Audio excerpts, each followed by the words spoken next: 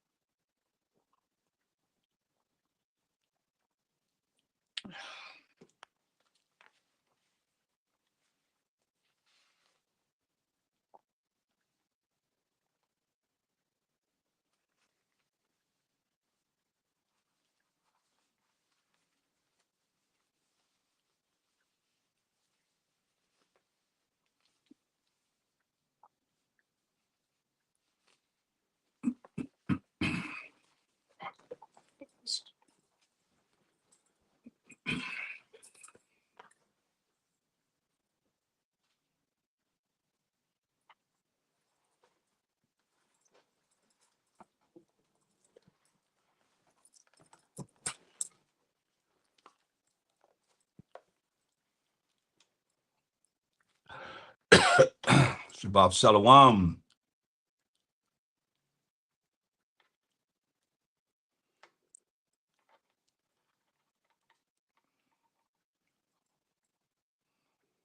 Let me look.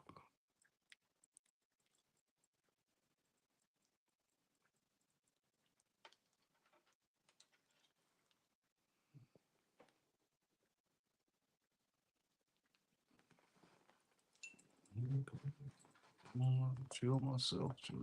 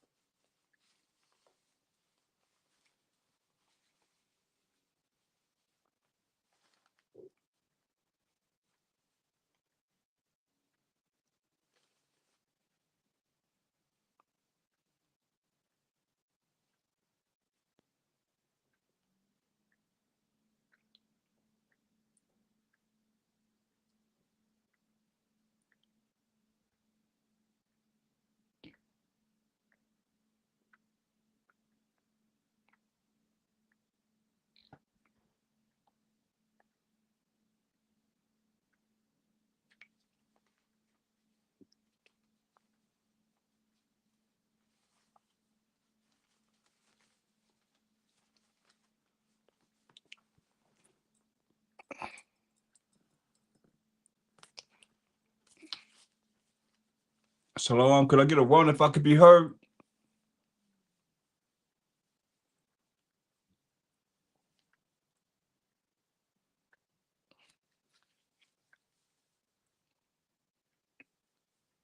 I guess not.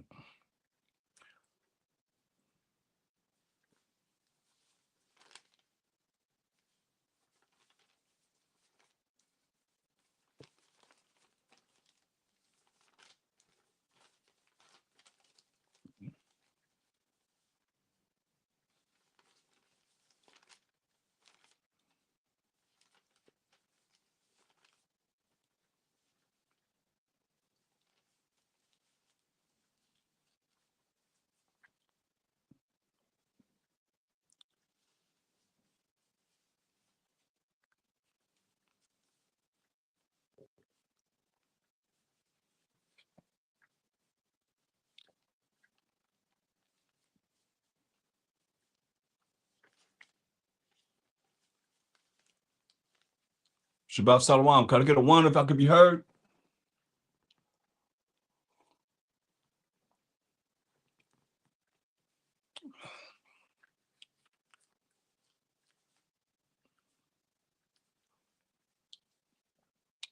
I don't know if I could be heard. Can I get a one if I could be heard?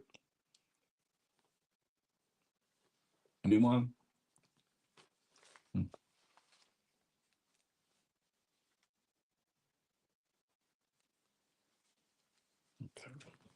That's,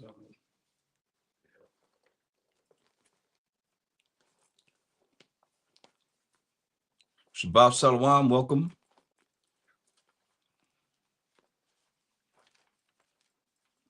Get in here. We're gonna get things started here.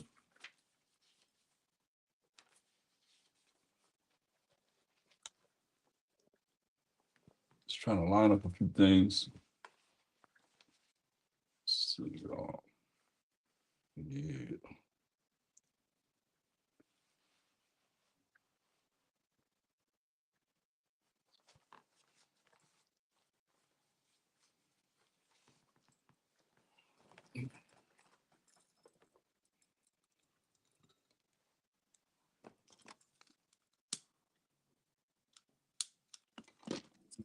Let's see what's going on.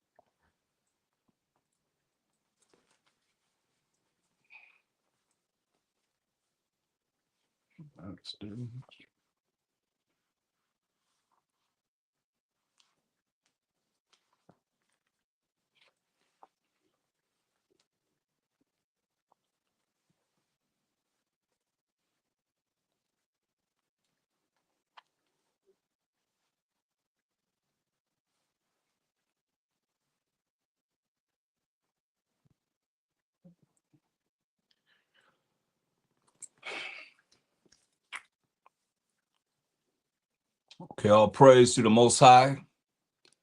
YAHAWASHI, by MASHAYACH. I think we can pretty much get started here.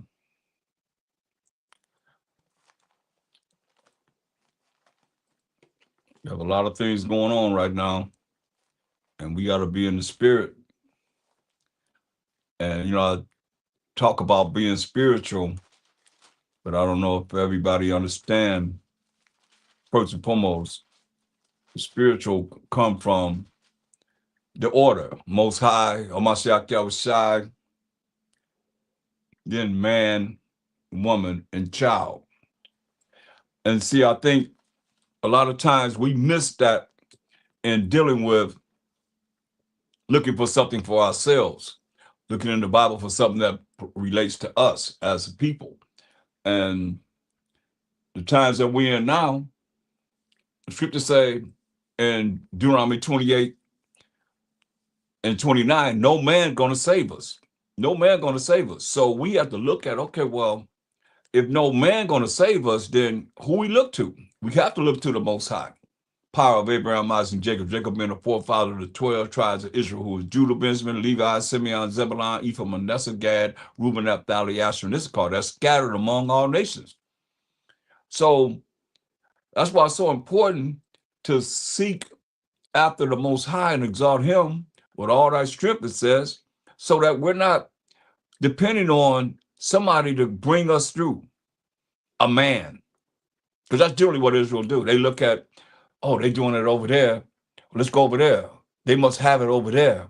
But then at the same time, where's the Most High being exalted? Like I said, if you forget about the order, then you're going to be off all the time. I don't care. I challenge anybody on that. You tell me who comes before the Most High. Talk to me. Y'all want to say this, that, and the third, whatever. Who come before the Most High? Nobody. Nothing. That's why it's all praise to the Most High. All praise to the Most High. All praise to the Most High. All praise to the Most High. About MASHAYACH, YAHAWASHI, in the name of the Lord and Savior. So, without a shadow of doubt, I challenge anybody on that. You know, we can go to the throne of the Most High and let him bring forth his judgment accordingly, because you think something's more important than him. We to the point we don't even praise the Most High. Y'all right here talking about all praises. Y'all leaving it open to call on anybody, call on any demon that they believe in. It's bad enough we can't see that the people that publish the Bibles have put BAAL all in the Bible as LORD. We can't even get that part right. So this is where we at, you know. It's going to be Jacob's trouble. Went over that last night. It's going to be Jacob's trouble. And I've been dealing with a world at war. We that world without end, the Israelites. And everything going to come back to us. Whether you want to believe it or not, it's going to come back to us. They're going to make their way all the way back to us. Anything that's going on, watch it always come back to us. But see, we don't see that because we believe in the system. And even Israelites, y'all, some of y'all believe in the system. Y'all trust y'all enemy. Y'all trust, they tell you never trust the enemy. But you believe that because the Bible's here. I heard brothers say, well, I went to Revelation 3:14, and he was, it says, thus say the AMEN. Well, he said, I guess that's his name. What? That ain't MASHAYACH name. No way. They just show you they put things in there like they took things out. They put things in the Bible. But we can't come to that conclusion because the fact of, you can say whatever, but tell you in Revelation 18:23, they deceive all the nations through their sorceries. Now, if you ain't really up on how the left-hand side work, then how you know how they operating? If you ain't studying that, you ain't studied that. Like you studying, you know, precept after precept after precept, but you ain't looking at what they dealing with and dealing with things opposite of what we're dealing with. You gotta look at it. If you ain't looked at it like that, then, you know, and you don't know what it is that and how they operate, you only know how you know how, like, from Christianity to an Israelite, and you only know from the right side of things, and you don't know, you ain't studied the left side to know how they operate, to say, okay, there's no enchantment for Israel, but you just learn how to read. And I'll be talking about spiritual things, and people can't even see spiritual. They can't see it. So how are you spiritual, and how are you not going to be able to be deceived on something as simple as that? And I'm showing it to you over and over and over again. How is that? Because you don't really look at the right hand and the left hand. See, we ate of the tree of the knowledge of good and evil. That might be a good lesson that you need to look at. We ate of the knowledge of the tree of, we ate of the tree of the knowledge of good and evil. Maybe you need to look at that. So you'll see where we at and what we did and what it brought about on this earth. Because in the beginning, everybody obeyed. But then when we did that, that changed everything. And now you have these demons, you know, possessed people that smiling, styling, and profiling, and y'all think it's okay because they smiling, because they look happier, they laugh whenever they do what they're doing, but it's not okay. That's why we're in the end times, and you're gonna see that there's gonna be a lot of things that's gonna be escalating in a real way that you never seen before in your life. And if you're not really understanding the MASHAYACH make things visible and invisible, then those invisible that become visible and the visible that become invisible gonna flip a lot of people out. They're gonna be out of here because they don't have the love of the Most High. You know, that's what this is about. You know, you gotta love him. If you love him, then you're gonna do what he said do, and you're gonna look into the right and the left side of the Most High. And not just thinking that the devil was cast out of heaven with his imps and so forth, and he's doing whatever he want to do. No, that give him more power than the Most High, because this world is evil, and when you do evil, you draw that evil to you, and that's what we're trying to get out of, you know. But if you don't really realize that, you know, what you gonna do when these demons manifest within someone that's close to you, or somebody that's you gotta go somewhere, you're in a store, and these demons manifest. I'm just seeing where a dude just said, "Oh, they pop, whop pop," on the plane. They had to wrestle them down. I mean, these are the times we in. You know, they grow up from a young age all the way to being an adult, you know, planning to give their life up for what they believe in. We ain't living like that. That's how they living. That's who we dealing with. And in war, it's war right now, whether you see it or not. But you know, don't get that mindset. Oh well, you know, I ain't got to be concerned about it because of who you think you are. We ain't nobody as we are. If you're gonna take 1,000 years and learn of the Most High, are you serious? We got to really dig deep in this, man. Spiritually, I'm saying. So as always, I'm gonna stop talking. Give me the book of Colossians 3 and 17. And whatsoever you do in word or deed, do all by SHAM MASHAYACH YAHAWASHI. Give me thanks to the Most High and the Father by SHAM MASHAYACH YAHAWASHI. So everything that we say is going to be in the name of the Lord and Savior, MASHAYACH YAHAWASHI. We give thanks to the Most High and the Father by SHAM MASHAYACH YAHAWASHI. These words be praised for everything, regardless of what go down. And look at 1 John 5 and 3. Since it says we looking at the love of the Most High, that's what he told us in 1 John 5 and 3. He said, for this is the love of the Most High, that we keep his commandments, and his commandments are not grievous. That's the love of the Most High. So what's wrong with being righteous? MASHAYACH said, St. John 14 and 15. Because a lot of y'all want to run to a MASHAYACH. I won't even say that. Most of the people run to Paul. They run to Paul's writings, right? I mean, I could be talking about MASHAYACH, and they'll say, well, Paul said this, like Paul supersedes MASHAYACH, and he was killing everybody. As Saul, that even called on the name of MASHAYACH. Do people realize that? He had to suffer for SHAM MASHAYACH in the name of the Lord and Savior, for MASHAYACH name's sake. Look what MASHAYACH said, St. John 14, 15. If you love me, keep my commandments. Sound anything different than if you love the Most High? Same thing. Most High just said his commandments are not grievous. MASHAYACH said, if you love me, keep my commandments. He said, and I will pray the Father, and he shall give you another comforter.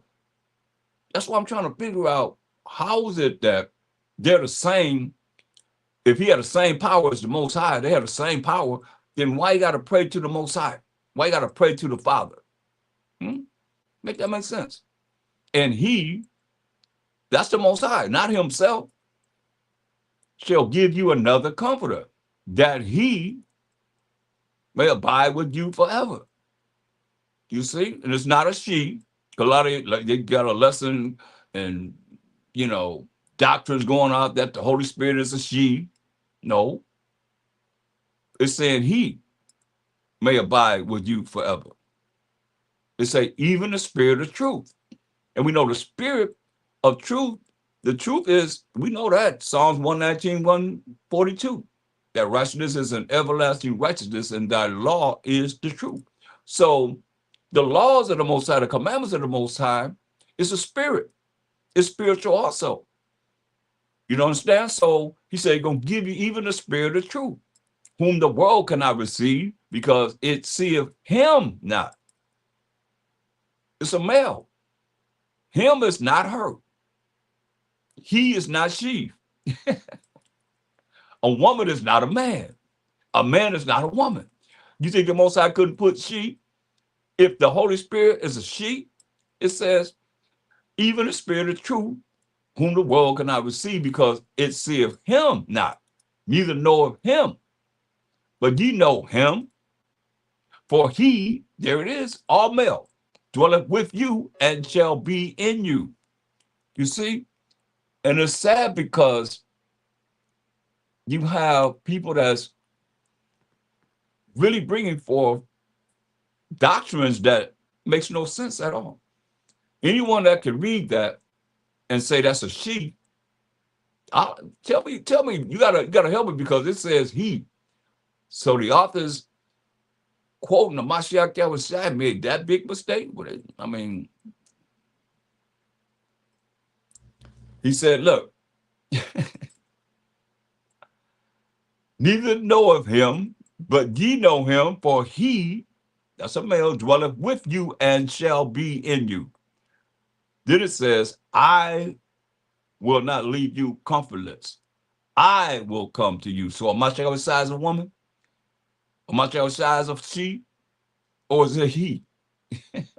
Huh? Talk to me. I mean, because some of y'all believe that the Holy Spirit is a she, for whatever reason.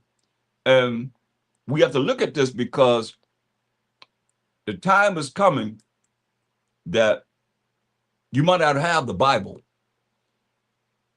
All you have is what you learn to apply it in your life. That's why you got to learn it, live it, and apply it. I've been saying this for years. Now it's coming to the time you got to really apply what it is that you've learned spiritually. Or you might follow someone that's going to lead you straight to damnation. It's very serious, you know, especially looking at the times that we're in. We're in some trying times.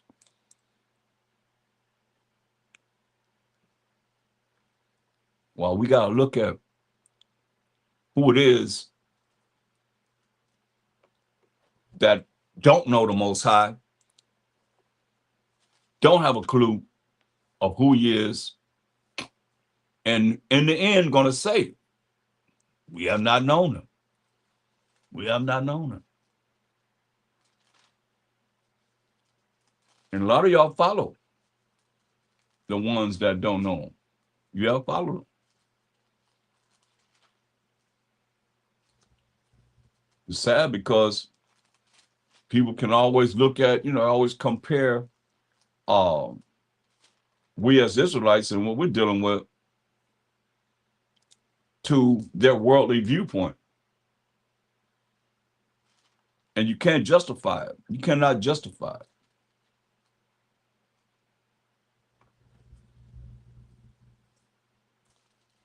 Because they're never going to know the Most High. They tell you that themselves. But if you don't know that, then you just go with the flow, like everybody else, and you realize, wow, it's too late. Sometime to find out. It's too late. That's why you got to know ahead of time. That's why you got to learn it, live it, and apply it in your life. This truth every day. Because somewhere or another, you got to relate to how world situations are like what's written in the Bible. And when you start doing that, you become more spiritual rather than just looking at certain things as coincidence. No. Look at this. So you got to answer this question, because it's a question that's asked. Go to the book of Ecclesiastes. It's a question that's asked.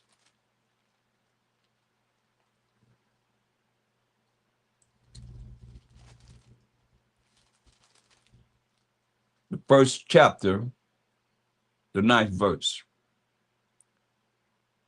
Pictures just say, the thing that have been, meaning something in the past, it is that which shall be. So the thing that have been in the past is that what's going to be in the future. And that which is done is that which shall be done. Whatever's being done now is going to be done in the future. And there was no new thing under the sun. You hear that? There was no new thing under the sun. Is there anything whereof it may be said, see, this is new? It have been already of old time, which was before us, before we were born. There was no remembrance of former things. So the Most High don't allow us to remember the past, our existence in the past. There's no remembrance of former things. Neither shall there be any remembrance of things that are to come with those that shall come after. We're here. The people that's going to come after us, there's no remembrance for them. He said, you see, there was no remembrance. So it can't be talking about a chair, a car, or anything. This remembrance is dealing with people of former things. You know, there's no remembrance of them. That's why I said there's no new thing under the sun. So these things that we're looking at in our worlds that we living in now, it's just a different day and time, but the same thing occurred more so in the past. There was more people that live in the past, and we don't really have much of the past as a people, except for going into this Bible, looking at it and researching what it is that compares to the Bible. That's my analysis. And that's what I've always looked at, you know. And that's what you should be doing, you know.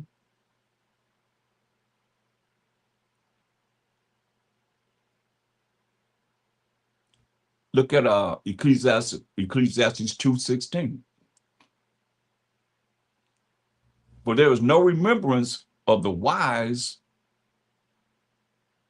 more than of the fool forever.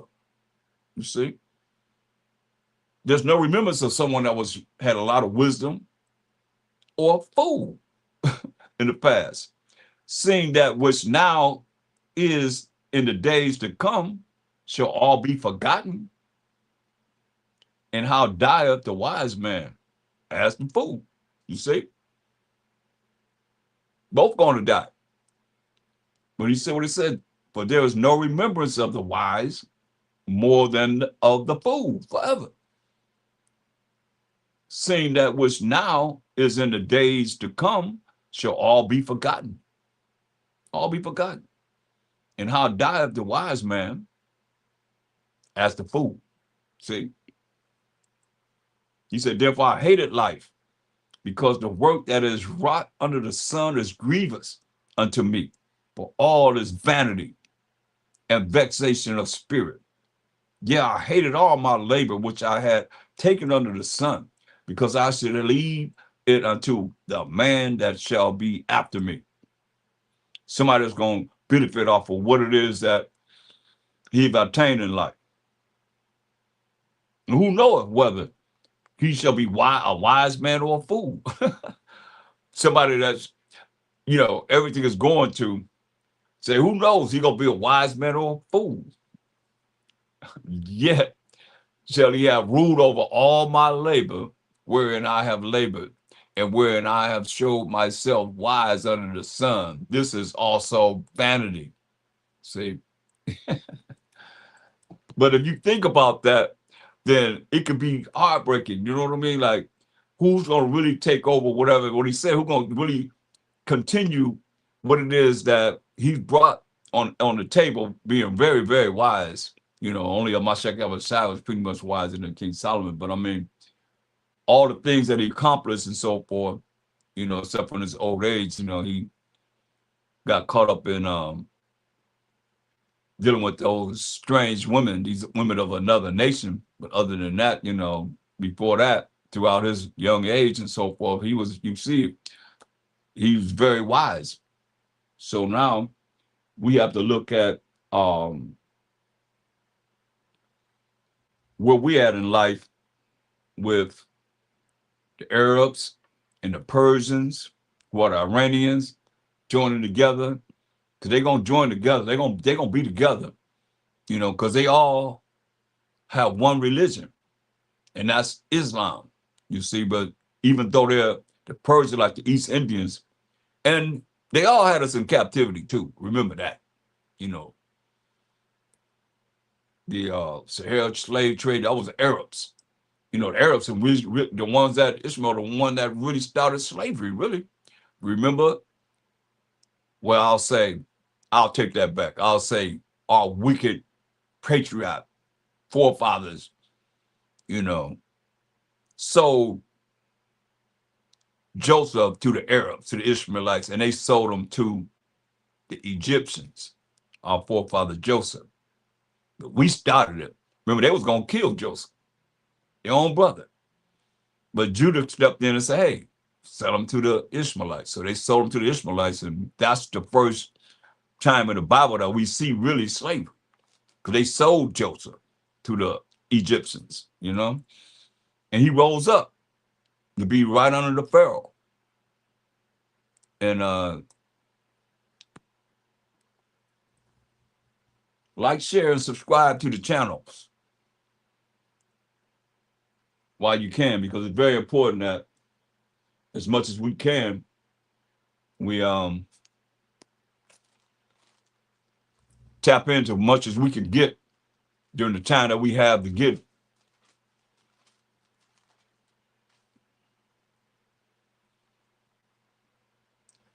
Look at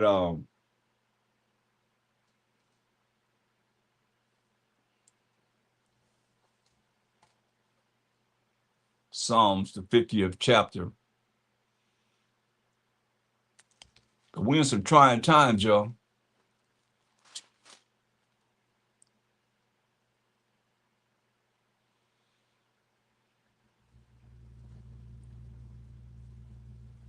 Look at Psalms 50 and 5 and 6. It says, gather my saints together unto me,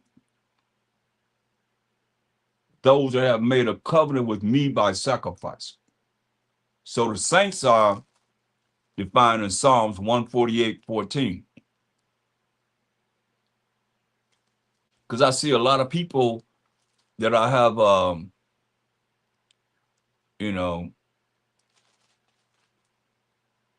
come across, they come into the different comment sections, and they have, pretty much want to bring their Christian sanity type of doctrine without knowing what I teach, at least I'll say, because I like to define words in the Bible. So the saints are defined here in Psalms 148:14. Well, I asked you, what nation are you? It say, he also exalted the horn with the power like a bull's horn, a ram's horn of his people, the praise of all his saints. So now we're going to find his people and the saints within this one scripture. Who are the saints? Even of the children of Israel, who are we? Are people near unto him. Praise ye the Most High. That's why I say praise the Most High. So you see, Shalom, y'all. Shabbat Shalom. Welcome, everyone.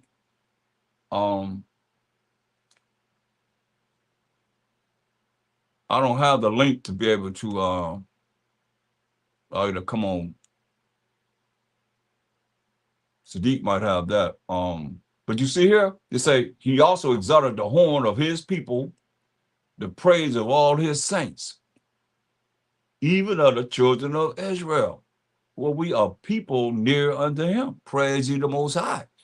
So his people are the children of Israel. The saints are the children of Israel. So when you go back to Psalms 50 and 5, they say, gather my saints, that's the children of Israel, together unto me, those that have made a covenant with me by sacrifice.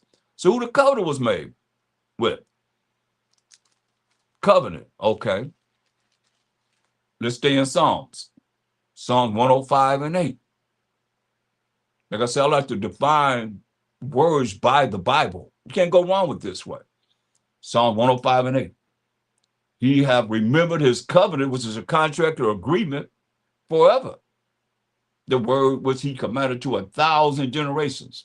Which covenant or contract or agreement he made with, this is who the covenant is with Abraham, and his oath unto Isaac, and confirmed the same unto Jacob for a law, and to Israel for an everlasting covenant.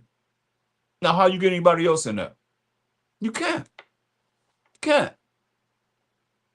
So when you go back to Psalm 50 and 5, now you see, gather my saints who are the 12 tribes of Israel together unto me, unto the Most High. It ain't saying to no one else, but to the Most High. Those that have made a covenant, a contract agreement with me by sacrifice. We're the only ones that sacrifice animals for the atonement of our sins because we're the ones that was given the law. How you prove that? Psalm 147, 19 and 20. These are basics. But the basics have to be reviewed because there are those that don't know. And you got to make it mean something different. If you disagree, Psalm 147, 19 and 20. He showeth his word unto Jacob, his statutes and his judgment unto Israel. He hath not dealt so with any nation. And as for his judgment, mean the punishment for breaking the Most High's commandments, they have not known them. Praise ye the Most High. Praise the Most High. Praise ye the Most High.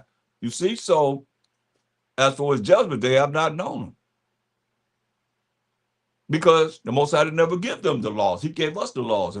We having the laws, that's why he jacked us up. Go back to Psalms 50 and 6. And the heavens shall declare his righteousness. You see? And here we are now in the lands that we scattered as the Israelites. He said the heavens shall declare his righteousness. For the Most High is judge, well, Most High is judge himself, right?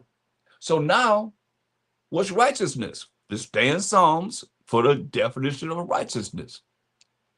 Psalms 119. And you see how this works.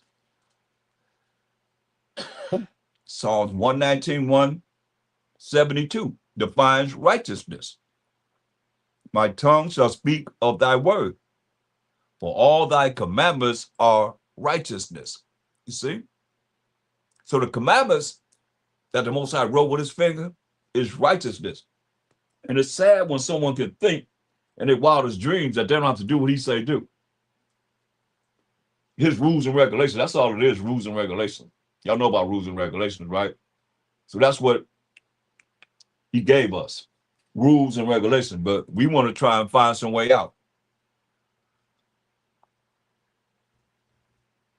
I heard people say, why you want to be in bondage?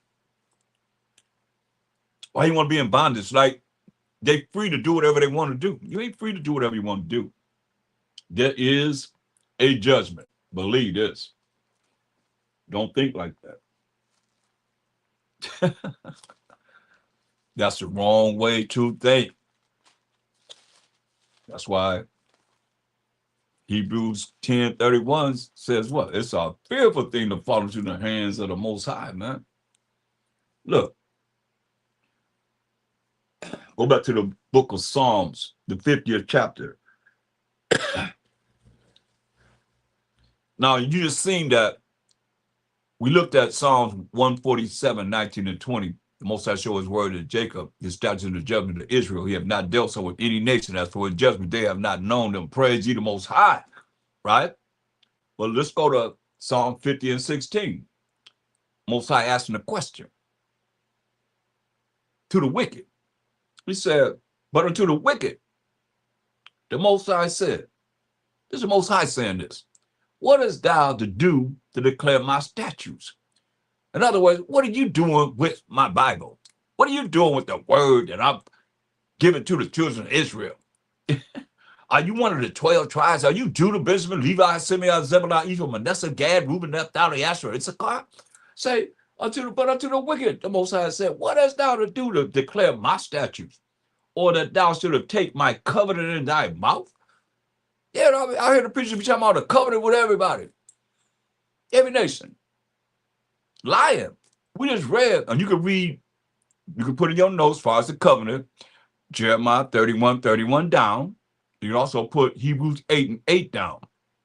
That's the covenant. To Abraham, who had a son named Isaac, what a son named Jacob. His name was changed to Israel, became the forefather of the 12 tribes of Israel. Point blank.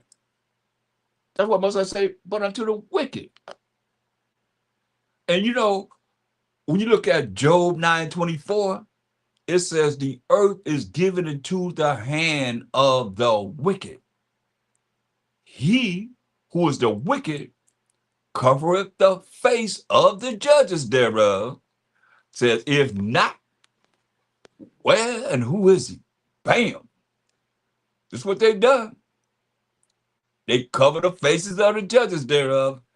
If not, where and who is he? Come on. Who's done that? Surely you can find some Bibles with the Japanese and the Chinese saying the day of MASHAYACH. How about the East Indians, the Iranians? You know, they say they are MASHAYACH. No. What about the Arabs? They say they are MASHAYACH. Do they say they're the Most High? You can find some Bibles where they say, I'm the Most High. I'm the power of Abraham, Isaac, and Jacob. I'm over the 12 tribes of Israel. I'm over everybody, huh? Think about it. That's what he said. But unto the wicked, the Most High said, he said,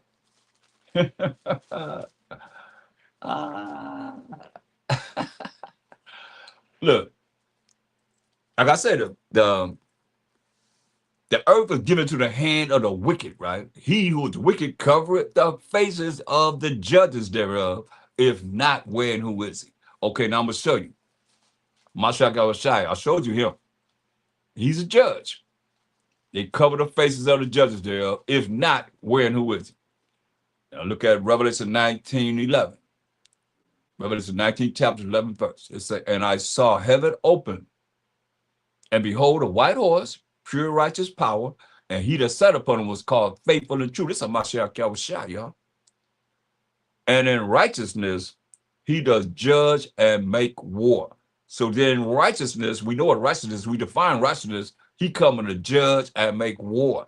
So that's a judge right there, right? That's a MASHAYACH, the judge, right? So now, it says the earth is given to the hand of the wicked. He's saying wicked, the wicked people. How do you feel you can, put my covenant in your mouth? That's a question he asking them. Somebody got to answer.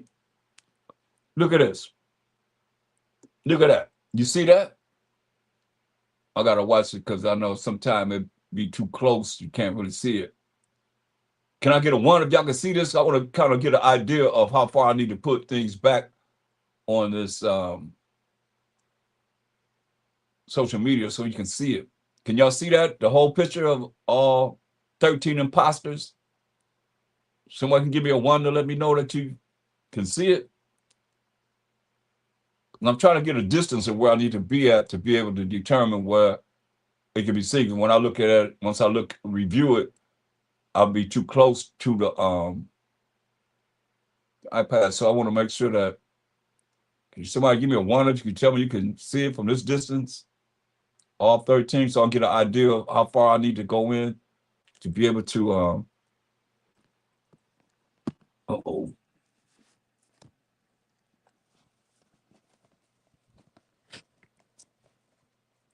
What happened? And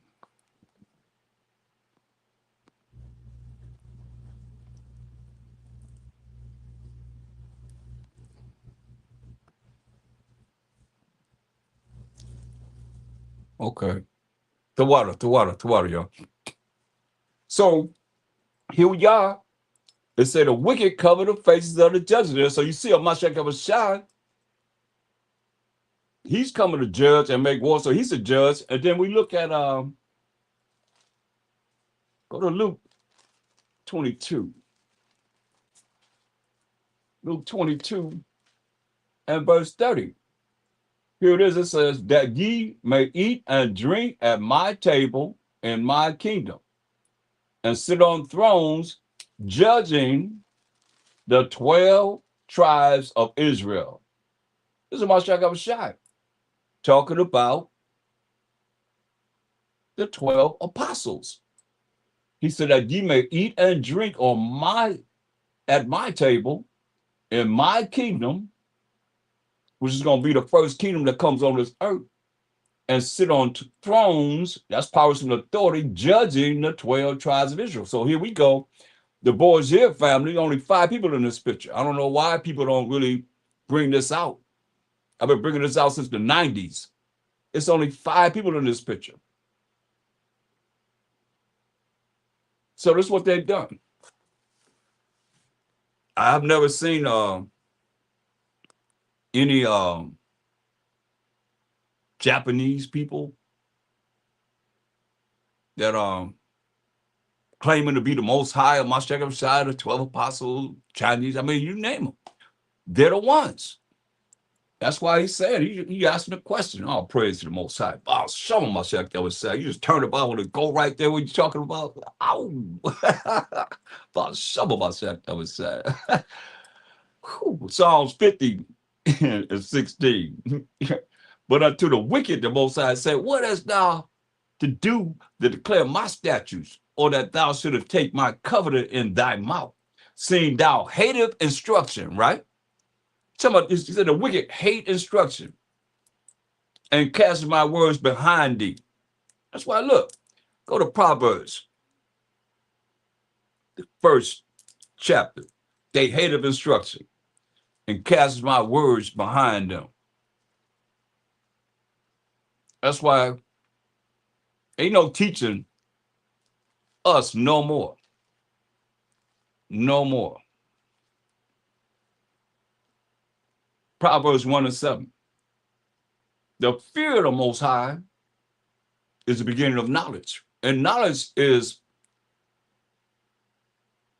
the proper way to gather the righteous information. Put it like that. The fear of the Most High, to be scared of the Most High, they don't even look at what the fear of the Most High is. Most people can't even answer if they've been to church and if they've been indoctrinated with the Christian sanity religions. They can't even answer that. What's the fear of the Most High? They can't even answer that question.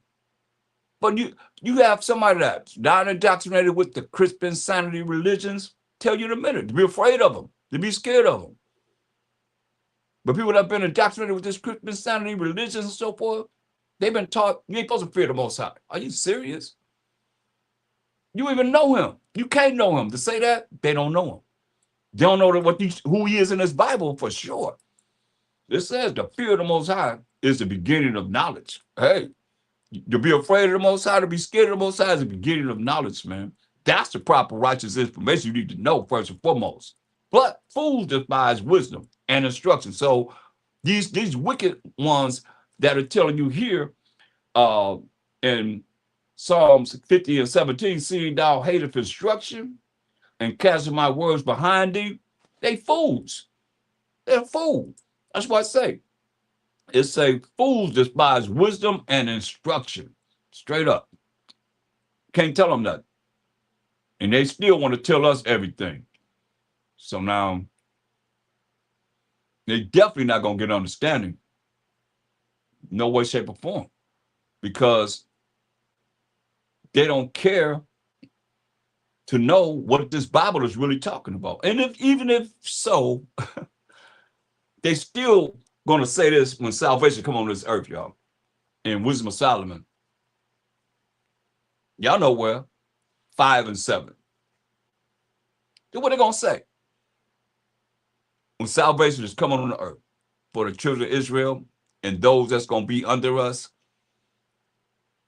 as servants and handmaids, this is what they're going to say. Wisdom of Solomon 5 and 7.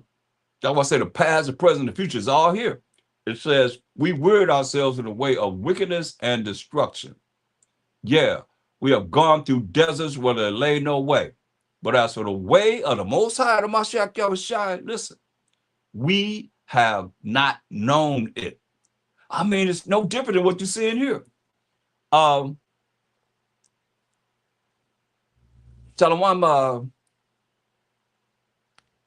Officer Maracad and King, your guy. If y'all can get in touch with Sadiq, he probably can give you the link to be able to get on. Because I don't see no link if y'all want to get on with me.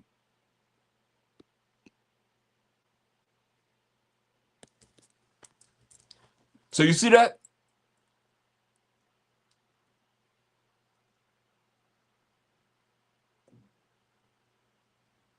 Look what they're going to say in verse 6, Wisdom 5 and 6. Therefore have we erred. This is all past tense. Like where we at now, to the time that salvation coming on the earth. Let me show you that so you won't think that I'm just making this up.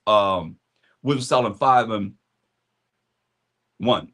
Then shall the righteous man stand in great boldness in the face of such have afflicted him and made no account of his labor, right? When they see it, like we standing boldly in their face, tell them they have made no account of our labors. When they see it, they shall be troubled with terrible fear.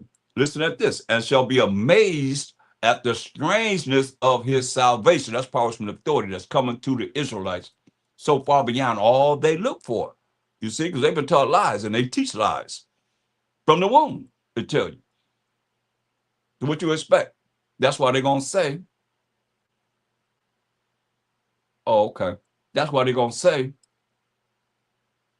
in verse 6, therefore have we erred from the way of truth. They erred from the way of truth, which is keeping of the commandments of the Most High, keeping of the laws of the Most High. They teach people that you're not under the law. You ain't got to keep the law. You're under grace. I just did a series on that.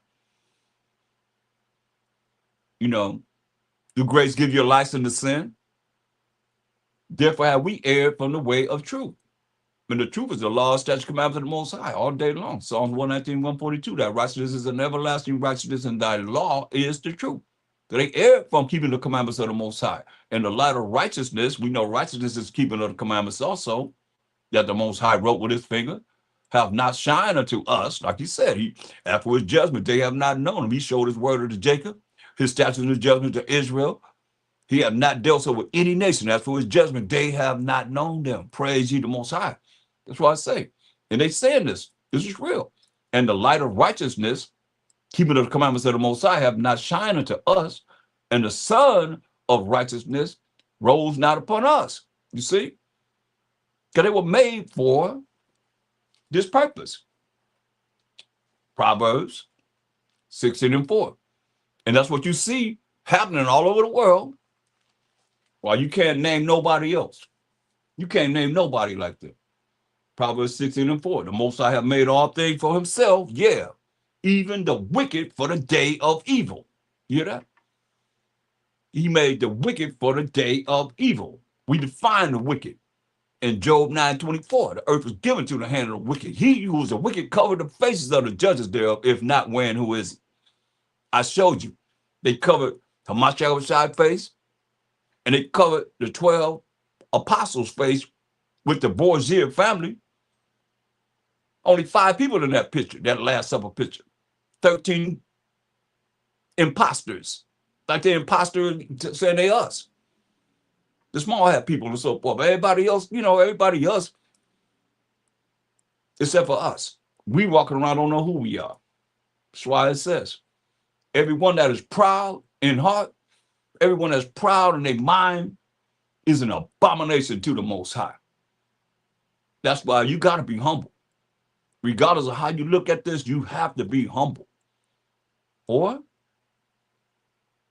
you're an abomination. You're a filthy wicked act to the Most High. A filthy wicked act. You care less about anybody that's prideful. Woo! It says, everyone that is proud is in heart and your mind, thinking you all that, is an abomination to the Most High. They ain't teaching that. The best ain't teaching that. I'm proud. I'm proud. That's all you hear. I'm proud. I'm proud. I'm proud. Yeah. You abomination to the Most High. It says, Don't hand join in hand, we shall overcome. Remember I was walking with the enemies and so forth. Don't hand join in hand, he shall not be unpunished. You can have join here with your proud if you want to. He said, he shall not be unpunished. Say, by mercy and truth, iniquity is purged. And by the fear of the Most High, men depart from evil. And you want to depart from evil. That's why when you look at, back to Proverbs 4 and 7. These are the things that you look at that people don't really have, but they think they have. You might think they have it from just being able to have a good memory or whatever. Proverbs 4 and 7, spiritually I'm talking about. It says, wisdom, which is proper application of knowledge, how do you apply this righteous information that you have gathered, or wicked information that you have gathered to know the left-hand side and the right-hand side. I'll say that. Wisdom is a principal thing. Therefore, get wisdom, whether it's on the right hand or the left hand.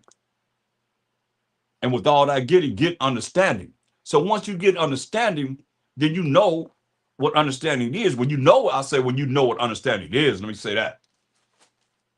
You know, say with all that getting, get understanding. So it's very important because when you understand Job 28:28, what understanding will help you in a real way.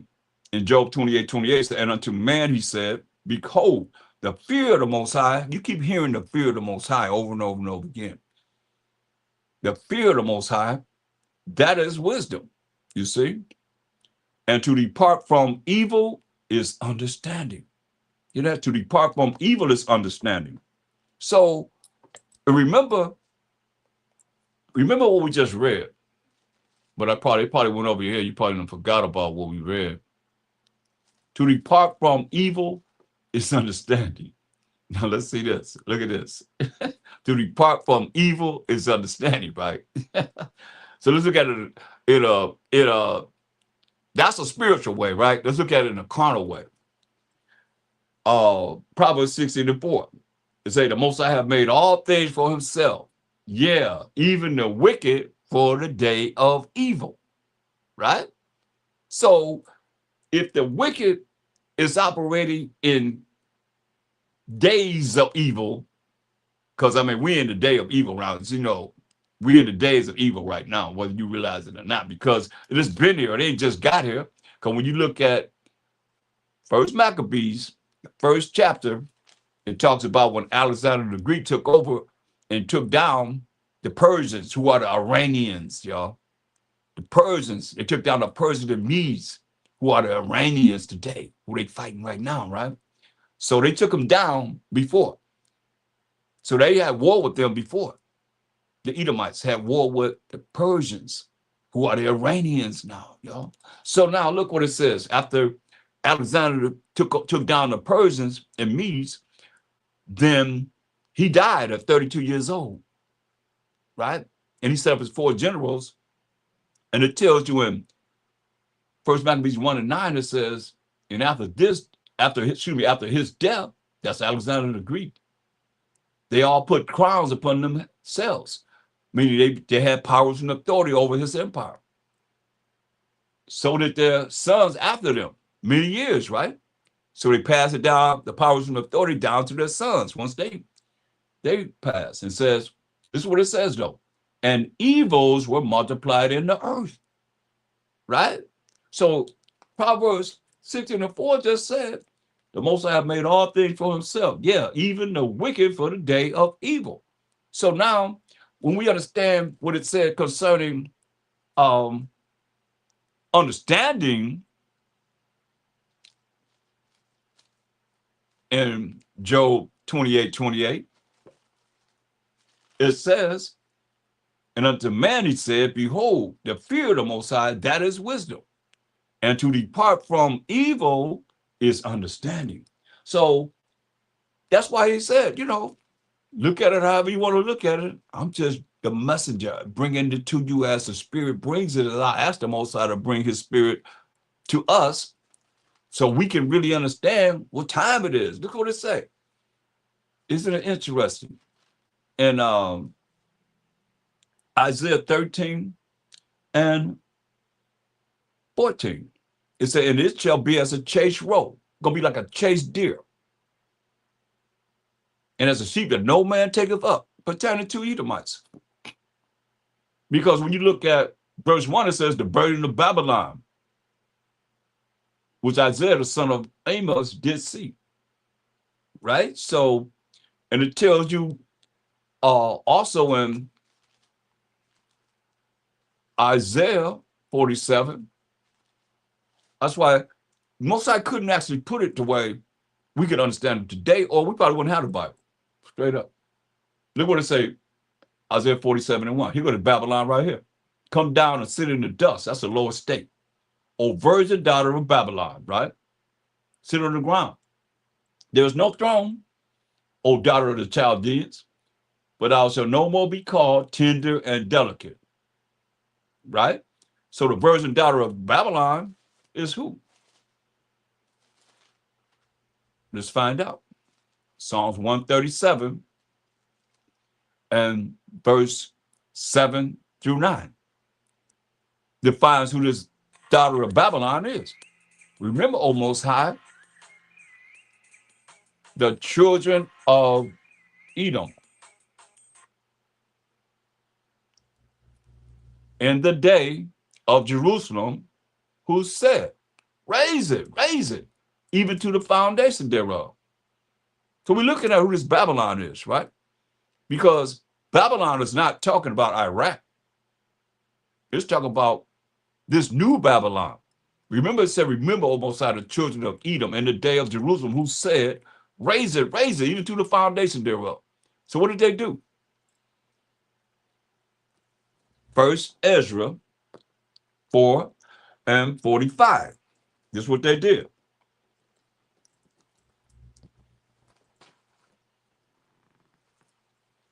First Ezra 4 and 45. Just give you an example, a history lesson. It says, and it's powerful because this is when you read the story right here, in context, the brother won, and there was a contest. They said, what's more powerful, the king or wine? And the third one said, that's one man said the king, another said wine, another one said women, and what's more powerful is the truth, right? And they spend more time talking about women than any of them, on the real, y'all. You can read it for yourself. But here we hear because David is prophesying what would happen in the future, because it didn't happen during David's, better believe that. That sure didn't happen while he was living. He put all nations under subjection to himself, but he's prophesying about what happened to us when we were going to the Babylonian captivity. So this is what he said. Remember, O Most High, the children of Edom in Psalms 137 and 7. In the day of Jerusalem, who said, raise it, even to the foundation thereof. Did what they did. And First Ezra 4:45 tells you what they did. It says, thou also hast vowed to build up the temple, because it's the brother that said women and the truth is more powerful than anything. So truth is first, then women is next. Ain't that something? Thou also hast vowed to build up the temple, which the Edomites burned when Judea was made desolate by the Chaldees. That's the Babylonians, when we went to captivity under 77 for 70 years under the Nebuchadnezzar and all those that, ruled over us as we in captivity for 70 years under the Ethiopians, the Babylonians. So that's what he wanted. He wanted the temple to be built that was promised to be built when the Edomites burned down our temple, when it was made desolate by the Chaldees. Chaldees are the Ethiopians, Cushites, Babylonians of old, and that would be the land of Iraq today. It was in captivity under the Babylonians for 70 years. So now, what did they do? I mean, it's like, that's why the history is all in here. It's just that it's probably why they don't deal with the Old Testament, because you will find out too much. But are we going to rebuild it? Look what they did. Look, Obadiah. It's only 21 verses that the Most High gave pertaining to Edom, you know, because remember, they were made for the day of evil. Keep that in mind. So here they are, you know.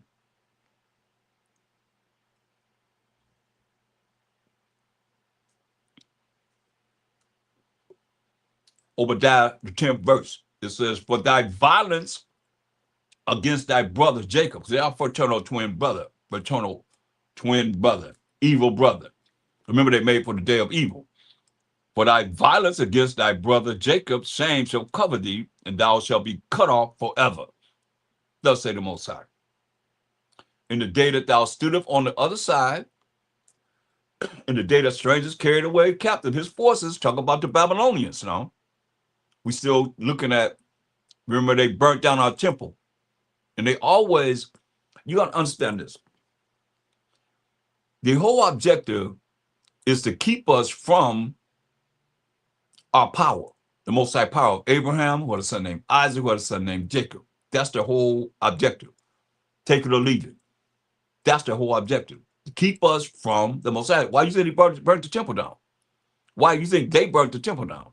Why you think they destroyed the temple in 70 AD? Why you think they have a doctrine to say we ain't under the law, but we under grace? Where do you think that come from? Who gave the law? The Most High. The Most High's law. So keep us from him.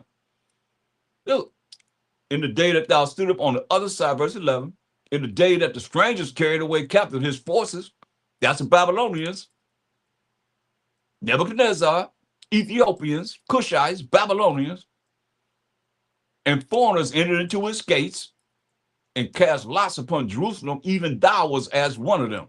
That's why you read in 1 Ezra 4:45, they burnt down our temple. So we couldn't go back in the temple and honor the Most High, sacrifice for the atonement of our sins, none of that. Then you look at what Antiochus Epiphanes did when you looking at the first Maccabees, 141 on down.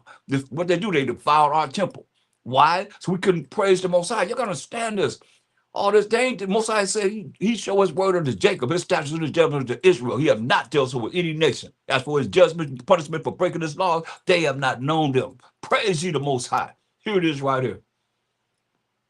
I said they was even as one of them. But thou should not have looked on the day of thy brother, in the day that he became a stranger. Neither should thou have rejoiced over the children of Judah, the head tribe of the 12 tribes of Israel, in the day of their destruction. They was glad for this. It's written. Neither should thou have spoken proudly in the day of distress, boasting about us going into captivity. Thou should not have entered into the gate of my people in the day of their calamity. That you know that. Let me let you know, so just in case you don't know, you might not go up to the front part of the verses and see what he's talking about. Verse 1. The vision of Obadiah. Thus say the Most High power concerning Edom. Okay? So you know what he's talking about. This is who he's talking to. Verse 13 said, thou should not have entered into the gate of my people in the day of their calamity. Yeah, thou should not have looked on their affliction in the day of their calamity, nor have laid hands on their substance in the day of their calamity. Neither should thou have stood in the crossway. So they took everything that we had, everything they can get, they was taking it. Neither should I have stayed in this crossway to cut off those of his that did escape. So somebody getting away, they was like, hey, here go one over here, bunch of snitches.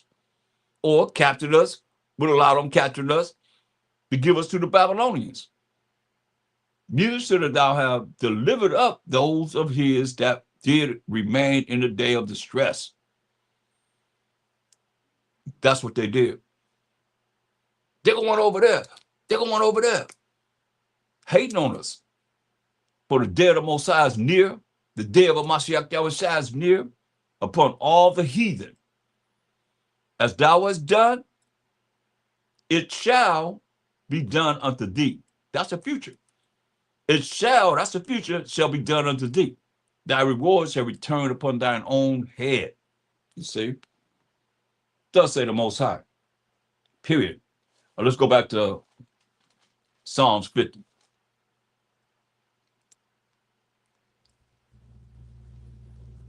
Most I ain't finished talking to them yet. See what else he had to say. No, matter of fact, we supposed to be in um Psalms 137. We didn't finish that. Psalm 137.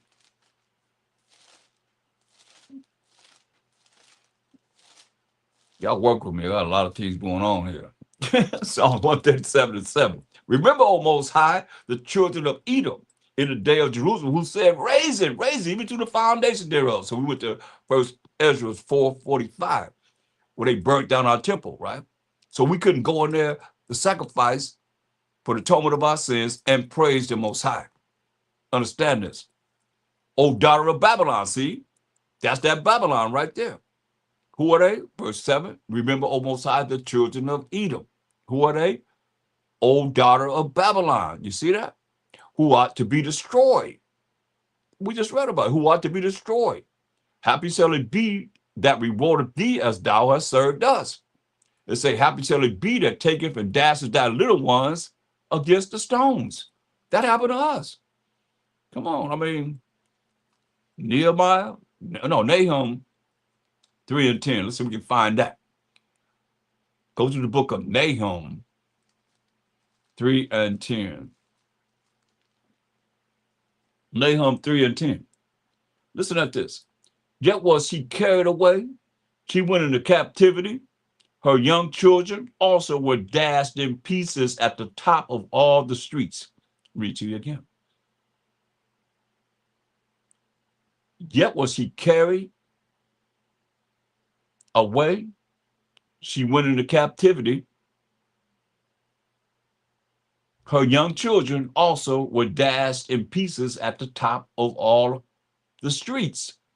And they cast lots for her honorable men. And all her great men were bound in chains. You see? But I'm here because you see they dashed our little ones. Our children also was dashed in pieces. Come on. Hosea 13 and 16. Hosea 13 and 16. Samaria shall become desolate. That's northern Israel, the northern tribes. For she hath rebelled against her power. She rebelled against the Most High. Remember, they made two calves. This who brought us out of Egypt. How disrespectful. She shall fall by the sword. Their infants shall be dashed in pieces. So you got to feel that like you feel for what's going to happen to Edomites' children. That's what, I mean, our children, the infants shall be dashed in pieces, and their women with child shall be ripped up. Wow. That happened to our women. I mean, even in slavery, captivity and bondage, they would circle the women up, and they pregnant. That's what they're, I mean, a pregnant woman just breeding. They bred the women just like you can't even imagine. Because that's more money. They said even if they got a Edomite to impregnate our women, they said they got more money for that baby. Once that baby came out, so that baby got more money for that. But they would circle them up. And they would choose one. You don't know which one gonna be chosen. So what is that doing to that baby? It's bringing fear for that woman's heart, to that baby's heart. That baby's scared. She's scared, that baby trembling. Both of them trembling. Don't know which one they're going to choose. And choose one of them and take them and hang them up by their feet and take a knife and cut that stomach open. And that baby fall on the ground and just stomp it to death in front of all the women. So what do you think that's doing? Putting scare tactics into it. Samaria, the northern tribes, shall become desolate, for she have rebelled against her power. They shall fall by the sword. Their infants shall be dashed in pieces, and their women with child shall be ripped up. You see that? This happened. The Bible is real, y'all. And you got to understand, these are the things that you're looking at that happen that we can look at this and say, okay, I don't want it to happen no more. All we got to do is do what the Most High say do.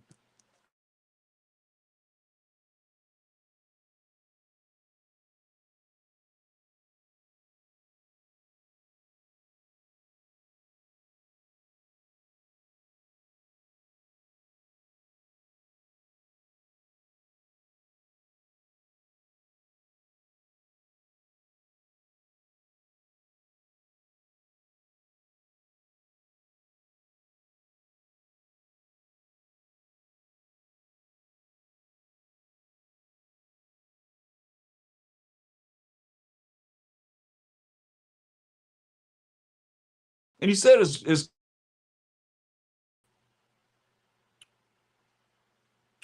okay. I guess getting hot, getting heated up here. Was doing the same thing when my brother Sadiq was on earlier. Never done that before. That's a first for me. It happening like that. So now, going back to Psalms, the 50th chapter.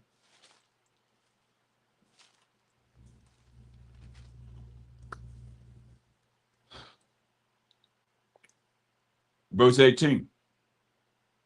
Still talk about the wicked. Still talk about the Edomites.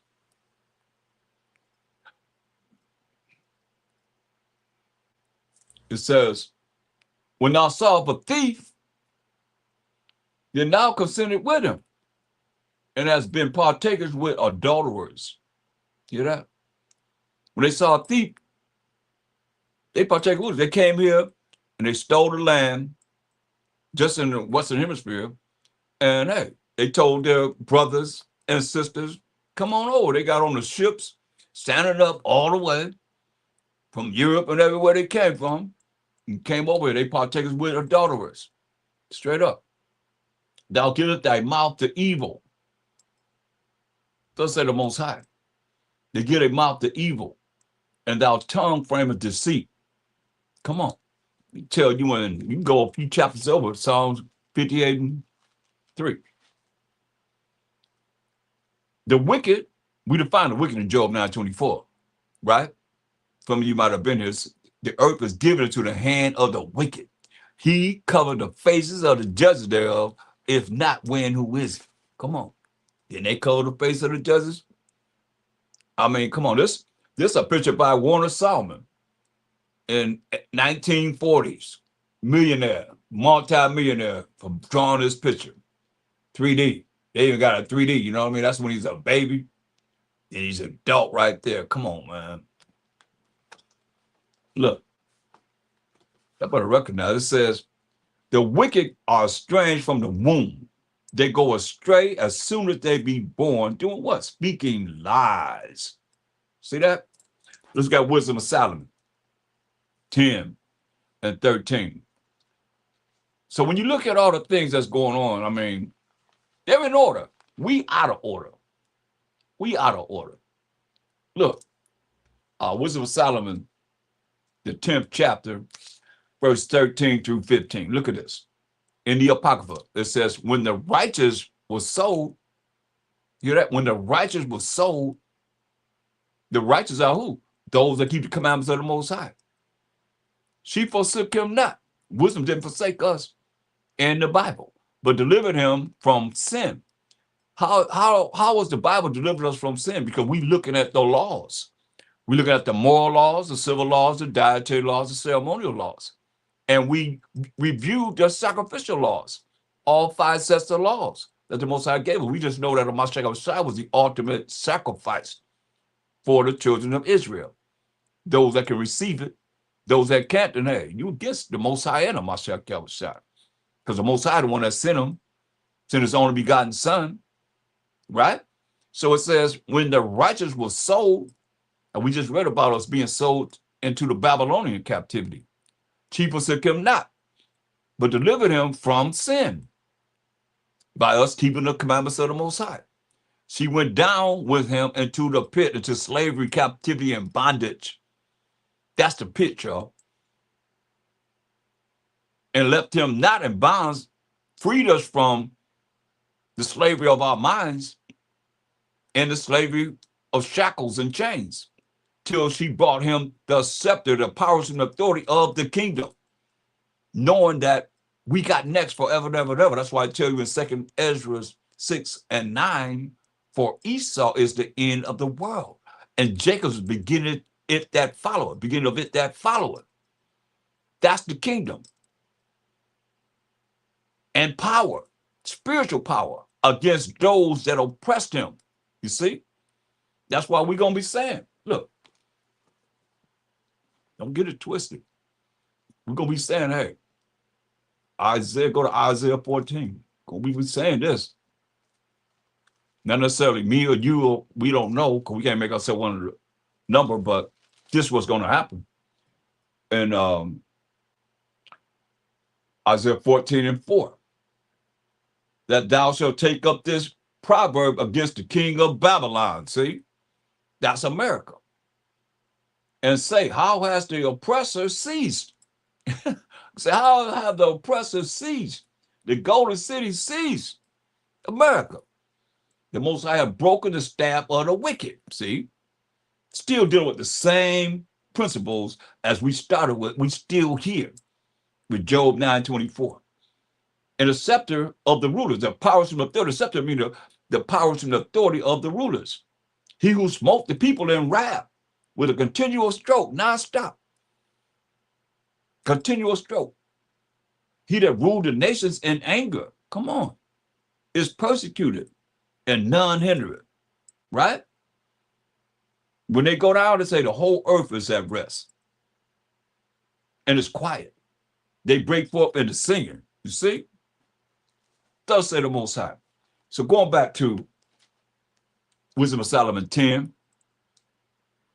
and 14, and left him not in bonds till she bought him the scepter of the kingdom through this Bible, the word of the Most High, the wisdom of the Most High, and power against those that oppressed him. As for them that had accused him, she showed them to be liars. You see that? Through this Bible, we show them to be liars. Remember what it said in, unless you forgot, in Psalms 58 and 3, we showed them to be liars, right? I mean, it's in the Bible. We showed it in the Bible. Psalm 58 and 3. We showed them to be liars, right? Psalms 58 and 3. The wicked are estranged from the womb. They go astray as soon as they be born, doing what? Speaking lies, right? That's why we're here. So we showed them to be liars, right? So let's see what else. How else we can show them to be liars? Let's go to Revelations, the 12th chapter, and look at verse 3.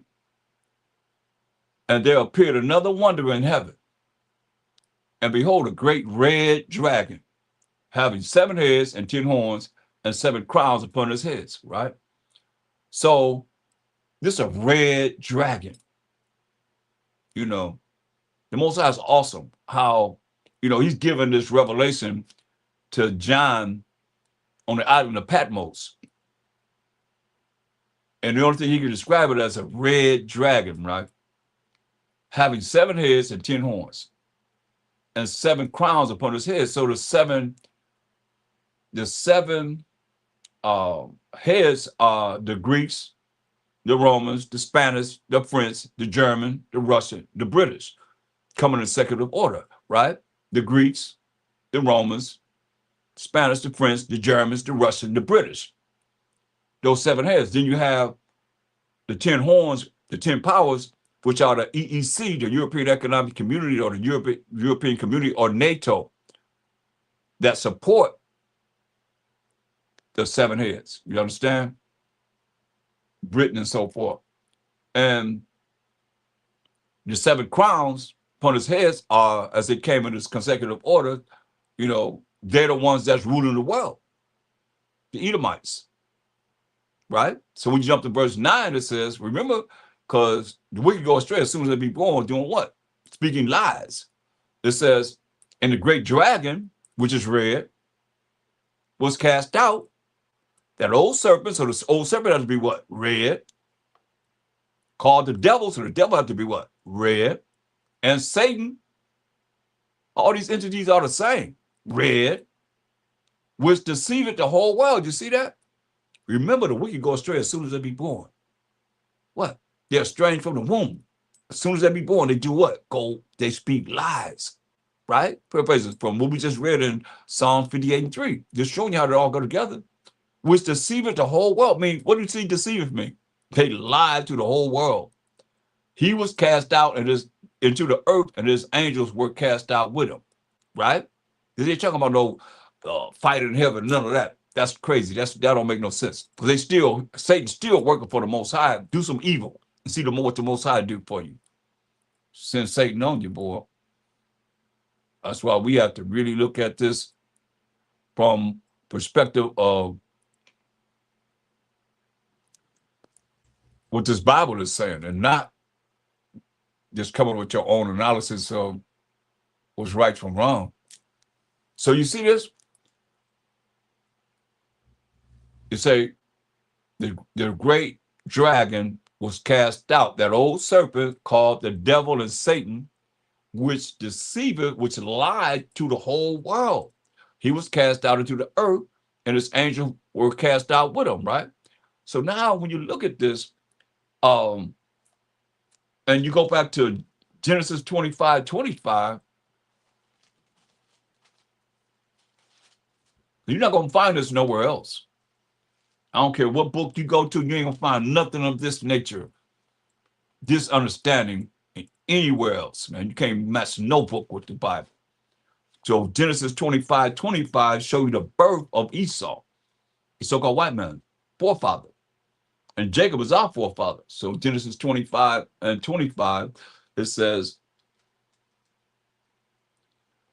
and the first came out red. See that? All over like a hairy garment. And they called his name Esau. You see? That's the forefather of the so-called Caucasian race. But all of them, because they look, we're not talking about no color now. We talk about the spirit that is totally Esau. So you see how the Most High made them for the day of evil, and they deceived the whole world. Then you look at how they doing it on a high level, spiritually. Yeah, but understand. In Revelation 18:23, it says, the last sentence says, for by thy sorceries were all nations deceived. You see, by the high level of witchcrafts were all nations deceived. And they could do that through the pharmaceuticals, man. And that's real. I've seen people that can't take medicine. They take this pharmaceutical, man. They another person. Straight up, take them medicines and be totally out of their mind. Shoot, I've been there, man. For real, man. Only wasn't for I was real young, you know.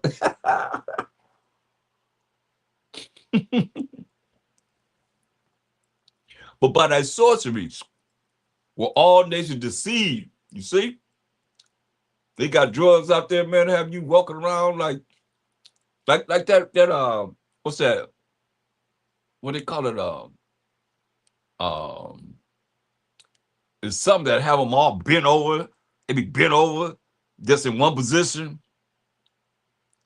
Can't move, just or they be bent all the way over and all that. Come on, man.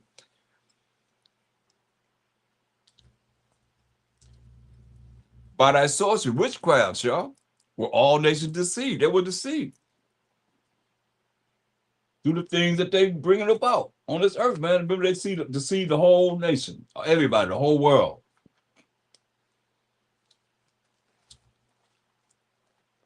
Through their sorceries. And it tell you in Isaiah. So you wonder, and you can see if you just go back and look at the story, That's being told. Make it mean something different. Isaiah 47. What's that said in verse 12? He says, stand now with thine enchantments. See? This dealing with all kind of sorcery and witchcraft. And with the multitude of thy sorceries. You see? Multitude of their sorceries, witchcrafts that they have. Sorceries, wherein thou hast labored from thy youth. This ain't nothing new. Remember nothing new under the sun? Here it is. They have labored from their youth because all the gods of the nations are what? Idols. Psalm 96 and 5. If so be thou be able to profit. If so be thou mayest prevail. Thou art weary in the multitude of thy counsels. Let now the astrologers, the stargazers, the monthly prognosticators stand up and save thee from these things that shall come upon thee. So let all your counselors, all your sorcerers, your astrologers, and your stargazers and monthly prognosticators, and your multitude of sorceries save thee from the things that shall come upon thee. He's saying, behold, they shall be as stubble. That's like tumbleweeds. The fire shall burn them. They shall not deliver themselves from the power of the flame. There shall not be a coal to warm it, nor fire to sit before it. Thus shall they be unto thee with whom thou hast labored, even thy merchants from thy youth. They shall wander every one to his quarter. They're going back home. None shall save thee, it says. What do you say you're going to do? Verse 11. Therefore shall evil come upon thee. Thou shalt not know from whence it rises. They don't know where it's coming from. And mischief shall fall upon thee. Thou shalt not be able to put it off. And desolation shall come upon thee suddenly, which thou shalt not know. That's what the Most High is saying. And he's not a man who should lie. So look, he said, verse 8 he said, therefore hear now this, thou that art given the pleasures, that dwelleth carelessly, that saith in thine heart, I am, and none else beside me. Who said this? Who said that? I am, and none else besides me. Right? That's why I asked y'all. Japanese do this? Chinese do this? Huh? Arabs do this? Persian, Medes do this? East Indians do this? Japhetic people did this? They said what? That said in their heart, said in their mind, I am and none else beside me. Huh? Who did it? Africans? Who? Cambodians, Eskimos? Who did it? That says in their heart, which is their mind, I am and none else beside me. I shall not sit as a widow, neither shall I know the loss of children, right? So look, they asked MASHAYACH YAHAWASHI something. Let's see if we can find some clarity here. Just to coincide that picture with them, painting themselves as I am, and none else beside me. So when I look at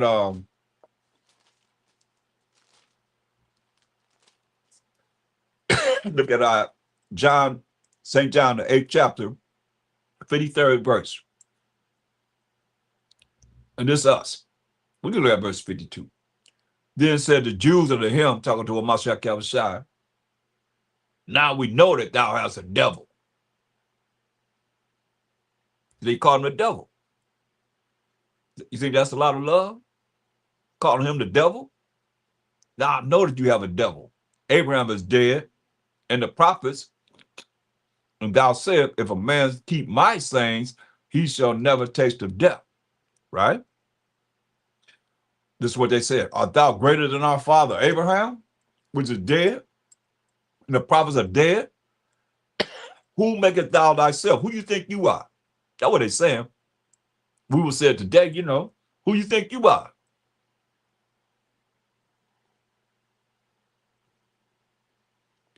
So he told them who he was. In verse 58, he said, MASHAYACH said unto them, verily, verily, truly, truly, I say unto you, before Abraham was, I am. How about that? See, that's a mystery that people are trying to look at that and say, oh, that's the little I am. That's what I was, no, that's I am. He said, before Abraham was, I am. Because when you understand that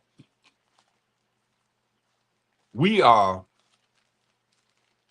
MASHAYACH, which is a mystery. That's why it says in 1 Corinthians 3:23, and ye are MASHAYACH. We are the anointeds. We the children of Israel. We are the Messiahs. And a MASHAYACH is the Most High. That's why he said in St. John 14:6, he said, I am the way to show you how to follow the truth. That's the laws and commandments of the Most High. That's going to lead to everlasting life. He said, no man cometh to the Father but by me.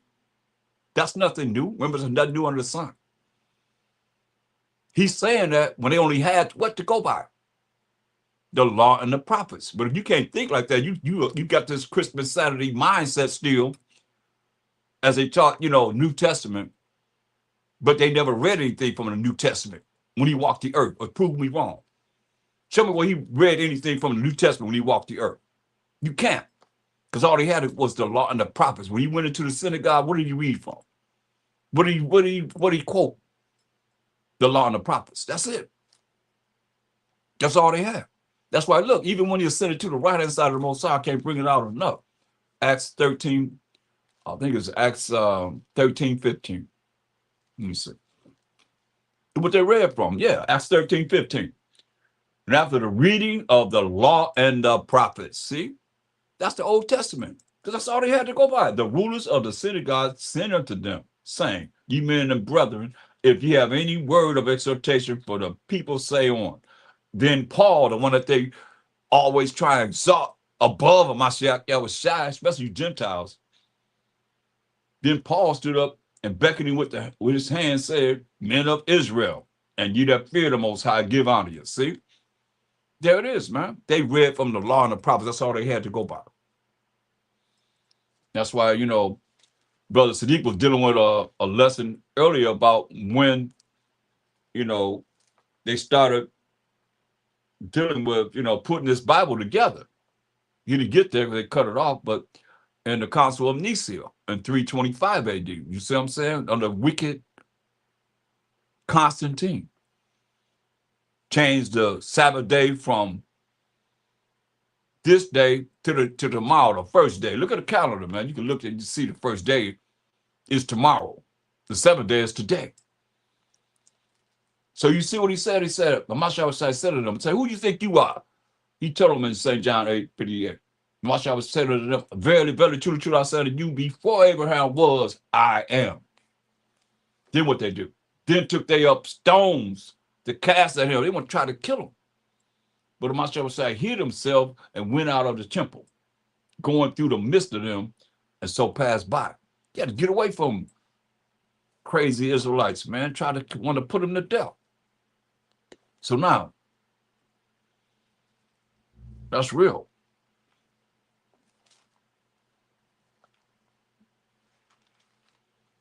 And that's him back here in Exodus, the 3rd chapter.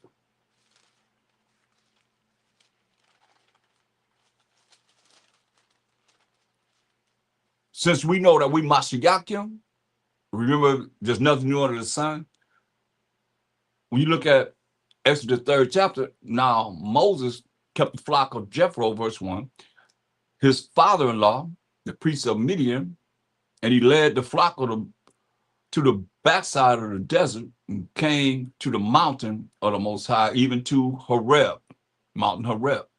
And the angel of the Most High appeared unto him in a flame of fire out of the midst of a bush, right? So when you understand that, go to Psalms 104. Hold that. We're going to go to Psalm 104 and 4. Psalm 104 and 4. Who maketh his angels spirits. His minister is a flaming fire. So we understand that the angels are the ministers. What do a minister do? They bring forth what? The word of the Most High, supposedly. Well, the angels are the ultimate ministers. They don't make mistakes. So now when you see the flaming fire, when you see in the flaming bush, flaming fire, this is what that fire is. In Jeremiah 23:29, is not my word like as a fire, said the Most High, and like a hammer that breaketh the rock in pieces. It's hip talk, you see? So when you look at the angels or this angel that's here, remember MASHAYACH said, they said, who you think you are? And what did he say? Before Abraham was, I am, right? So here it is. You see in verse 2 of Exodus 3rd chapter, and the angel of the Most High appeared unto him in a flame of fire. What's that? Bringing the word of the Most High out of the midst of a bush. And he looked, and behold, the bush burned with fire, and the burnt bush was not consumed, because it is who it is right here dealing with Moses, and not directly the Most High, because he always have angels deal with us. So now he said in Exodus 3:13, and Moses said unto God, which is power, behold, when I come unto the children of Israel, and shall say unto them, the power of your fathers have sent me unto you, and they shall say to me, what is his name? What shall I say unto them? And the Elohim said unto Moses, I am that I am. And he said, thus shalt thou say unto the children of Israel, I am have sent me unto you. So who are we? Who the Paul y'all believe in? Who do you say we are as Israelites? Ye are MASHAYACH. We are the anointed, right?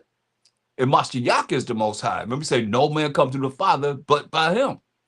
That's why even David said in Psalms 110:1, the Most High said unto my power, who is MASHAYACH YAHAWASHI, sit thee on my right hand until I make thine enemies thy footstool. He went back to the right hand side of the Most High where he came from. He's sitting there until he make the Most High make MASHAYACH YAHAWASHI's enemies his footstool. You understand? So David knew who his power was, a MASHAYACH. To get to the Most High, say, no man come to the Father but by me. There is no New Testament. They only had the law and the prophets. He had to justify what it is that David is saying right there and all the rest of them. That's, look, come on. Don't take a rocket science to figure this out, but it's kind of like a mystery, because it's spiritual, and I don't think a lot of people really see it. Okay, let's see. Let's go to the prophets. Every last prophet. 1 Peter 1:10. Every last prophet. It said what? Of which salvation, power and authority of salvation, the prophets have inquired and searched diligently, who prophesy of the grace which is getting something you don't deserve to get, that should come unto you. What we dealing with? Searching what? Or what manner of time the spirit of a MASHAYACH, searching what? Or what manner of time the spirit of a MASHAYACH, searching diligently, who prophesied of the grace that should come unto you, searching what or what manner of time the spirit of a MASHAYACH, which was in them. Now, how the spirit of a MASHAYACH YAHAWASHI was in them if they not MASHAYACH? Explain that one. If they didn't realize what Paul was saying right there, and ye are MASHAYACH, and MASHAYACH is the Most High. He said, no man come to the Father but by him. Talk to me. I got all this to talk about. It's a mystery. He said the spirit of a MASHAYACH, which was in them, the prophets, signified, searching what or what manner of time the spirit of a MASHAYACH, which was in them, that's the prophets, all the prophets, did signify when it testified beforehand the sufferings of a MASHAYACH and the glory that should follow. That happened, you see? But it's spiritual. That's why he identified himself, since the children of Israel have to know that This he the path to the Most High. King David, even you that don't believe in the New Testament, King David said, the Most High said, it's my power. Sit thee on my right hand until I make thine enemies thy footstool. He ain't talking about himself. He talking about a MASHAYACH YAHAWASHI. But y'all won't see it because it's spiritual. It ain't for everybody to see. But he said what? Exodus 3:14. And the Most High said unto Moses, I am that I am. And he said, thus shalt thou say unto the children of Israel, I am have sent me unto you. That's what MASHAYACH YAHAWASHI. He just said before Abraham was, I am. He letting them know he was the angel dealing with, Moses, right? And he said, and the Most High said, moreover unto Moses, thus shalt thou say unto the children of Israel, the power of your fathers, the power of Abraham, this is the Most High, the power of Abraham, the power of Isaac, and the power of Jacob have sent me unto you. This is my name forever, and this is my memorial unto all generations. That's the Most High right there. He the power of Abraham, Isaac, and Jacob. That's his name forever, the memorial to all generations. He identified himself as the power of Abraham, Isaac, and Jacob. Verse 14, MASHAYACH identified himself because we are MASHAYACHim. We are the anointeds. We are the Messiahs. And he is the Most Highs. Come on, man. Y'all better understand. That's why I say when I go to the fear of the Most High and what we've done to offend him, when I went to Hosea 5:15, man, he said, I'm going to go to my place until we acknowledge our offense. We think we directly dealing with what the Most High, when he, look, y'all better, y'all ain't recognize it, man. How we offended the Most High and still offended him. He ain't even thought about. Y'all ain't concerned about the Most High. Who talking about him? Send me some videos just talking about him only. The Most High, the Most High, the Most High, the Most High, the Most High. Oh, Yahweh, Yahweh, Yahweh.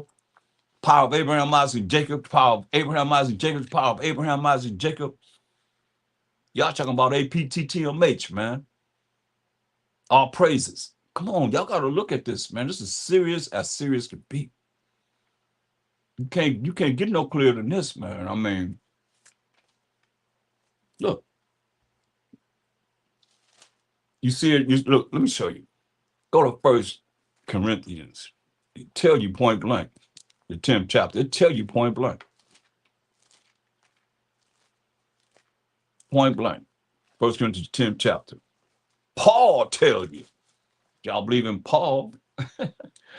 It says, 1 Corinthians 10:1. Moreover, brethren, I would not have you to be ignorant. Don't be in darkness. Don't be ignorant. Not knowing how that all our fathers, talking about our forefathers, were under the cloud and all passed through the sea, right? And we came through the Red Sea on dry ground, and we had that cloud.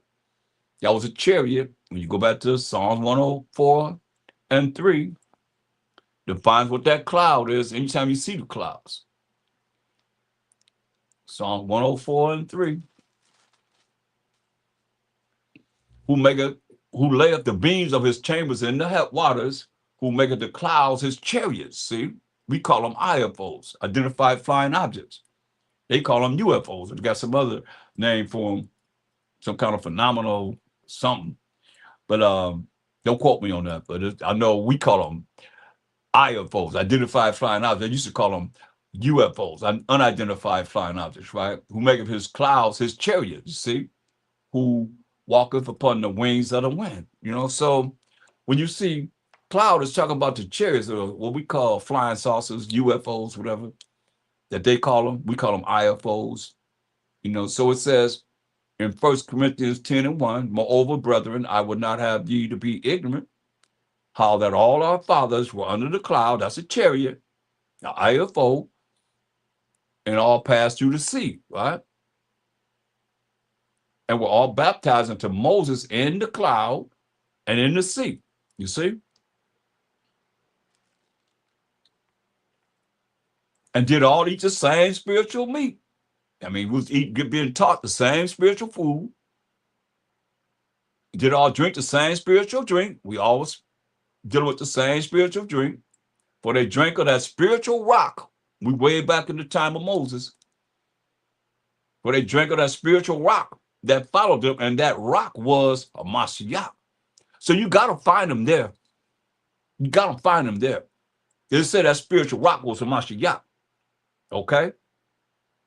So now, that's why he told us in Luke 24:44, he said, look, and he said unto them, these are the words which I spake unto you while I was yet with you. Luke 24:44. Said, these are the words that I spake unto you while I was yet with you, that all things must be fulfilled, which were written where? In the law of Moses, and in the prophets, and in the Psalms concerning me. You see that? It's written about him in the law of Moses and in the prophets. Remember, the prophets have what in them? The spirit of a Mashiach. We read that in 1 Peter's first chapter 10 and 11. It says all things must be fulfilled, which were written in the law of Moses. That's where we was at. Exodus 3:50, Exodus 3rd chapter. And then the prophets, right? That from Joshua all the way through the Apocrypha, all the way to Malachi. And in the Psalms that David wrote concerning me. And I quoted Psalms 110 and 1. The Most High said unto my power, who is a Mashiach YAHAWASHI, sit thee on my right hand until I make thine enemies thy footstool. So that's where he's at. He's on the right hand side of the Most High. When you see right hand, that's a Mashiach YAHAWASHI. When you see it in the Bible, say, my right hand, that's a Mashiach YAHAWASHI. All day, all night. Come on. Then open he their understanding that they might understand the scriptures. That's why I tell you in Hebrews, 10 and 7. Hebrews 10 and 7. Then said I, lo, I come in the volume of the book. It is written of me. Ain't talking about the New Testament. I come in the volume of the book. It is written of me to do thy will, O Most High. It say above when he says sacrifice and offerings and burnt offerings and offerings for sin, thou wouldest not, because Most High wants us to be obedient. Neither has pleasure therein, because he wants us to be obedient, which are offered by the law. You see? And what is he quoting from? He's quoting from what it is that was already said. Just reminding us. That's why you got to know from the old to the new to the old, back and forth. He ain't quoting nothing new. This is all already written. Psalms 40 and 7. 45. Let me see. Let me get it. I'm going to not say it. So like here. Psalms 40 and 7. Psalm 40 and 7. This that I lo, I come in the volume of the book. See that? It is written of me. I delight to do thy will, O my power. Yeah, thy law is within my heart. You hear, that's very important. The Most High's law is within his mind. You see? So this is what we're looking at. Just quoting what it is that's already written concerning him. David had the spirit of a Mashiach YAHAWASHI. Come on. Going back to Psalms 50.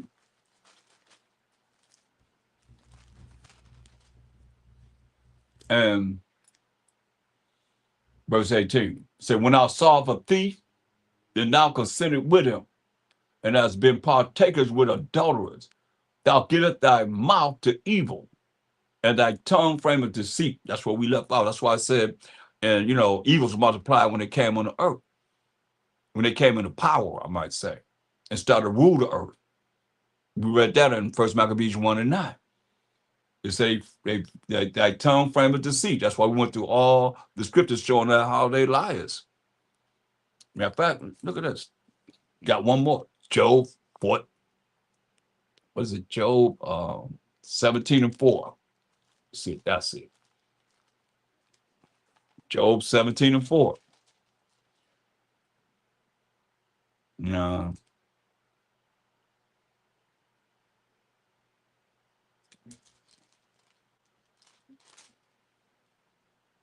Let me try 13.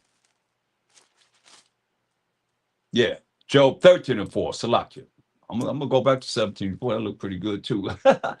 Job 13 and 4. It says, but ye are forgers of lies. See? Ye are forgers of lies. Yeah. Ye are physicians of no value. That's what he's telling you. That's why they're using their pharmaceuticals to be able to bring forth all their sorceries and stuff, witchcraft and so forth. See what he say? But yeah, forties of lies, yeah, all physicians of no value. Let me go back to what the Spirit called out in Job 17:4. For thou hast hid their heart from understanding. Hear that? For thou hast hid their heart, their mind from understanding. Therefore shalt thou not exalt them. Thou hast hid thy heart from understanding. Remember what it said in Job 28:28? They hid their heart, their mind. The heart is the mind from understanding. So Job 28:28 says, and unto man he said, behold, the fear of the Most High, to be scared, to be afraid of the Most High, that is wisdom. And wisdom is the proper application of knowledge. And to depart from evil is understanding. So they ain't departing from evil. Letting you know, they ain't departing from evil. What it say? I love it. Because I called it out, what's wrong. Scripture that I wanted, but it's still in the spirit. Because it's saying what? Job 17:4. For thou hast hid their heart, from understanding. See? Most High have hid their heart from departing from evil, right? He hid their mind from departing from evil, which is understanding. Therefore shalt thou not exalt them. Come on. Most High ain't exalting them. They can puff themselves up all they want to, but Most High is not exalting them. That's why when you look at Job 18 and verse 14, it says, his confidence shall be rooted out of his tabernacle, and it shall bring him to who? The king of terrors. He gonna be rooted out of his tabernacle. He ain't gonna rule forever. Every nation only had a certain dispensation of time to rule. It says in verse 11, say, terror shall make him afraid on every side and shall drive him to his feet. Verse 14, his confidence shall be rooted out of his tabernacle and shall bring him to the king of terrors. It shall dwell in his tabernacle because it is none of his. Brimstone shall be scattered upon his habitation. That's where he living at. His roots, foundation, lineage shall be dried up beneath. So if your roots are dried up beneath the ground and above, shall his branches be cut off. If your root is dried up from beneath,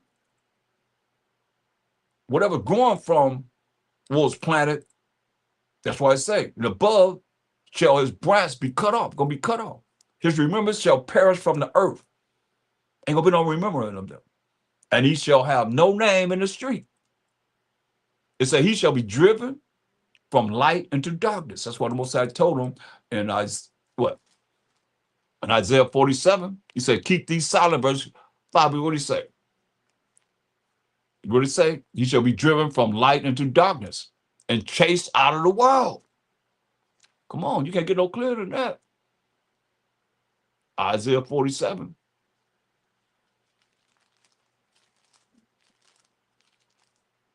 So MASHAYACH bringing the light, and he bringing it through us in these last days before he bring that ultimate light of the Most High and teaching us for 1,000 years. Isaiah 47:5, it says, sit thou silent, talking to, like we went over here, daughter of Babylon. We read that and defined that in Psalm 137:8-10. So now it says, sit thou silent, be quiet, shut up, and get thee in the darkness. See, that's them. Ignorance, not knowing. O daughter of the Chaldees, for thou shalt no more be called the Lady of Kingdoms, right? So he told them to get into ignorance, not knowing. So when they took the people, he told them to shut up and get to the darkness. They took the people where? Psalm 60:2. For behold, the darkness shall cover the earth. Right? That's ignorance, not knowing. Dumbing everybody down. And gross darkness, the people. Here, gross ignorance, the people. That's why people don't know who they are. Especially our people, man. We the Israelites, man. He really did a job on us. But they had us in slavery. We couldn't read. We couldn't write. We couldn't do the things that only thing we had was oral, passing it down to each other. That's all we had. But the Most High have his hand in it. Remember, we just read about, and we got to go back to how the Most High didn't leave us in bonds. And that's our minds first and foremost. It was passed down. That's why I say, that's why we have it now. I say, but behold, the darkness shall cover the earth, and gross darkness the people. But the Most High shall rise upon thee, and his glory shall be seen upon thee. You see?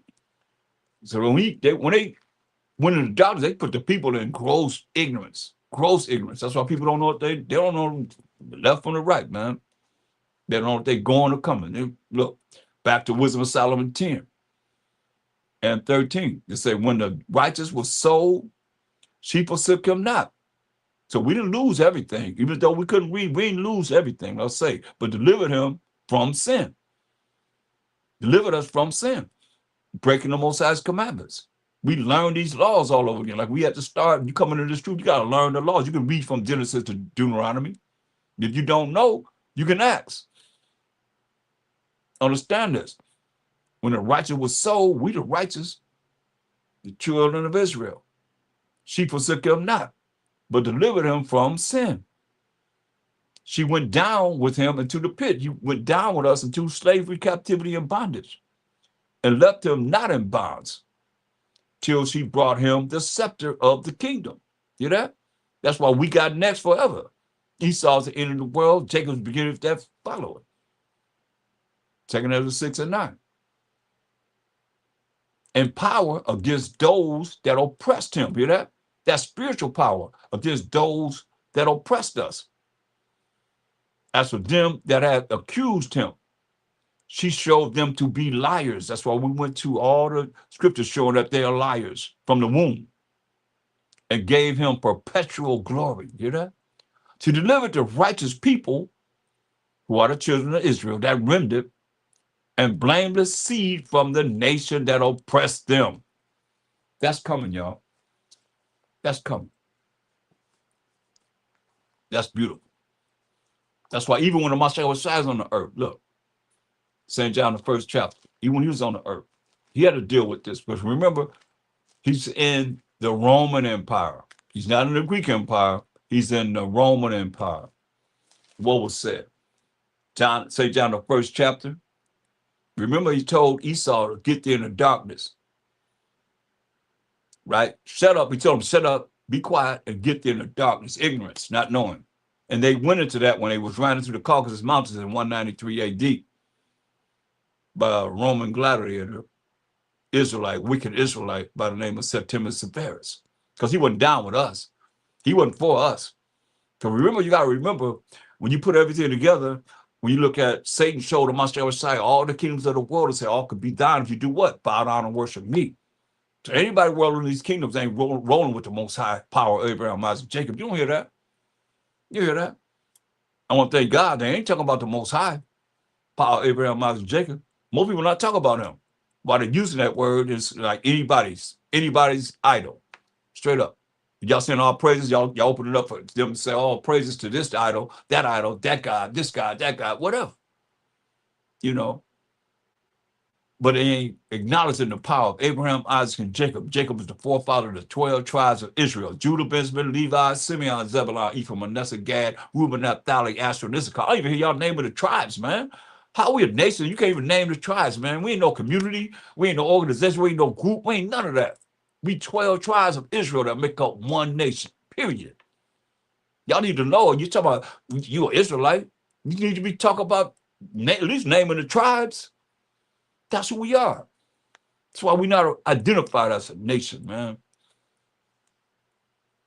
Because if you're not under one of those 12 tribes of Israel, the Most High is not your power. It's tell you, look, straight up, real quick, Luke 168.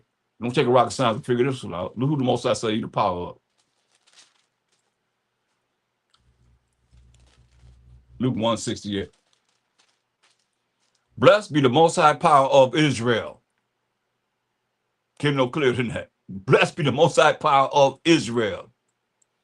For he hath visited and redeemed his people. who are the Israelites. But I'm here because he say, blessed be the most high power of Israel. That's who the power of this Bible is. He the power of Israel. John 1, when the Mashiach came on earth, what did it say? John 1 and 4. In him, Mashiach Yahawashi was life. That's why I say I'm the way to show you how to follow the truth, which is the laws of the Most High in John 14 and 6. That's going to lead to everlasting life. In him was light. And the light was the light of men, right? And the light shined up in darkness. What rulership was he in? The Romans. They're the ones that killed him. They're the ones that nailed him on the tree. His hands and his feet on the tree.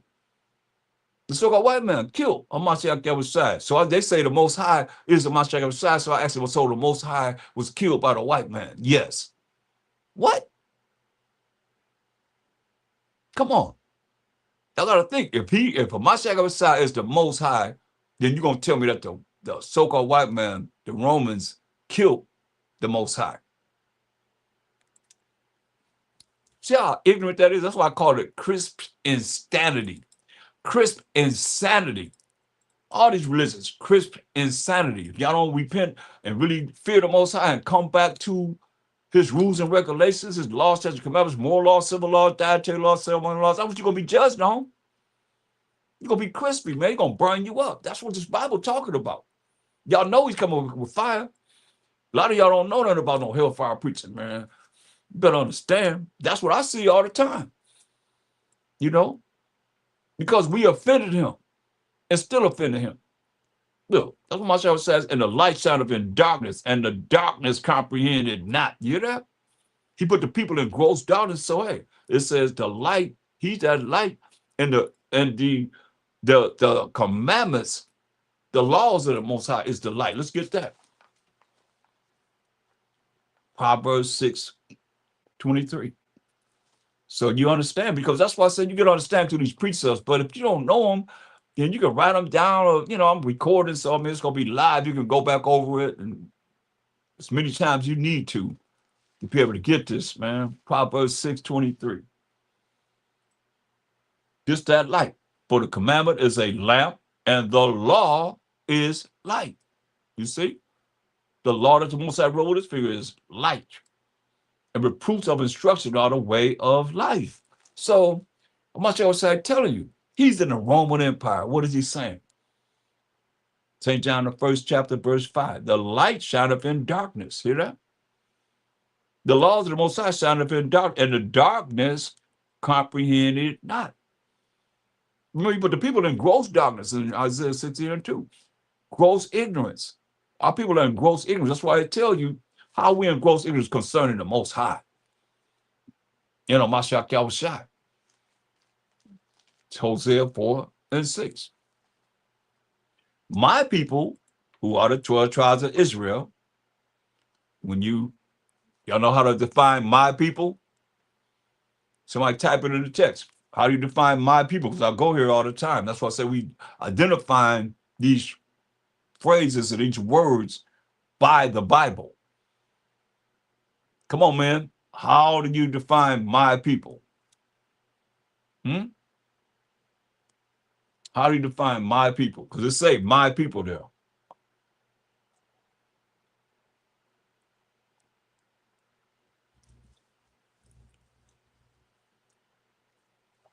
So I'll be working. I want y'all to work some, you know, put some time in this work. How do you define my people? Huh?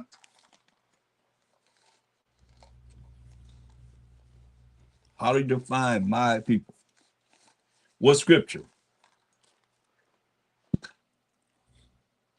I know y'all ain't doing me like a regular preacher, man. I'll bring a precepts. I want y'all to be able to know this, man. That's why I'm spending this time to go over it. So you'll know. How you define my people? Anyone? Huh?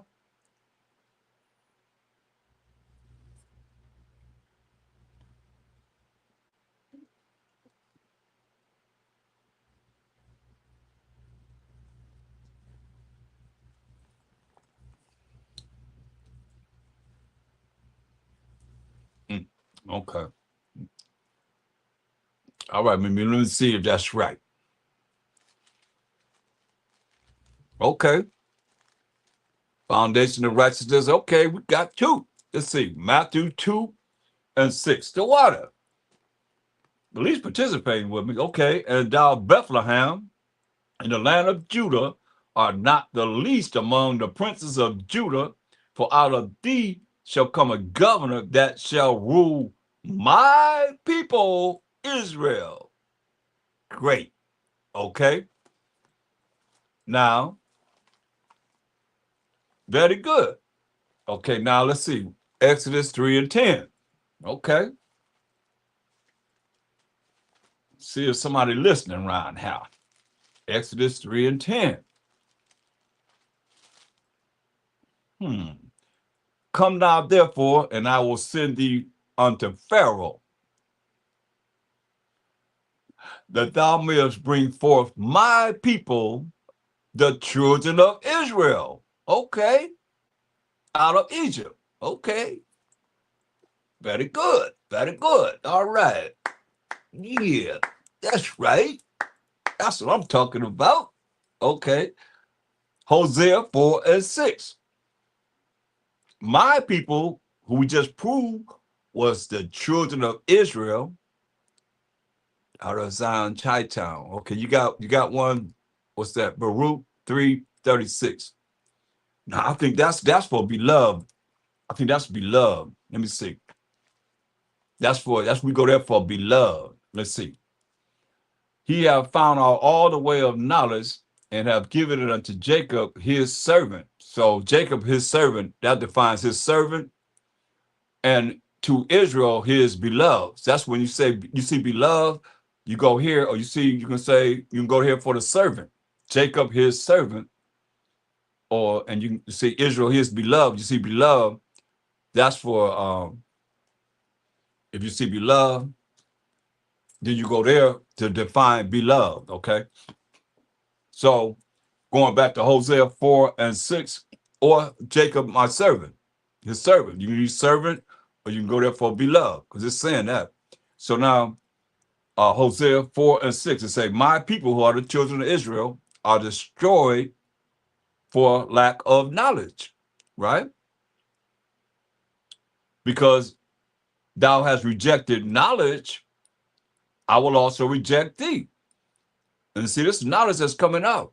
Knowledge is what? The proper application, the gathering of the proper information, the right information, right? Or whether on the right side or the left side.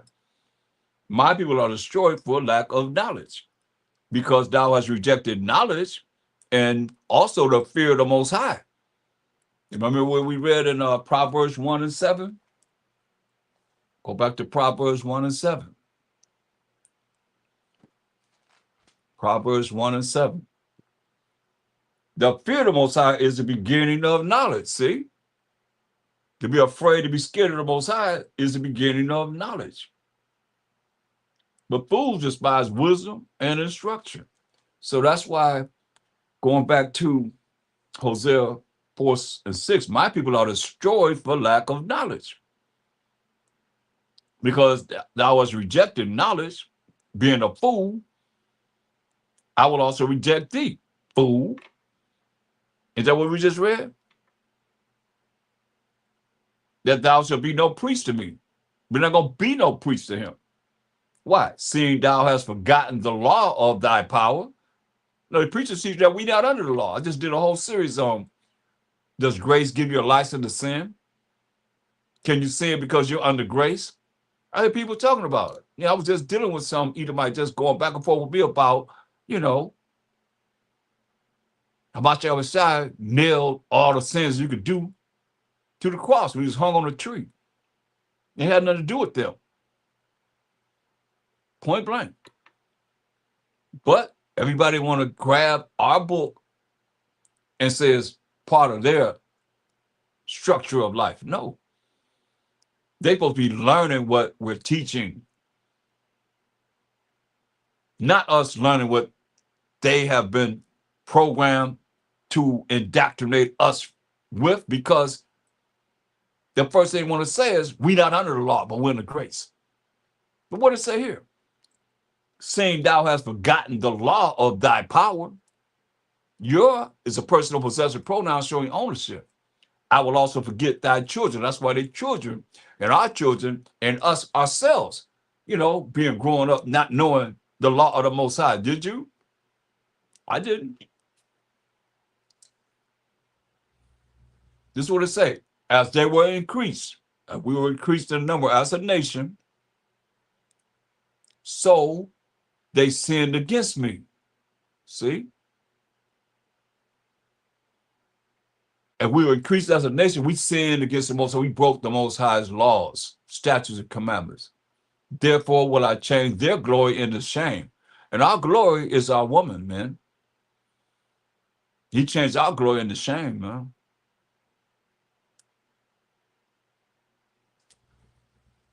For real.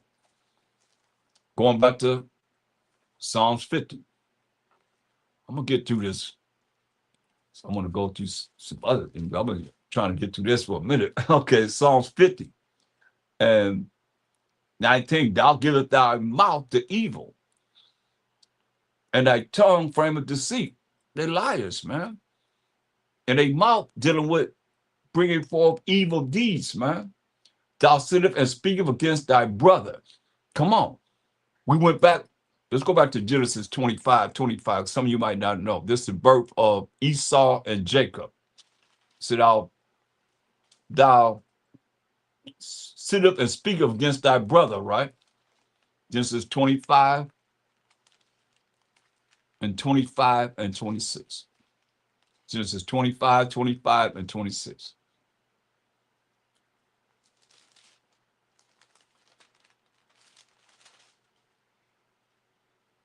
And the first came out red, all over like a hairy garment, and they called his name Esau, right? But he came out red, like the dragon's red, the serpent's red, the devil's red, the beast red, and Satan red, and Esau red, and Edomite's red, which means red.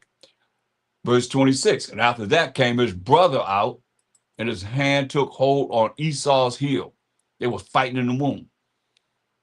And his name was called Jacob. So they didn't describe Jacob because he was normal with regular pigments and melanin. And Isaac was 60 years old when she bare them. That's 60 years old. The score is 20 years old. He was 60 years old when he bare them. So now, looking at what it says here in Psalm 50 and 20, thou sittest and speakest against thy brother. Talking about Esau speaking against Jacob. Thou slandereth thine own mother's son. Slandereth us as the children of Israel. Dude, I just got slandered this morning, man. When I woke up, met a AI using my slave name and got me hooked up with this Edomite that went to prison for 17 years and have my pictures right there on Facebook. Like it's me. Not even me. Slander of their own mother's son. These things have thou done, and I kept silent. Most I say, he kept silent. So I see what you did. I kept silent. I ain't say nothing. Thou thought that I was altogether such as one as thyself. Can't deny that. Y'all thought that I was just like yourself, putting this fraudulent lie out. But I will reprove thee and set them in order before thine eyes. You hear that? We being set in order right in front of them. He's saying reprove them, though. That's the judgment. That's why I say, look, I mean, it's all here. It's just a matter of just because we don't know or people don't know don't mean it ain't here in the Bible. He said, go to Lamentation 4, the 4th chapter, verse 22. Look, he said, the punishment of thine iniquity is accomplished, O daughter of Zion. That's talking about us. We the Israelites. Point blank, without a shadow of doubt, we the daughters of Zion. I want to tell you who Zion. Isaiah 51 and 16. He said the punishment of our iniquity, of us breaking the Most High's commandment, is accomplished, O daughter of Zion. Who's Zion? Isaiah 51:16. And I have put my words in thy mouth, and I have covered thee in the shadow of mine hand, that I may plant the heavens and lay the foundation of the earth, and say unto Zion, thou art my people. Now we ain't got to go over my people again, do we? I mean, we got the two scriptures, Matthew 2:6 and Exodus 3:10. Said, my people Israel. Okay, write that down. So you know Zion is right here, defined right here, Isaiah 51:16. So when you see this, it's either talking about the land Zion or it's talking about the people, us, the children of Israel, right? So now when you go back to Lamentation 4:22, they say the punishment of thine iniquity is accomplished, O daughter of Zion, O 12 tribes of Israel. He will no more carry thee away into captivity. So when you see Deuteronomy 28:68, defining us who we are, say the Most High gonna send thee into Egypt, which means captivity, slavery, and bondage, again another time with ships. By the way where I speaking to thee, thou shalt see it no more again. As a nation, we have seen our homeland of Israel again. And there we go on this ship, you shall be sold into your enemies. It was from off this Western hemisphere, going all the way over to Europe, and sold to the enemies over there. From Europe all the way to Africa, sold to the enemies there, all the way to here to America again, sold to enemies here. Straight up, he say, there you should be sold to your enemies for what? For bondmen and bondwomen, slave men and slave women, and no man shall buy you. No man going to redeem us from the condition that we put ourselves in for breaking the Most High's commandments. We're the ones that's in captivity because of what we did. He said what you're going to do to us. Did we care? No. We tried the Most High. That's why it's too late to try him now, else you're going to be thrown in the lake of fire, point blank. This is our last chance. That's why I say the punishment of thine iniquity is accomplished, O daughter of Zion. He will no more carry thee away into captivity. He going to throw our butts in the lake of fire. We ain't going to captivity no more. You got an opportunity to not go into the lake of fire and go into the kingdom and rule forever and ever and ever and ever and ever. He said, I will no more carry thee away into captivity. Well, I just quoted for you, Deuteronomy 28:68. Us going into captivity, slavery, bound on them ships. That's the last time we go into captivity. He said, hey, he will visit thine iniquity. He's going to visit the iniquity, the wickedness, the evil, the sins, O daughter of Edom. Because Edom is going to be ruling the world in the last days. Edom is the one that published the Bibles. Who else? Edom is the one that put their pictures in the Bible. Say they the people of, they the most high. They are MASHAYACH. They're the 12 tribes of Israel. And can't name 12 tribes. I ain't found one that can name 12 tribes yet. And you Israelites better learn your nation. Judah, Benjamin, Levi, Simeon, Zebulun, Ephraim, Manasseh, Gad, Reuben, Naphtali, Asher, and Issachar. What's wrong with, I mean, you need to, man. What about y'all says come back and say, hey, what's your nation? And you got Judah, Benjamin, Levi, Zebulun. Follow that man. You don't even know your nation. Man, in the spirit, I'll be thinking about things, man, like ahead of time. And look what he said. He said, he gonna carry us away into captivity. No boy, he said, he will visit thine iniquity, O daughter of Edom. He will discover thy sins. You hear that? I mean, that's why we read it over there. He said, look, y'all better understand. If you don't, you're gonna know. He said, hey, they're gonna be cut off forever. You're gonna discover their sins, man. That's why I said, hey, go back to Isaiah 51. He said,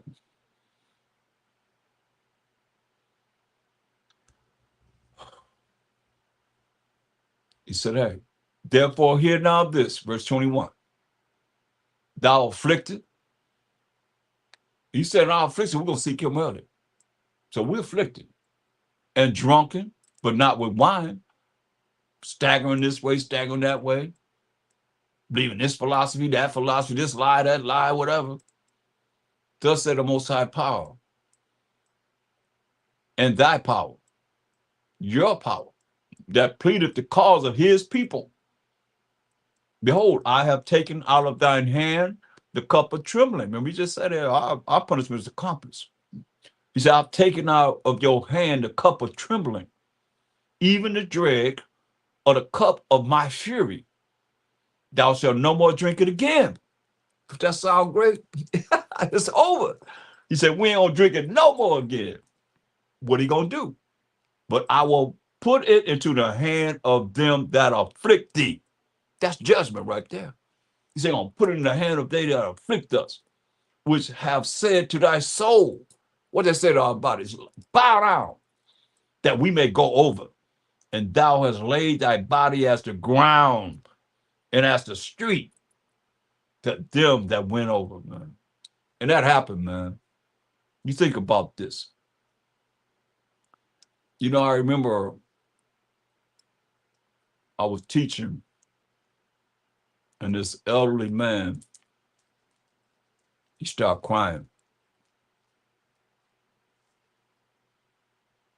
When he seen the pictures of slavery and he seen the things of, you know, we have of the things that happened to us. And this lady was trying to pull him away. Said, get away from me, leave me alone. I'm trying to talk to these brothers.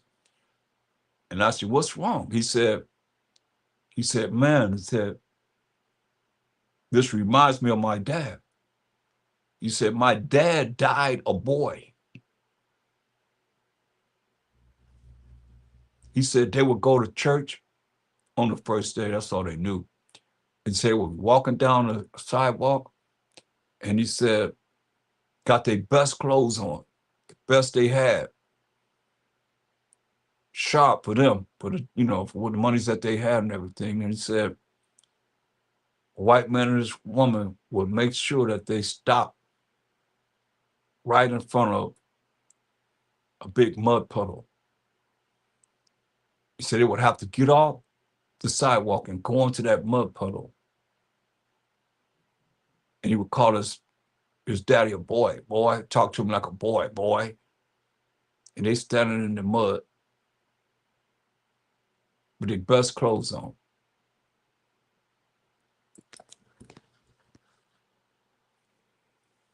You got hit it again. I didn't get a chance to add you to it.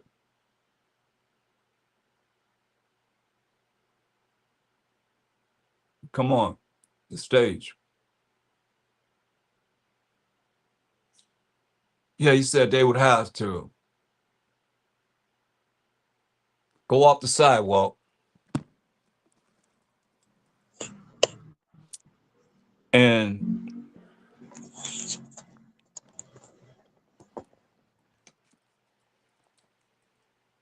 stand in the mud puddle. Stand in the mud puddle.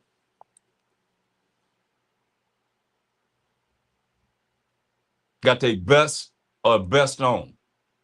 So they had to stand in the mud puddle as he talked to him and called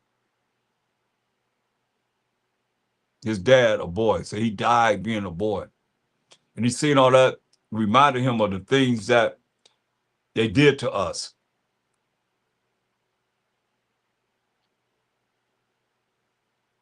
That's why I say, man, it said, I said, Isaiah 52 and 23 says, 51 and 23, Salakia, but I will put it into the hand of them that afflict thee, cup of fury, that we ain't have to drink no more. Which I've said to thy soul, bow down, that we may go over. And thou hast laid thy body as the ground and as a street, that them that went over. Sometimes they said they had to lay down and they walk over, they lay down, and then they walked over our bodies, man, as we on the ground. I mean, so many atrocities and so many wicked things happen to us beyond our imaginations, man. You know, I'm just seeing all this in my mind, so it's got an effect on me. You know what I mean? It's like, because remembering that, just, you know, just knowing that he remembered that by looking up them pictures, man. It's like it just hit him. He started, he started crying. Just think about it. He says, my daddy died a boy. They called him a boy till he died.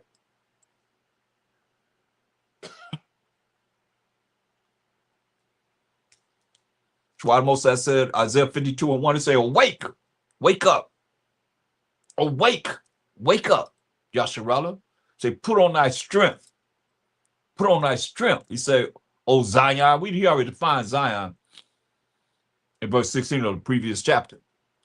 O Israelites, put on thy beautiful garments, he said. We have beautiful garments. O Jerusalem, but he said, put on your strength.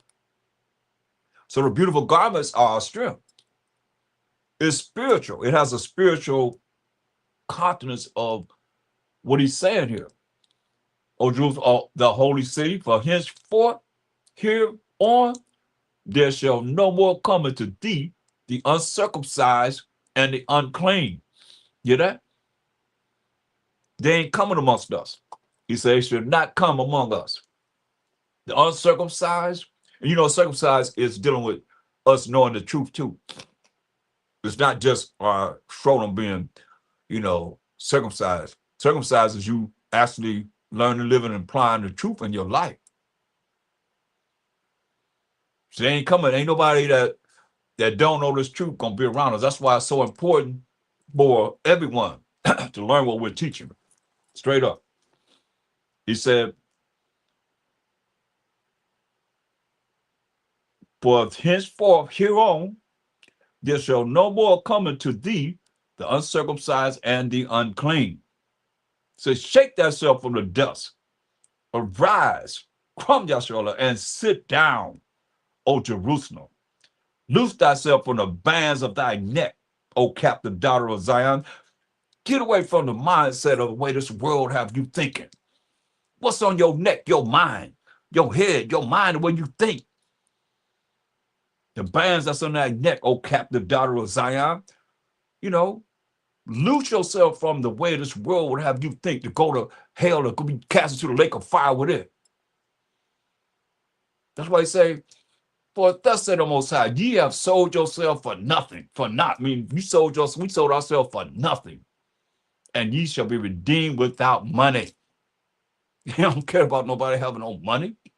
You hear what he said? We're going to be redeemed without money.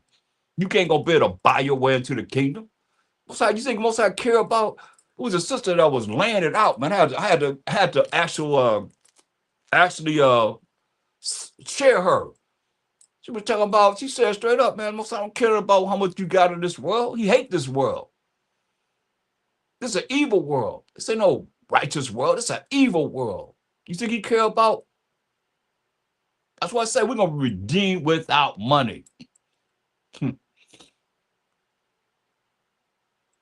can't pay your way into this, man.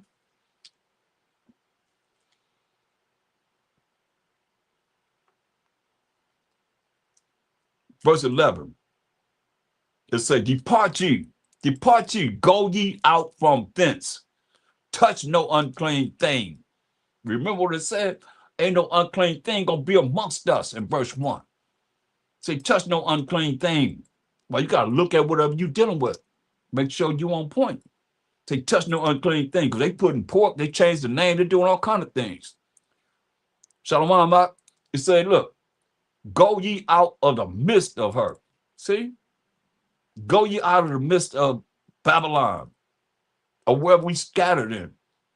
Be ye clean. The only way you're going to be clean is to keep the commandments of the Most High. He gave us moral laws, civil laws, dietary laws, ceremonial laws, and bear the vessels of the Most High. We the vessels of the Most High, y'all. We the temple of the Most High. We the vessels of the Most High. But you got to bear it in keeping the commandments of the Most High. That's right, man. That's right. All praise to the Most High. That's why you look at Revelation 18:4. Revelation 18:4. And I heard another voice from heaven saying to us, children of Israel, come out of her, my people, that ye be not partaken of her sins. That's why I said, don't touch no unclean thing. Her sins. Remember, you're going to discover the sins of Esau, the Edomites, because they're the ones that publish the Bibles. They're the ones that have the opportunity to have. Who have the Bible? Who published the Bible? They do. And I heard another voice from heaven saying, come out of her, my people, that ye be not partakers of her sins, and that ye receive not of her plagues. You see that? Most High plague in this place. You're going to plague it more than you even can imagine. That's why I say you got to come out of the mindset. That's why, come on, it all go together, James 4 and 4. It's all going together, y'all. It ain't changed. It's still here, always here. He says, ye adulterers and adulteresses, James 4 and 4. Know ye not that the friendship of the world, why he say coming out of the way this world is, friendship of the world is enmity with the Most High? I mean, you be a friend of this world, you at war with the Most High.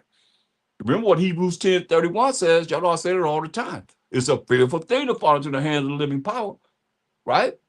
So when you friends of this world, you at war with the Most High. Whosoever therefore will be a friend of the world is the enemy of the Most High. That's why he said, hey, Revelation 18 and 4, I heard another voice from heaven say, come out of her, my people, that ye be not partakers of her sins, breaking of the Most High's laws. Let somebody tell you ain't under the Most High law. I'm telling you, got to follow him, but follow me. A man. Ain't no man going to save us. Deuteronomy 28:29, ain't going nowhere. That you be not partaker of her sins. Remember, the Most High said what? He going to discover whose sins? Esau's sins. The Edomite sins. So we ain't going to captivity no more. He's going to discover their sins. That you be not partaker of her sins, and that you receive not of her plagues. It's very important, yo. For her sins have reached unto heaven, and the Most High remember her iniquities. Straight up. So look at them plagues, man.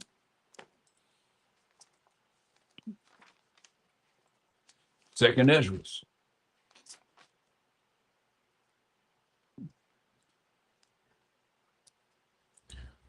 15 and 5. Second Ezra 15 and 5. Behold, said the Most High, I will bring plagues upon the world. You go to these plagues, y'all. The sword, modern day sword is what? Guns, killing people with the sword, guns, famine, food shortages, death, killing people, and destruction. We see that right now. For wickedness have exceedingly polluted the whole earth, and her hurtful works are fulfilled. Therefore, said the Most High, I will hold my tongue no more. Remember he said he held his peace? Remember we read he held his peace? Said, I ain't hold my tongue no more. I'm going to speak out, and I'm going to make some action happen. I will hold my tongue no more as touching their wickedness, things they doing that's wicked, which they profanely, unholy commit. Neither will I suffer them in those things in which they wickedly exercise themselves. Behold, the innocent and righteous blood crieth unto me, and the souls of the just complain continually. You hear that? That's why, once I said, we in Revelation, look where they are, crying out to the Most High. Revelation 6 and 9. And when he had opened the fifth seal, the prophecy I saw under the altar, the souls of them that were slain for the word of the Most High, and for the testimony which they held. And they cried with a loud voice, saying, how long, O Most High, holy and true, dost thou not judge and avenge our blood on them that dwell where? On the earth? And white robes were given unto every one of them.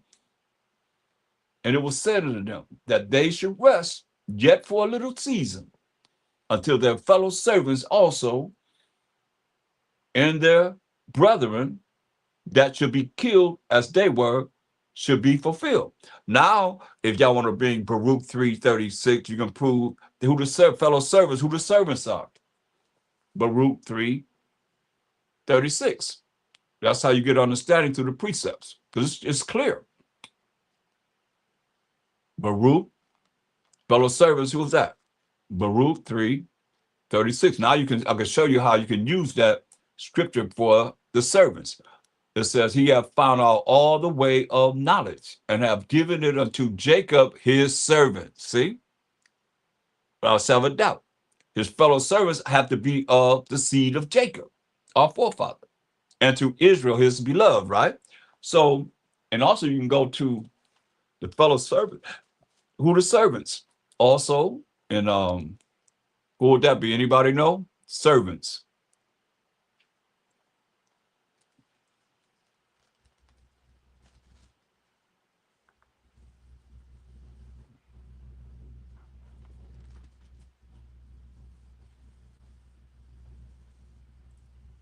That's clear.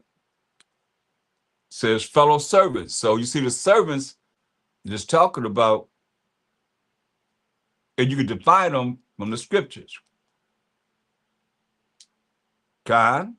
Anyone else? Very good. Maybe that's right. Anyone else? Servant. We got Baruch 3:36. We got Isaiah 44:21. Let me see. Isaiah 44:21. Remember these, O Jacob and Israel, for thou art my servant. See, that's clear right there. Now, jump up to verse 1. Isaiah 44:1. Yet now hear, O Jacob, my servant. See, and Israel, whom I have chosen. So you need to see who the chosen. You go right here. You got who the servant, Jacob, my servant, right? Also, anyone else? You know, any other scripture that show who the servants are.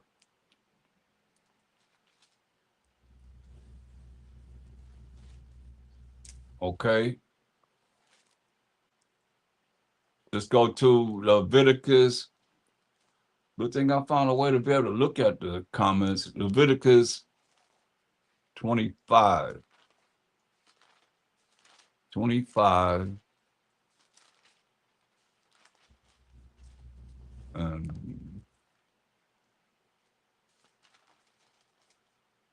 55.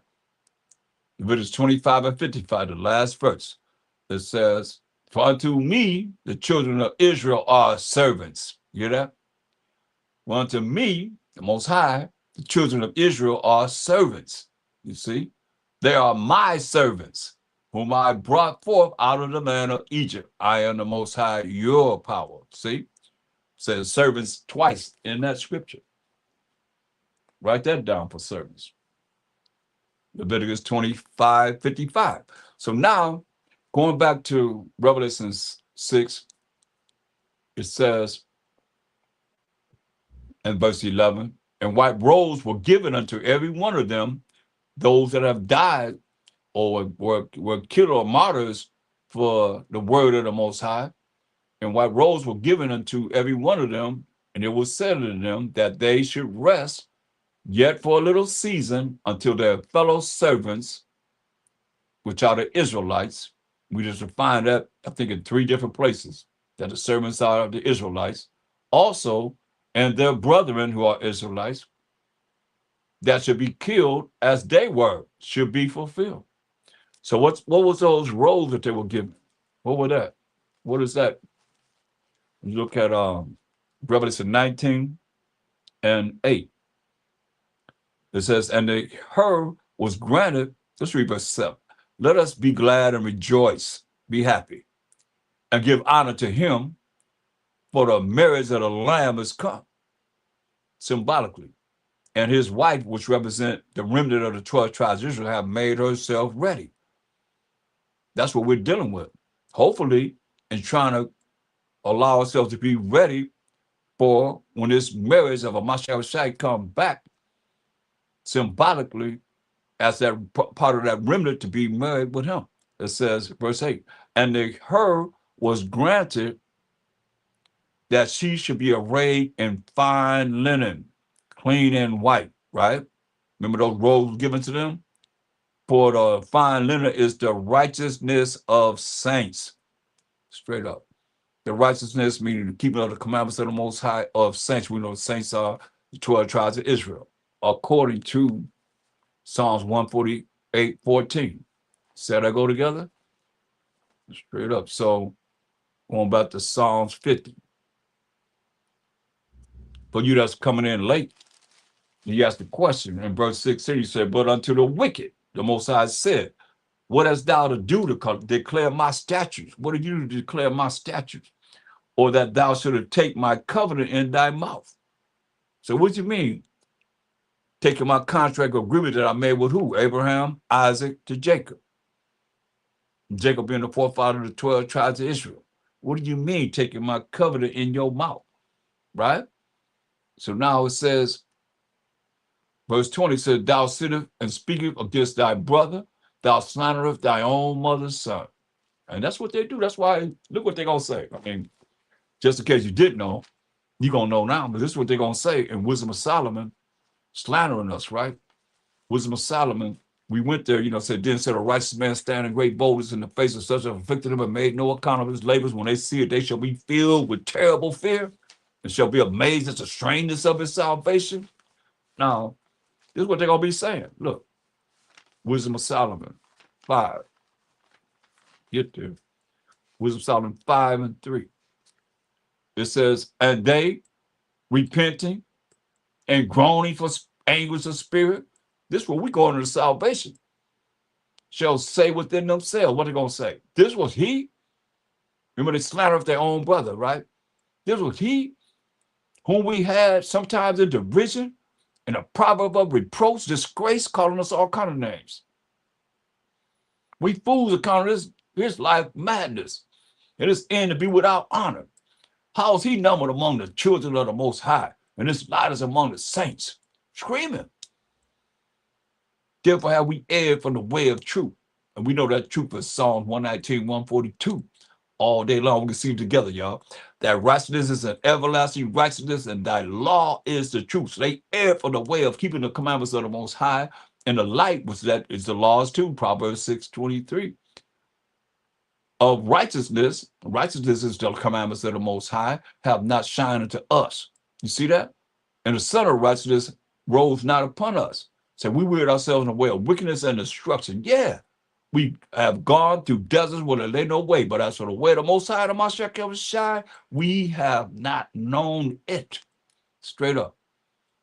So I don't care how you look at it. That's what they're going to say. Job 24 and 13. Job 24:13. Seems like I guess we kind of like precepting Psalms 50th chapter all day long. Huh? Psalm 24, Job 24 and 13. There are of those that rebel against the light. You hear that? There are of those that rebel against the light.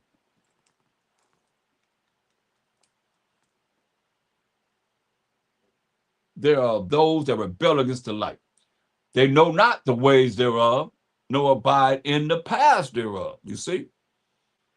They're like they said, what they're going to say, it's telling you right there what they're going to do. There are those that rebel against the light. They rebel against the commandments of the Most High when you read Proverbs 6 and 23. That's the light. They know not the ways thereof. They don't know the ways of the commandments of the Most High. That's why they say we ain't under the law, we under grace. And they have us saying the same thing when we are the children of Israel, and we got to keep the laws of the Most High, the commandments of the Most High. No, abide in the paths thereof. They don't. They don't do that.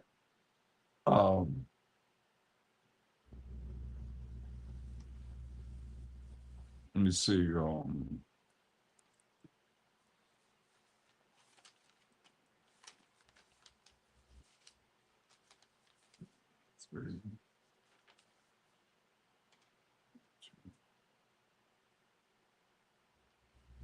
Listen at this.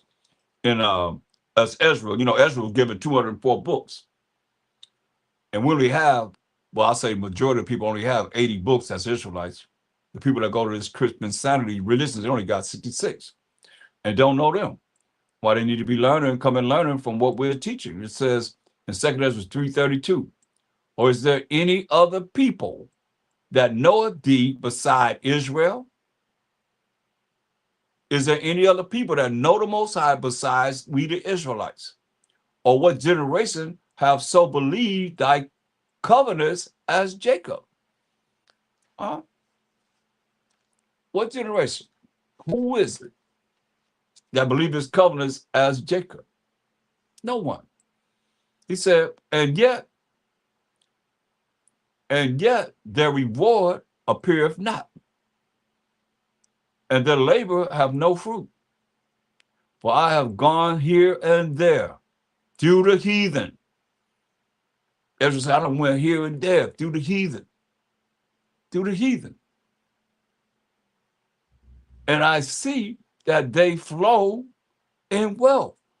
See, I went through the heathen and I see that they flow in wealth. They live in lives, got a lot of money. And think not upon thy commandments. That's real. That's why they say, what? We ain't under the law, which is commandments,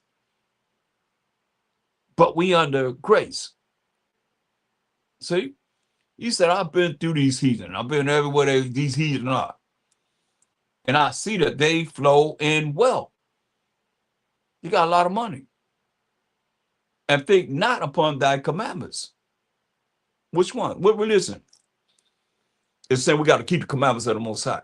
Which religion is keeping the moral laws, the civil laws, the dietary laws, the ceremonial laws? If thou consent. Shabbat Shalom, Thomas.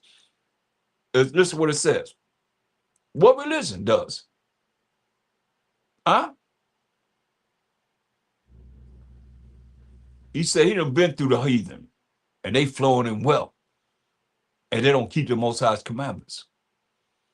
Say, weigh thou therefore, verse 34, say, weigh thou therefore our wickedness now in the balance.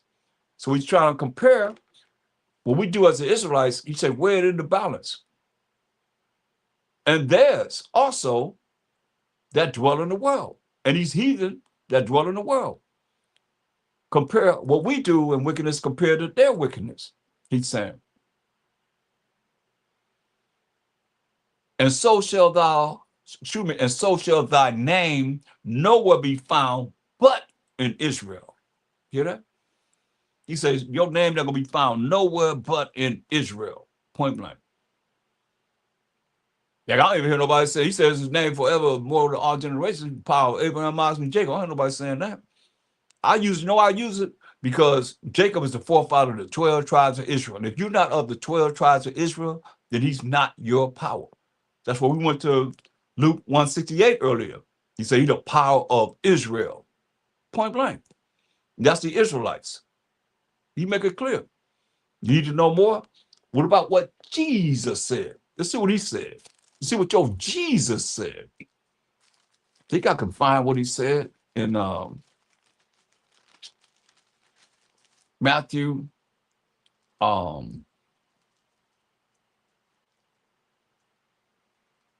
22 and 31. Matthew 22 and 31. Said, but as touching the resurrection of the dead, have you not read? This is MASHAYACH speaking too. That which was spoken unto you by the Most High saying, the Most High saying this, I am the power of Abraham and the power of Isaac and the power of Jacob. Most High is not the power of the dead, but of the living. But I'm just showing you what he said and what we read earlier in Exodus 3 and 15. He said, I'm the power of Abraham, Isaac, and Jacob. So this is my name forever and memorial to all generations. That's why MASHAYACH identified him as who? The power of Abraham and the power of Isaac and the power of Jacob, right? What about Acts 3:13? Acts 3:13.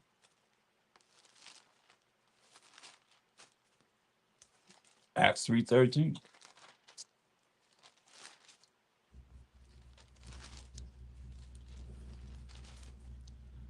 Here it is again. The power of Abraham and of Isaac and of Jacob. The power of our fathers.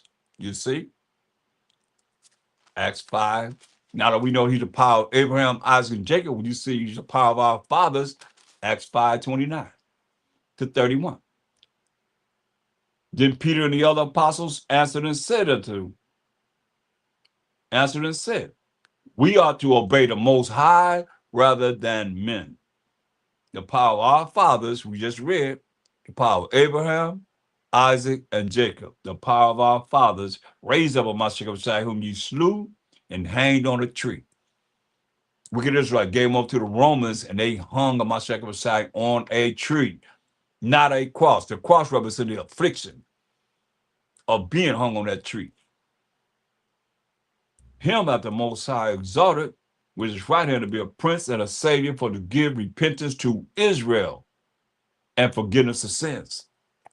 Straight up. That's why he said in Matthew 15:24, but he answered and said, I am not sent but unto the lost sheep of the house of Israel. Matthew 1:21. And she shall bring forth a son that shall call his name YAHAWASHI, for he shall save his people from their sins. We just read about that.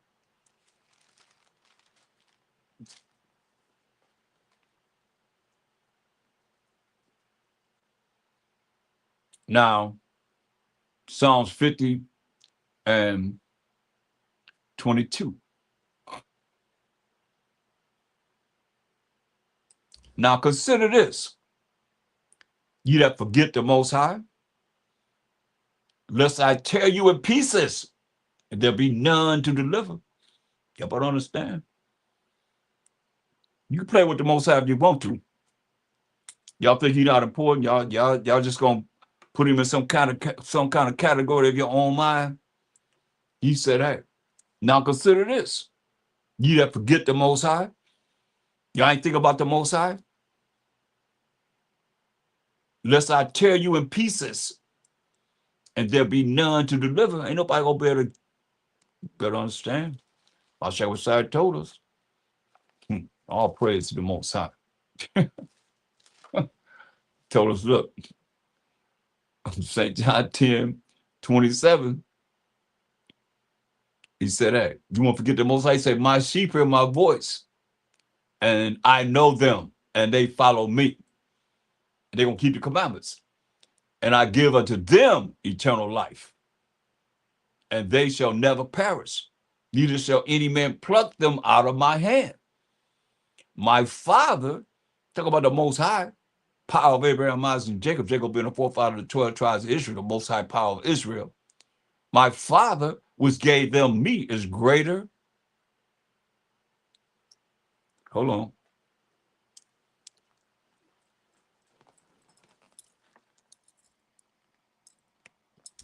He said, my Father, which gave them me, is greater than all. You know? And no man is able to pluck them out of my Father's hand. Straight up. That's why I say, hey, if Most High's in your hand, I mean, you in the Most High's hand, hopefully you hold our hands in love and not with his wrath and fury or so forth. But you in the Most High's hand, he said, ain't nobody to pluck you out of. That's why he said, look what he said. You better recognize you. Psalm 50:22, he said, now consider this, ye that forget the Most High. He said, consider this, ye that forget the Most High. Salakia.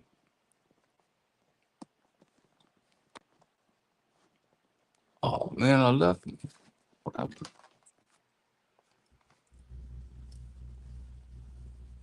Oh, man, shoot.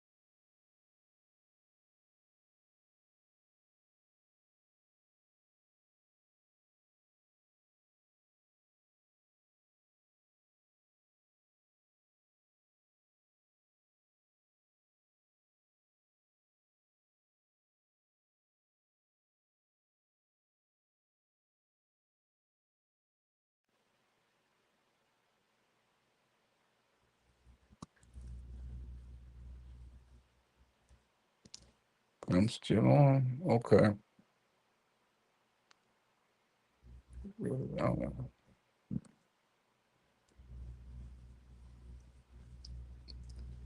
Got two of me in here.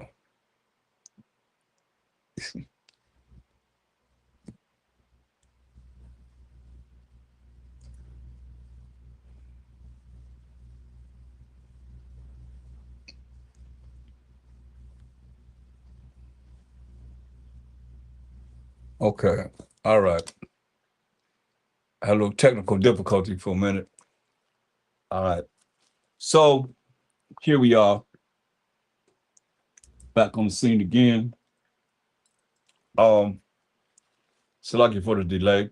It says, Most High told the wicked, that's who he's talking to all day long. In Psalm 50 and 22, it says, Now consider this, ye that forget the Most High. Remember what it said in Wisdom of Solomon 5 and 7, when salvation is coming to the Israel, going to say, we wearied ourselves in the way of wickedness and destruction. Yeah, we've gone through deserts where there lay no way, but as for the way of the Most High, the MASHAYACH, we have not known it. Okay? So they say, now consider this, ye that forget the Most High, lest I tear you in pieces, and there be none to deliver. That's what it said. MASHAYACH just said, hey, ain't nobody able to deliver you out of the Most High's hand once he got you in his hand. So whoso offereth praise glorifieth me. Hear that? Whoso offereth praise glorify the Most High. That's that me. And to him that ordereth his conversation aright will I show the salvation of the Most High. Point blank.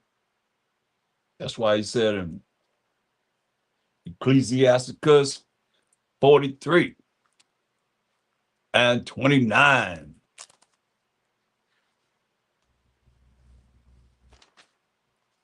Ecclesiasticus 43 and 29. The Most High is terrible. Getting the Most High's hand. He said the Most High is terrible and very great and marvelous in his power. Straight up. When you glorify the Most High, exalt him as much as you can. Better hear what it's saying. When you glorify the Most High, say exalt him as much as you can. For even yet will he far exceed. Say, for even yet will he far exceed. And when ye exalt him, put forth all your strength. You hear that? He said, when you exalt the Most High, put forth all your strength. And be not weary, for ye can never go far enough. He said, when you exalt the Most High, put forth all your strength. Like, praise the Most High. Praise the Most High. Praise the Most High. Praise the Most High. He said, glorify with all your strength, man. I know praise the Most High. All praise to the Most High. All praise to the Most High. All praise to the Most High. You can't say it loud enough and strong. They say, put forth all your strength. Not no weak. All praise to the Most High. Praise to the Most High. He ain't hearing you. Look. Ecclesiasticus 34:16. Ecclesiasticus 34 and 16. For the eyes of the Most High are upon them that love him. Remember, we started this off with 1 John 5 and 3. For this is the love of the Most High, that we keep his commandments. Commandments are not grievous. For the eyes of the Most High are upon them that love him, that keep his commandments. He is their mighty protection and strong stay, a defense from heat and a cover from the sun at noon, a preservation from stumbling, and an help from falling. He raises up the soul, enlighteneth the eyes. He giveth health, life, and blessing. He that sacrifices of a thing wrongfully gotten, his offering is ridiculous. And most of y'all the lands that was gotten, and anything that's sacrificed and going to the Most High in these lands that were stolen, Most High said, his sacrifice, a thing wrongfully got, his offering is ridiculous. And the gifts of unjust men are not accepted. The gifts of unjust men are not accepted. The Most High is not pleased with the offerings of the wicked. You hear that? They can give all they want to give. He says he's not pleased with the offering of the wicked. Neither is he pacified for sin by the multitude of sacrifices. To kill us, man. He want us to be obedient. And all you nations, just a message to you.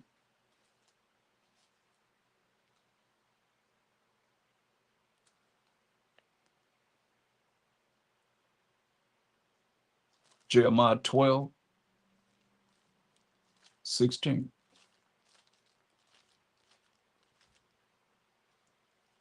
What y'all supposed to be doing?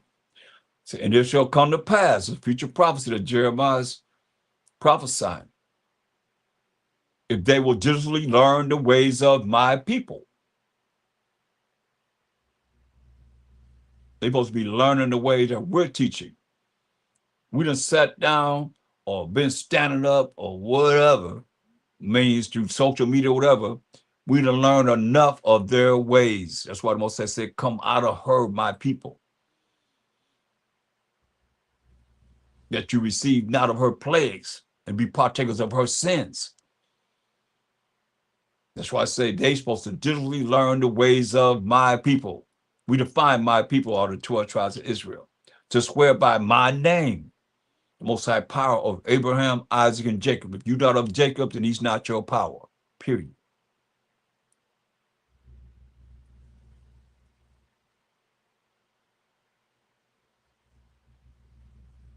The Most High liveth, as they taught my people to swear by B-A-A-L. As they taught my people to swear by B-A-A-L, right? And I'll show you all the time. I'm going to show you again until it's going to, got to hit somebody. B-A-A-L. Can y'all see this? B-A-A-L means L-O-R-D. Can y'all see that? B-A-A-L means L-O-R-D. Let me see something. I might be able to. Let's see if I can find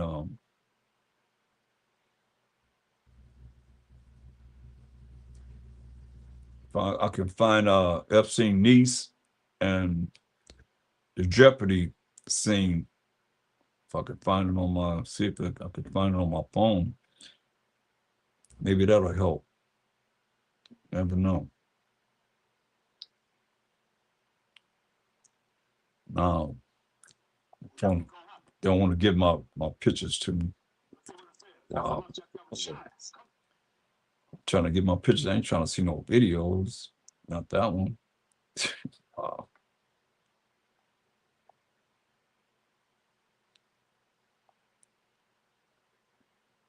No.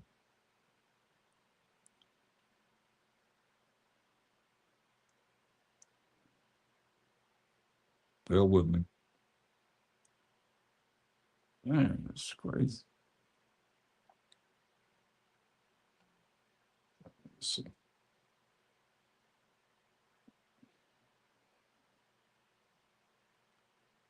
Hold on.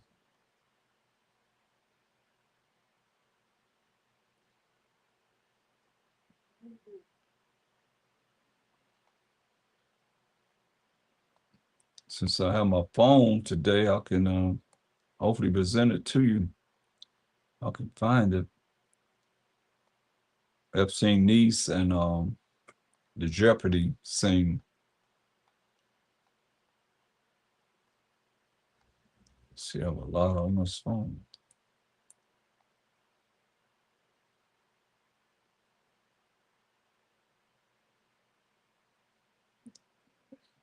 Cool if it just showed me everything, but it's done. I got to go through them, so bear with me. It'll be worth the wait.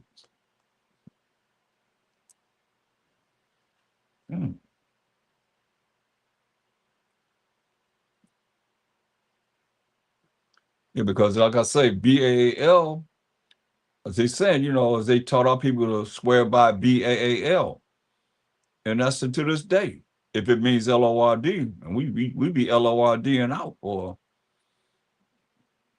people say that more than they say the Most High, the more than they say Yahweh, more than they say the power of Abraham, Isaac, and Jacob. That's all they say is BAAL, which is LORD. Hey, man, that's not good.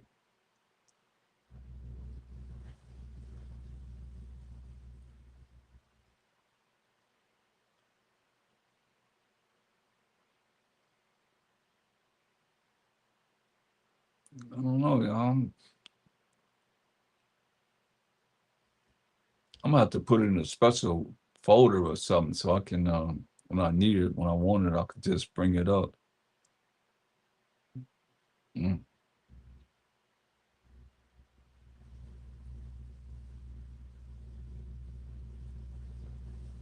Can't find it. Anyway, you see what it says. BAL means LORD, straight up.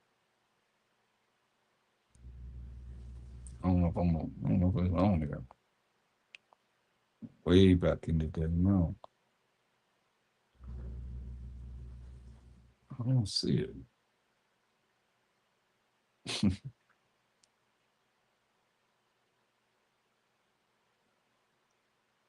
Oh, man. Going through all my life, pictures and stuff. And I still don't see it. But yeah. Well, anyway, I'll find it and I'll have it hopefully saved so I can present it whenever I need it. Like right now, I'm way back in 3, 4, 2025. I still don't see it. So uh, nevertheless, I'll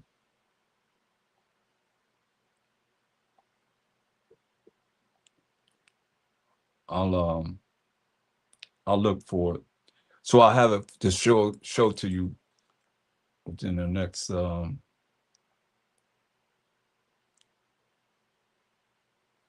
class.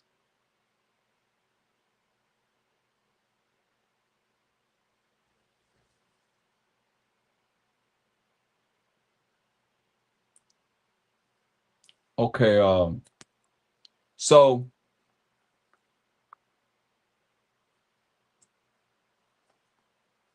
you see here,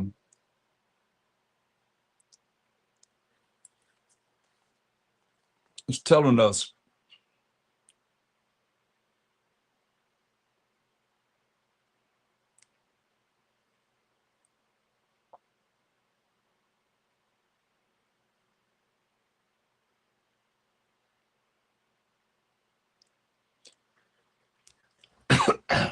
and let's look at Ecclesiasticus,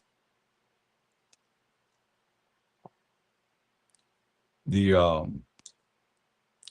32nd chapter, verse 15.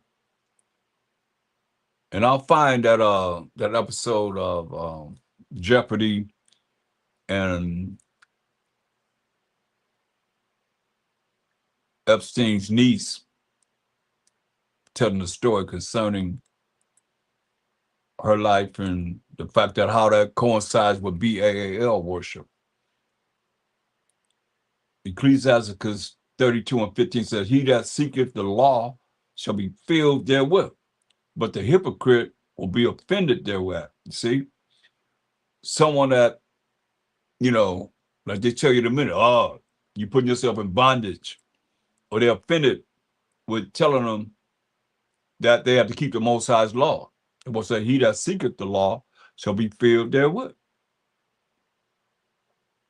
but the hypocrite will be offended thereat."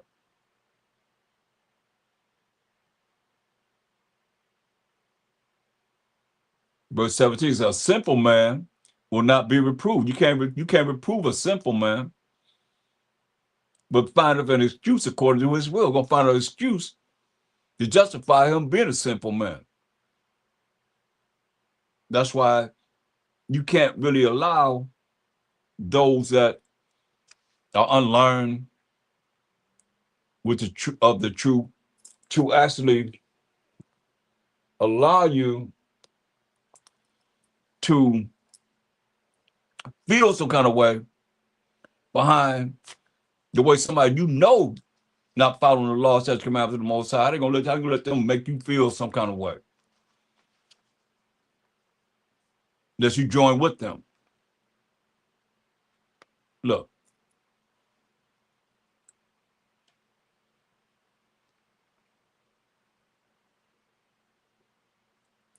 It says, Ecclesiastes 35:1, he that keepeth the law bringeth offerings enough. He that taketh heed to the commandment offers a peace offering, gives something. He that requireth a good term offereth fine flour, and he that giveth alms suffices praise. To depart from wickedness is a thing pleasing to the Most High. You hear that? To depart from wickedness is a thing that's pleasing to the Most High. And all you depart from wickedness is to do what he say do, his rules and regulations, his laws, statutes, commandments, and to forsake unrighteousness is a propitiation. And the MASHAYACH says that propitiation that's going to the Most High on our behalf now. He said, thou shalt not appear empty before the Most High. Some people don't give anything. But all these things are to be done because of the commandment. The offering of the righteous maketh the altar fat, and the sweet savor, thereof is before the Most High. You see, so he give us rules and regulations, man. Straight up. We just want to follow the way of our own mind, which is vain, and do the things that's contrary to the way the Most High would have us do. Go to Ezekiel 30, y'all. Go to Ezekiel 30th chapter.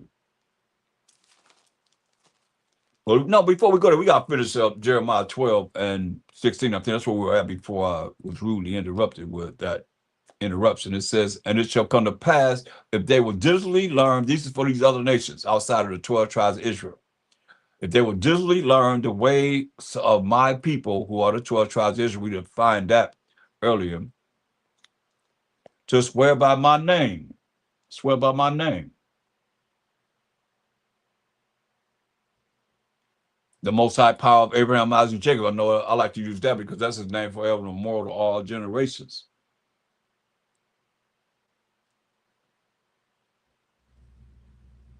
The Most High liveth. As they taught my people to swear by B-A-A-L. And I showed you B-A-A-L means L-O-R-D. It also means H-U-S-B-A-N-D. Understand, overstand this. Then shall they be built in the midst of my people. You see that? So we ain't supposed to be learning from them. They're supposed to be learning from us. We the teachers. That's why he said in verse 10 of Jeremiah the 12th chapter, he said, many pastors have destroyed my vineyard. And we the vineyard of the Most High, the children of Israel. Many pastors, he said, have destroyed his vineyard. They have trodden my portion underfoot. They have made my pleasant portion a desolate wilderness, man. They have made it desolate, and being desolate, it mourneth. The land is mourning under me. The land crying to the Most High. The whole land is made desolate because no man layeth it to heart. Nobody laying the laws, statutes, commandments of the Most High, what he said was to do to his mind, man. That's why the Most High said to these heathen nations, man, it shall come to pass, verse 16, if they will diligently learn the ways of my people. to swear by my name, the power of Abraham, Isaac, and Jacob, and keep the laws of the Most High, the moral laws, civil laws, dietary laws, ceremonial laws, the Most High living, as they taught my people to swear by BAAL, as they put BAAL in this Bible as LORD, like somebody mistaken me for my slave name for somebody else that was very, just demeaning, slanderous to me. Not me, but then put my picture there and put whatever they did with my picture. As they taught my people to swear by BAL. Say, then shall they be built in the midst of my people. If you diligently learn what we're teaching. But if they will not obey, if you don't obey, diligently learning the ways of the Most High's people who are the children of Israel, I will utterly pluck up and destroy that nation. Who said it? Said the Most High. That's judgment. But those that are going to be learning the ways that we're teaching, he said in Jeremiah 3, the third, he told us in Jeremiah, the 3rd chapter, verse 15, he said, and I will give you pastors according to mine heart, according to his mind, which shall feed you with knowledge and understanding. You see? And it's not the other nations, because you need the power of Israel. You don't power nobody else but the Israelites. Come on. What y'all think? Don't you think we don't listen to them long enough? That's why I say we destroy for lack of knowledge, for getting the law of the Most High.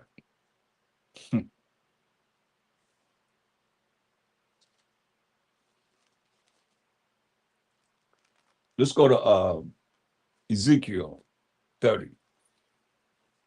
So that's what these other nations supposed to be doing, learning from what we're teaching. It says, the word of the Most High came again unto me, saying, Son of man, prophesy and say, thus say the Most High power, howl ye, woe, destruction, worth the day. Screaming it. He say, for the day is near, even the day of the Most High, while MASHAYACH is near, a cloudy day. It shall be the time of the heathen. You know that?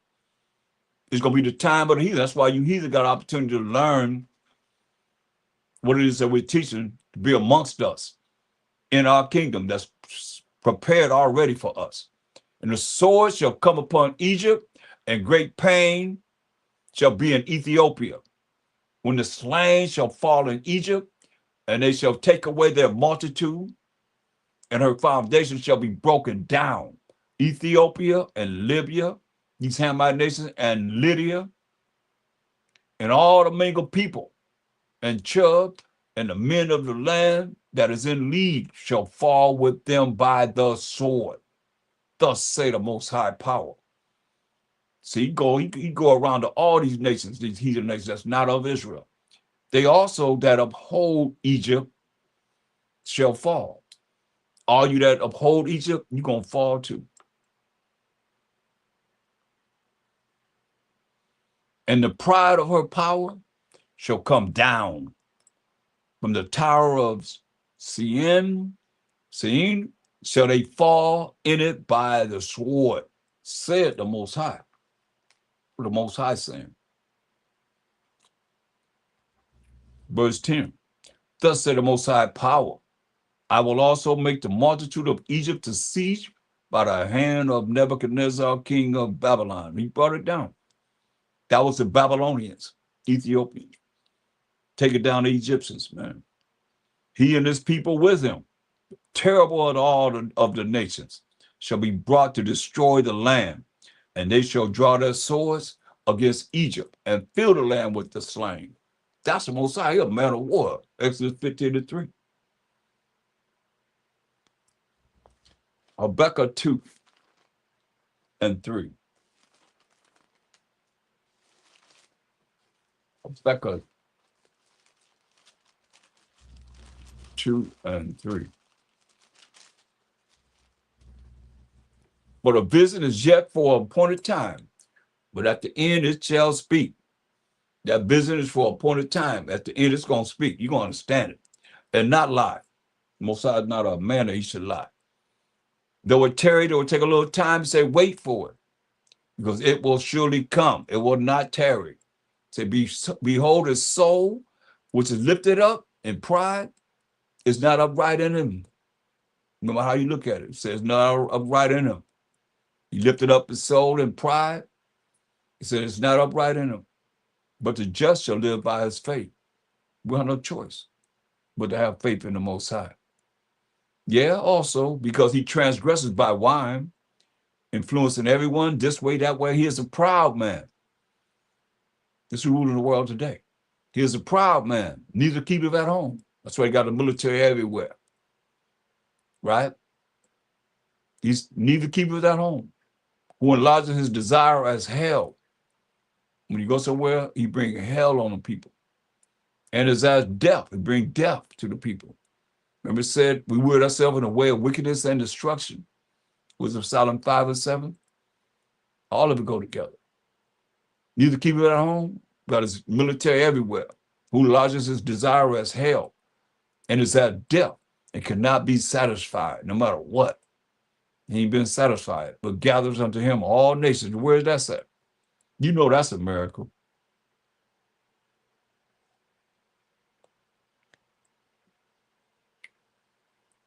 All the nations here in America. You can't go nowhere and find as many nations as here in America than anywhere. So you know it's talking about him. But gathered unto him all nations, and heapeth unto him all people. So shall not all these take up a parable against him, and taunting proverb against him, and say, woe, destruction to him that increases that which is not his. And that's what you see now. You see Venezuela, then you're going to see, because Venezuela, they got their crude oil.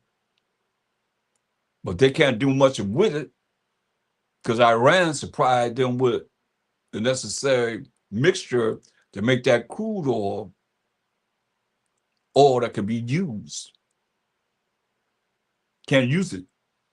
You got to have that mixture that Iran was helping Venezuela. Remember, they both of them was superpower oil, nations.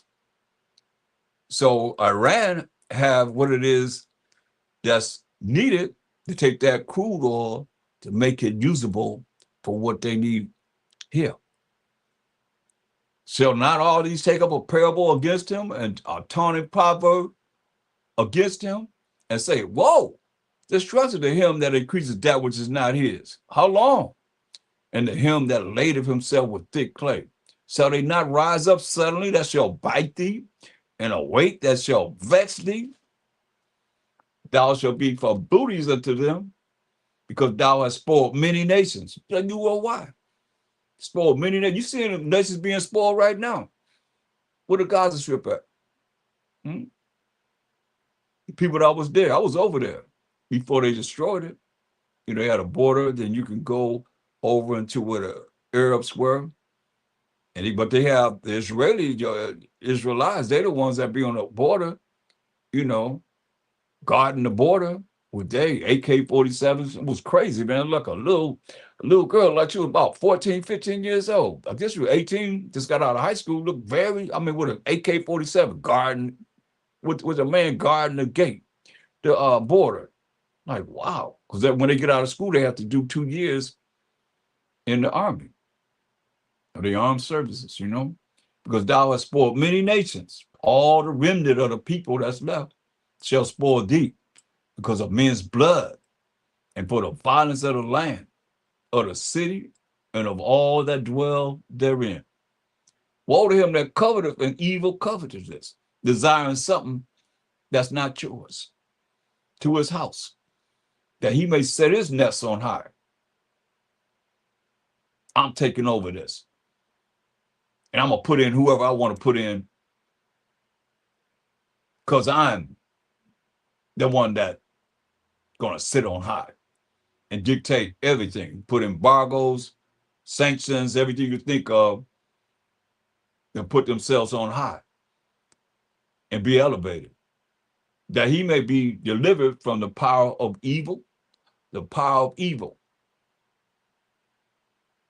Thou hast consulted shame to thy house by cutting off many people. Was I talking to them? Shame on you. because you cut off many people and have sinned against thy soul. Hear that?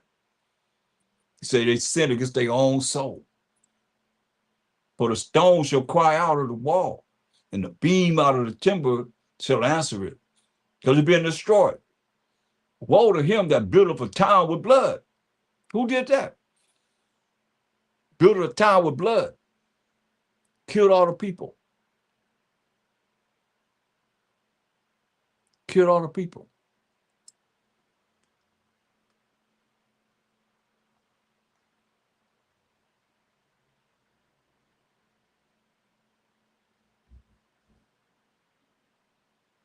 How America was built.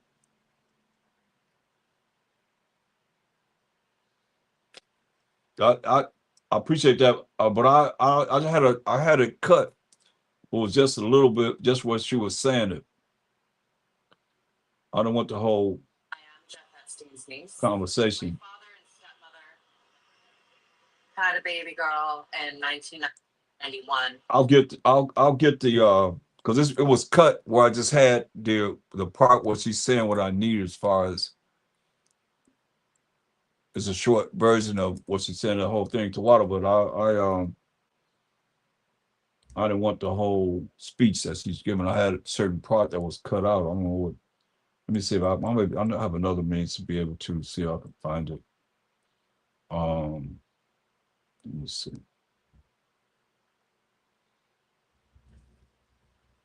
But that's very important, to water for that, because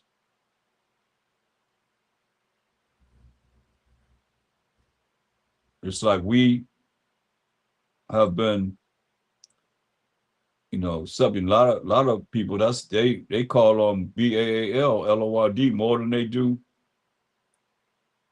saying the Most High or any other name. That's what it says. They made our people swear by BAAL, and people are doing exactly what it is that the scripture says.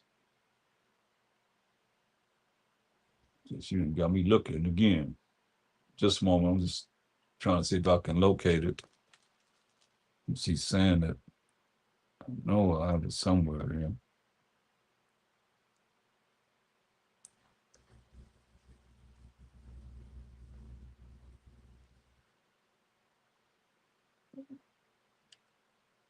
Okay, here goes Jeopardy. Here it is. I found it.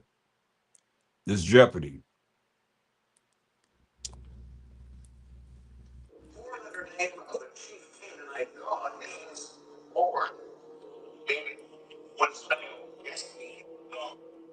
Can y'all hear it?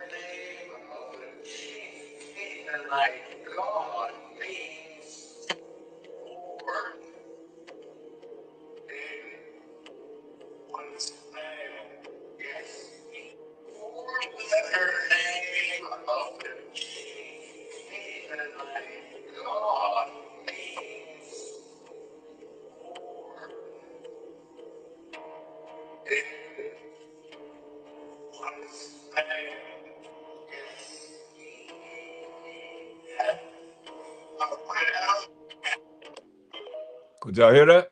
I'll play it again.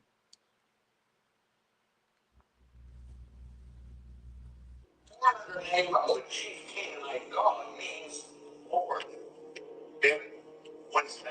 Yes, the four-letter name of the chief Canaanite god means Lord.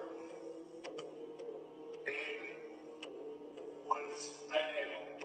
Yes, the four-letter name of the chief Canaanite god means Lord.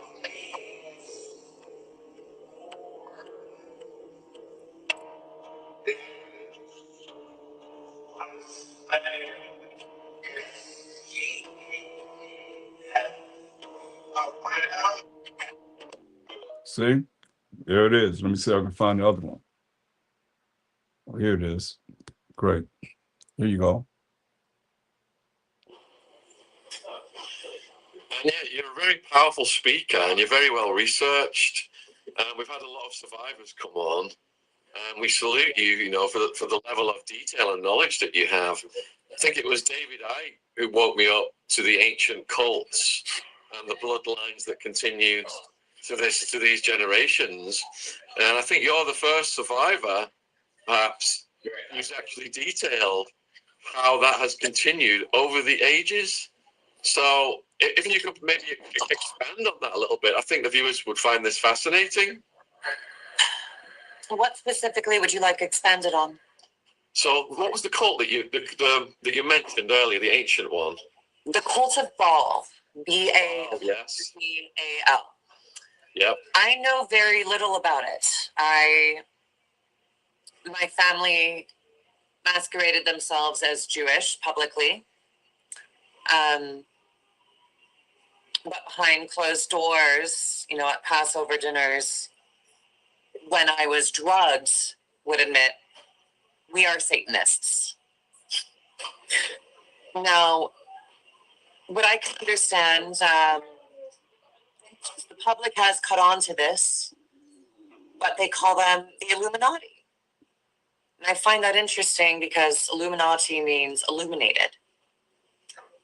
I perceive the Illuminati, in fact, to be individuals like yourself, other conspiracists like Alex Jones, even people like Kanye West, who have been trying to illuminate people to this. I do not believe it is a unified organization, but a loose collection of individuals who are illuminated to the cult of Baal, who has successfully mythologized themselves as the Illuminati.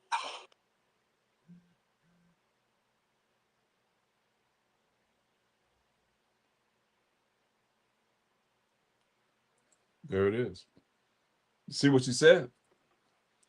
The behind closed door, they worship B-A-A-L.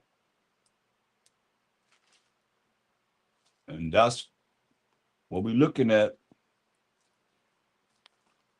Look at, like I said, as they taught our people to swear by B-A-A-L.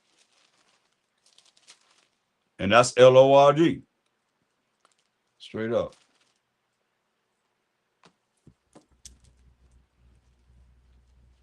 And sure enough, hopefully you'll stop saying it. Or talk to your leaders and tell them about it. See? Can y'all see that? B-A-A-L means L-O-R-D.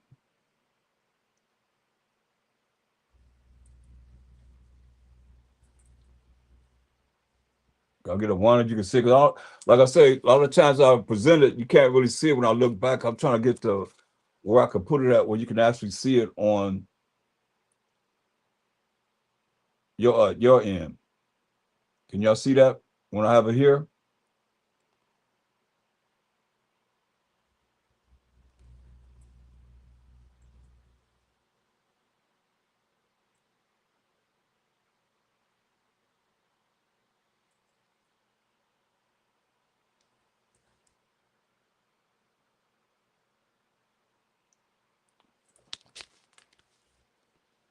So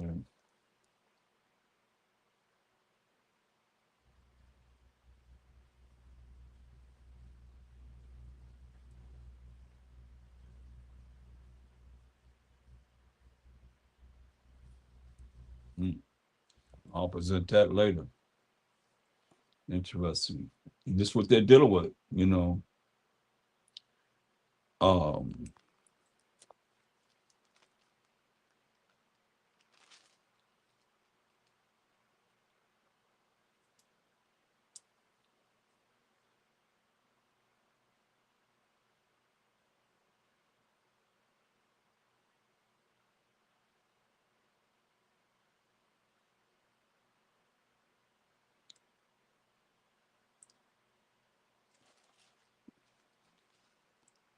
Look at let's go back in the Apocrypha. Let's go back to Second Ezra. He prophesied about these end times. Second Ezra 15.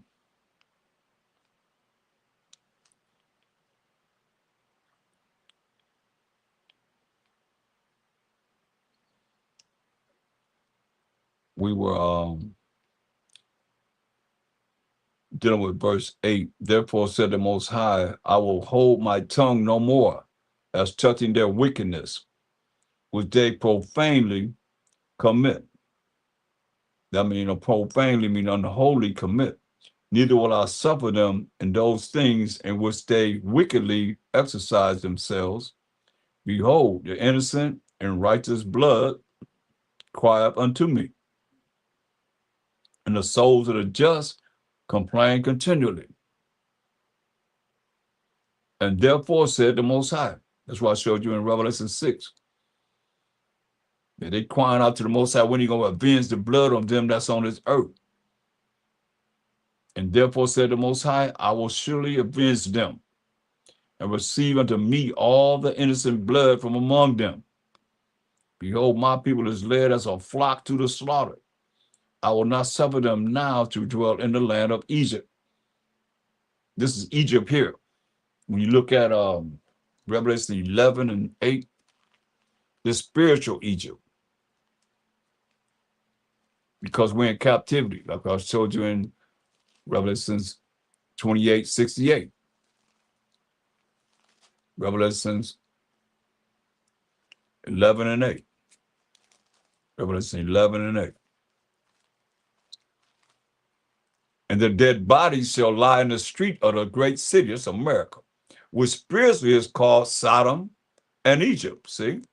Spiritually called Sodom, because they got men with men, women with women getting married and all that. You know, changes of the anatomy and all that. Spiritually is called Sodom and Egypt, where also our power of MASHAYACH was crucified. You can't deny that. Come on. This crucifying right here. Warner Solomon, Judas picture in the 1940s. Millions and millions and millions of dollars selling this picture. Crucified him right here. And our people love it so, man. So that's why he said he ain't going to allow this Egypt here. It's talking about America. It says in Exodus 15, verse 11, but I will bring them with a mighty hand and a stretched out arm and smite Egypt with plagues as before, and will destroy all the land thereof. Then you know this place is going to be destroyed. He's going to bring plagues on this earth, more and more and more. Egypt shall mourn, America shall mourn, and the foundation of it shall be smitten with the plague and punishment that the Most High shall bring upon it. Because what's Egypt? I mean, you think about Egypt, what they doing? They ain't doing nothing. They're not no superpower of the earth. They're not doing anything.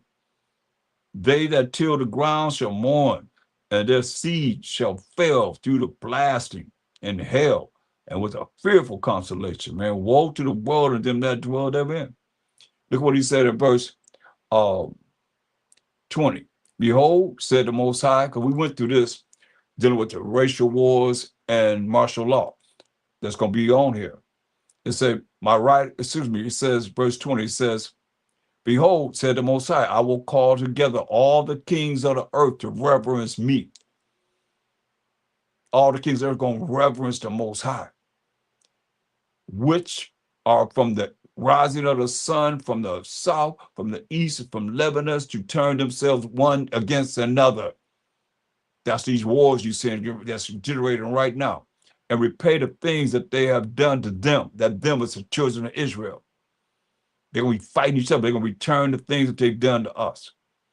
Like as they do yet this day unto my chosen, so will I do also, and recompense pay them back in their bosom. Thus say the Most High Power. My right hand, that's what MASHAYACH. On the right hand side of the Most High, my right hand shall not spare the sinners. You hear that, people? His right hand will not spare the sinners. And my sword shall not cease over them that shed innocent blood upon the earth. You're going to get you. That's that payback. My right hand shall not spare sinners. But I thought the Most High loved the sinner, but he hates the sin. Well, let's see. Ecclesiastes 12 and 6. Let's see if the Most High loved the sinner and hate the sin. Ecclesiastes 12 and 6. He said, MASHAYACH not going to spare sinners. He already called a destroyer. It says, for the Most High hated sinners. He hates those that break his commandments, his laws. You see that? You've been lied to. For the Most High hated sinners and will repay vengeance unto the unrighteous and keepeth them against the mighty day of their punishment. See that? Keepeth them against the mighty day of their punishment. That's why I look at Amos 9 and 10. You listen to these post-op being preachers if you want to. Amos 9 and 10. This is judgment. Amos 9 and 10. All the sinners, those that break the Most High's commandments, those that transgress the Most High's laws, all the sinners of my people who are the children of Israel shall die by the sword, which say the evil shall not overtake nor prevent us. Let you know he's going to kill you. Hate to tell you that, but you got to know. You got to know. That's why he said,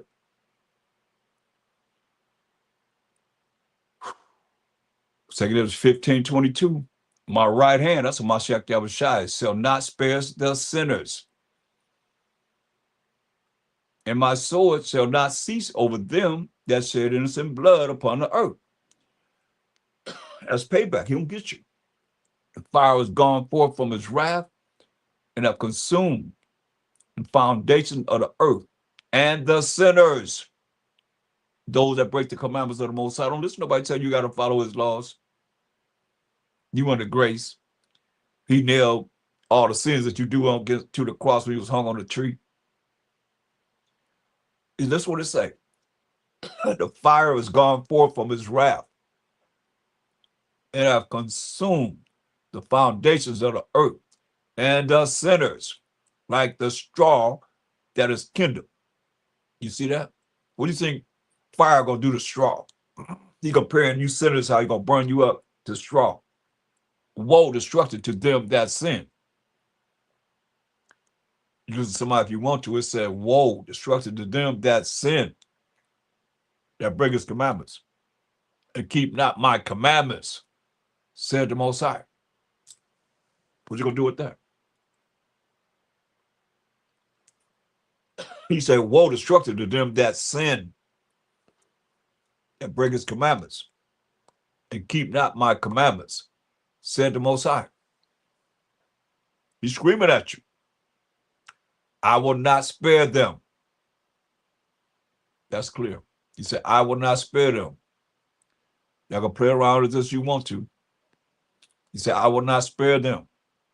Go your way, ye children, from the power. Defile not my sanctuary. He said, for the Most High knoweth all them that sin against him. See, when you sin against him. And therefore deliver he them unto death and destruction.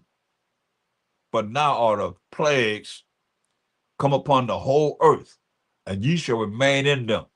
Gonna be plagues that gonna be upon this whole earth. And he said, these sinners gonna remain in these plagues. For the Most High shall not deliver you, because ye have sinned against him. You think it's important? You don't understand. He said these plagues gonna come upon them because they have sinned against the Most High.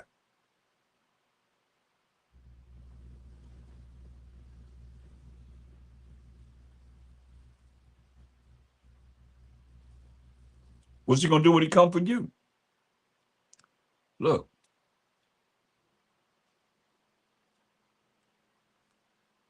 Look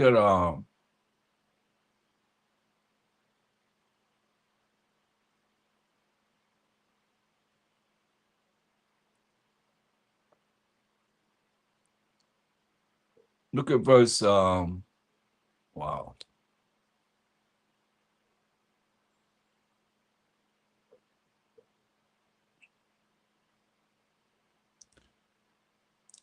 This for the Asians.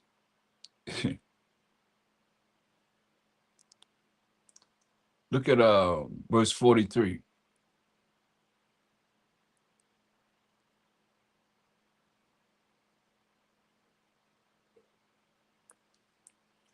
And they shall go steadfastly unto Babylon and make her afraid. It's a miracle, y'all. They shall come to her and besiege her. The star and all wrath shall they pour out upon her. Then shall the dust and smoke go up unto the heavens. That's destruction, y'all. And all they that be about her shall bewail her. They tell you about that. How the merchants gonna be crying over her. Look, let me show you. Go to Revelation 18. I'll tell you what they're gonna be saying they're doing.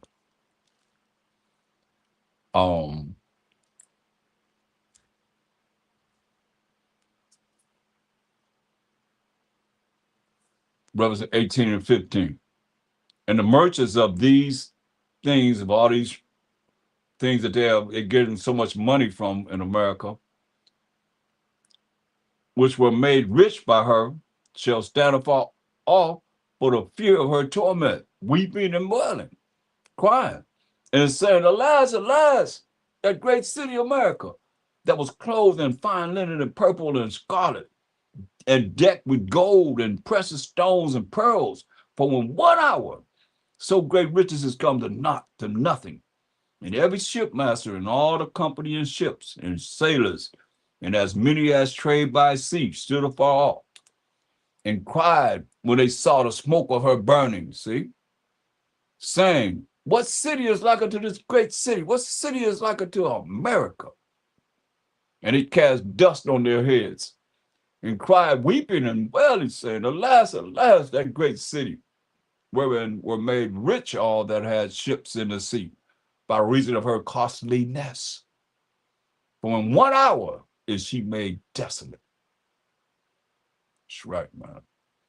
Rejoice over her, thou heaven, and ye holy apostles and prophets, for the Most High have avenged you on her. Straight up. Remember they crying, when you going to avenge the blood of the innocents that have died, she have killed, and a mighty angel took up a stone like a great millstone and cast it into the sea, saying, Thus with violence shall that great city Babylon, America, be thrown down, and shall be found no more at all. Point blank. You see how this go together right along with the Old Testament? The Apocrypha is the Old Testament. You know, look at verse 9.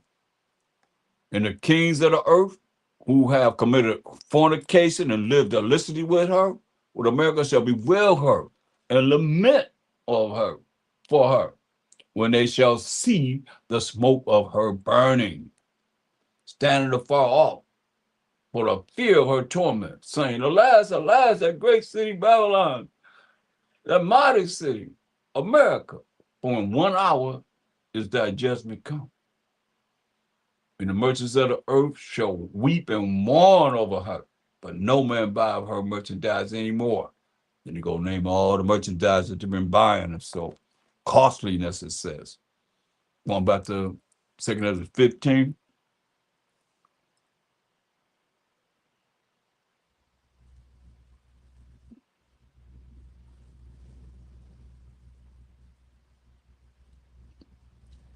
Verse 46, and thou, Asia, I deal with the Asians, that are partaker of the hope of Babylon, and of the glory of her person, you know, this Asian destruction. Woe be unto thee, thou wretch, because thou hast made thyself like unto her. They took the kimonos out, they got 3-piece suits on, and they right there, allies with them. And hast decked thy daughters in whoredom, gave their daughters up to the people here, the people that's ruling in America, in whoredom, that they might please and glory in thy lovers, which have always desired to commit whoredom with thee, to have their women. Thou hast followed her that is hated in all her works and inventions. Therefore said the Most High, I will send plagues upon thee.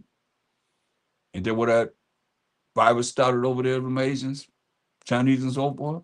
Widowhood, say sweet brilliant. Widowhood, gonna kill the men that's married to women. Widowhood, poverty, famine, sword, and pestilences, to waste thy houses with destruction and death.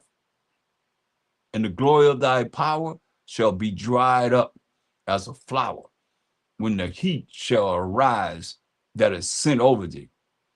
So you're going to send that sun over them, dry up everything. Thou shalt be weakened as a poor woman with stripes, and as one chastised with wounds, so that the mighty and lovers shall not be able to receive thee. Would I, with jealousy, have so proceeded against thee, said the Most High. If thou, listen what they did. If thou had not always slain my chosen, we was in captivity on the Asians, the Chinese and the Japanese, Moab and Ammon, and Amalek, the Jewish people, for 18 years. That's what he's telling them. That's why I say it's all here for the future, the past, the present, the future. If thou had not always slain my chosen, who are the children of Israel, exalting the stroke of thine hands and saying over their dead when thou was drunken, over our dead bodies, when they was drunken, look what they said. Set forth the beauty of thy countenance. Let me see how beautiful your face is now. Set forth the beauty of thy countenance. The reward of thy whoredom shall be in thy bosom.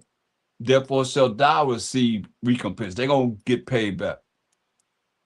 Like as thou hast done unto my chosen, down to the agents, how they did us when they had us in captivity for 18 years, said the Most High, even so shall the Most High do unto thee, and shall deliver thee into mischief. Thy children shall die of hunger, and thou shalt fail through the sword. Thy cities shall be broken down, and all thine shall perish with the sword in the field. They that be in the mountains shall die of hunger. You're going to run through the mountains, so you're going to die of hunger, and eat their own flesh. They're going to eat their own flesh, their own children, their own people that's with them, and drink their own blood. For very hungry, hunger of bread, and thirst of water. They're going to eat each other. Thou as unhappy shall come through the sea and receive plagues again. They're going to make it to the sea, so you're going to plague them there.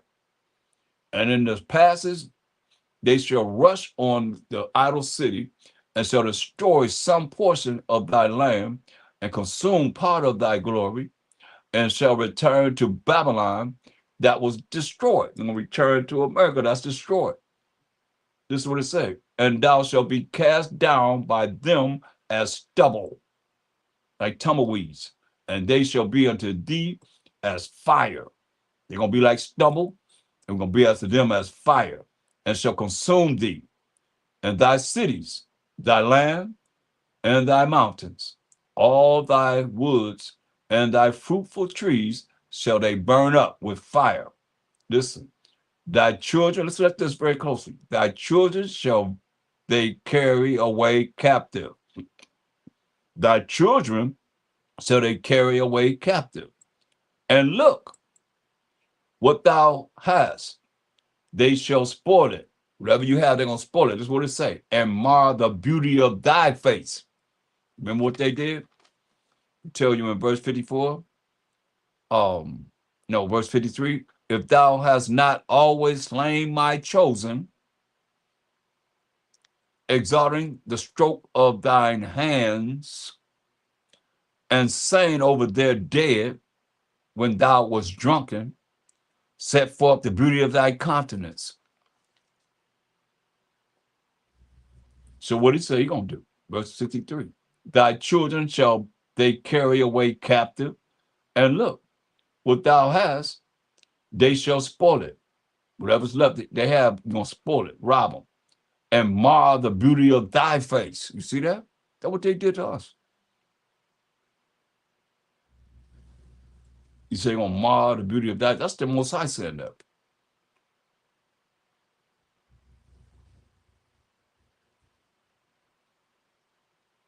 That's why it's very important to know these prophecies.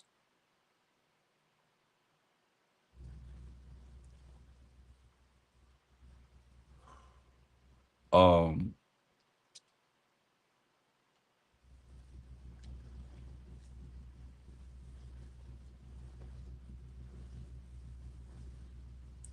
"14, 15, and 16 of Ezra, second Ezra is really good. Look at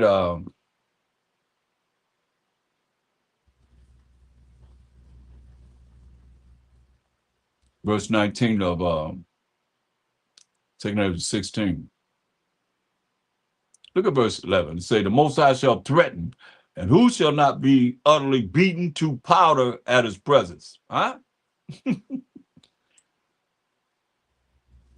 Earthquake it, and the foundation thereof. The sea arises up with waves from the deep, and the waves of it are troubled, and the fishes thereof also before the Most High, and before the glory of his power.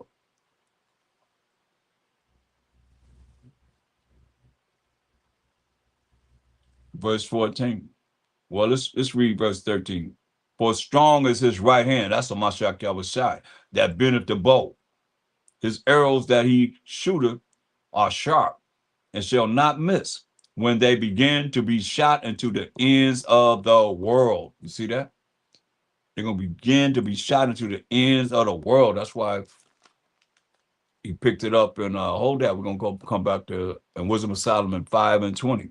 It says, his severe wrath shall be sharpened for a sword, and the world shall fight with him against the unwise, right? Then shall the right aiming thunderbolts go abroad, and from the clouds, it's up in the air, as from a well-drawn bow, so like a bow and arrow. It's going to be these missiles. Shall they fly to the mark? And hailstones full of wrath shall be cast as out of a stone bowl. And the water of the sea, tidal waves, shall rage against them. And the flood shall cruelly drown them.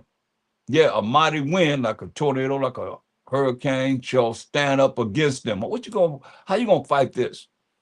Yeah, a mighty wind shall stand up against them. And like a storm shall blow them away. Thus iniquity shall lay waste the whole earth, and ill dealings shall overthrow the thrones of the mighty, those that's in charge. Going back to 2 Ezra 16.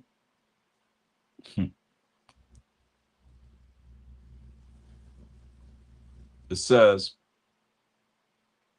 verse 13, for strong is his right hand, that's a MASHAYACH that bendeth the bow.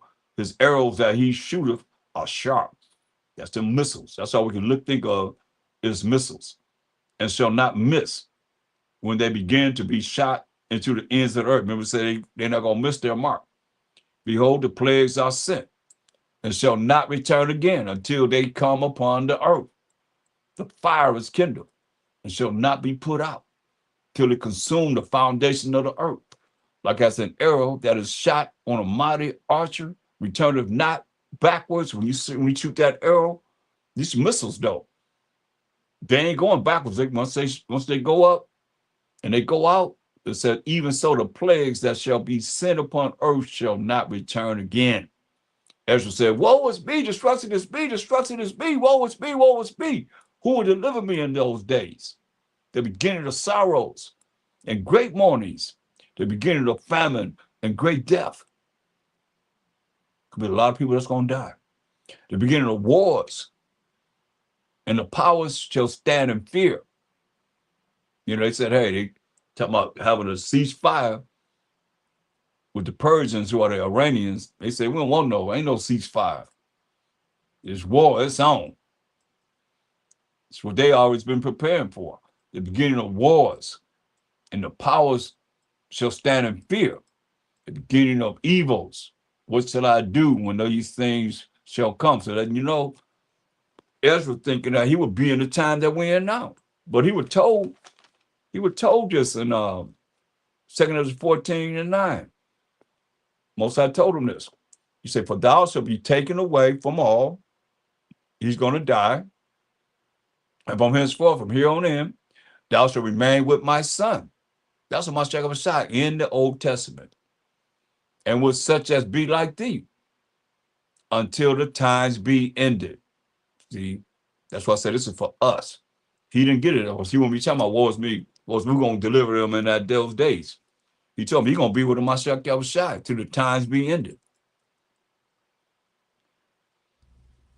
16:19. Behold, famine and plague, tribulation and anguish are sent as scourges for amendment, to get it right, right? All these things Most High bring for scourges for amendment. But for all these things, the plague, the famine, the tribulation, the anguish, sent for a scourge, all these things, they shall not turn from their wickedness. See that? Nor be always mindful of the scourge. Scourge is what you dealing with and tearing that butt up. See that? Look at Isaiah 33:1. Isaiah 33:1. There's a reason why. It's always a reason. Ain't most times just doing something for nothing. Isaiah 33:1. It say, woe, destruction to thee that spoileth, robbeth, and thou was not spoiled. Ain't nobody touched America. They done robbed everybody. And thou was not spoiled, not robbed. And dealeth treacherously, and they dealt not treacherously with thee. You think about it. All the wars that they have, you know, killed so many people, and the people have not dealt treacherously with them. When thou shalt cease to spoil, when they're going to cease to rob people of their oil and riches and whatever they're getting from them, thou shalt be spoiled. They're going to be robbed. And when thou shalt make an end of to deal treacherously, they shall deal treacherously with you. See that? They're going to deal treacherously with them.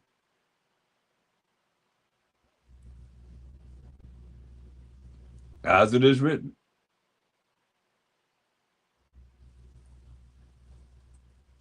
Jeremiah 30:7. Jeremiah 30:7. Alas, for that day is great, so that none is like it. It is even the time of Jacob's trouble. That's why, regardless of whatever you see in this world, it's still going to come back to us. It always come back to us. Because we got next forever, never, never. And elite know this. It's going to be a time of Jacob's trouble, but he shall be saved out of it. Hear that? Those that are working and keeping the commandments of the Most High, doing what he say do, his rules and regulations, having faith in the Most High, while MASHAYACH by SHAM, MASHAYACH, for this shall come to pass in that day, said the Most High power of hosts, that I will break his yoke from off thy neck, and will burst thy bonds, and strangers shall no more serve themselves of him. You hear that? Think about all of them. Man, they say we spend over $1 trillion a year. They're not going to serve themselves with us. And what we have to show for it? Nothing. Nothing. But they shall serve the Most High their power, and David their king, whom I will raise up unto them. Therefore fear thou not, O my servant Jacob, said the Most High, neither be dismayed, O Israel, for lo, I will save thee from afar, like way over here in this Western Hemisphere, and thy seed from the land of their captivity, our children from the land of our captivity. And Jacob shall return and shall be in rest and be quiet, and none shall make him afraid. For I am with thee, said the Most High, to save thee, though I make a full end of all nations, whether I have scattered thee, yet will I not make a full end of thee. He said, do we make a full end of all these nations where we scattered among? He said, yet he's not going to make a full end of us, the children of Israel. He said, and I will not leave thee altogether unpunished. So if he's not going to leave us unpunished, what do you think he'll do with these other nations? You think they're going to just learn whatever we learn and go into the kingdom? They got salvation like brothers trying to say? No. If he leave us unpunished, they got to be punished too. That's why I say, and we read in Lamentation 4:22, you're going to discover Edom's sins and you other nations.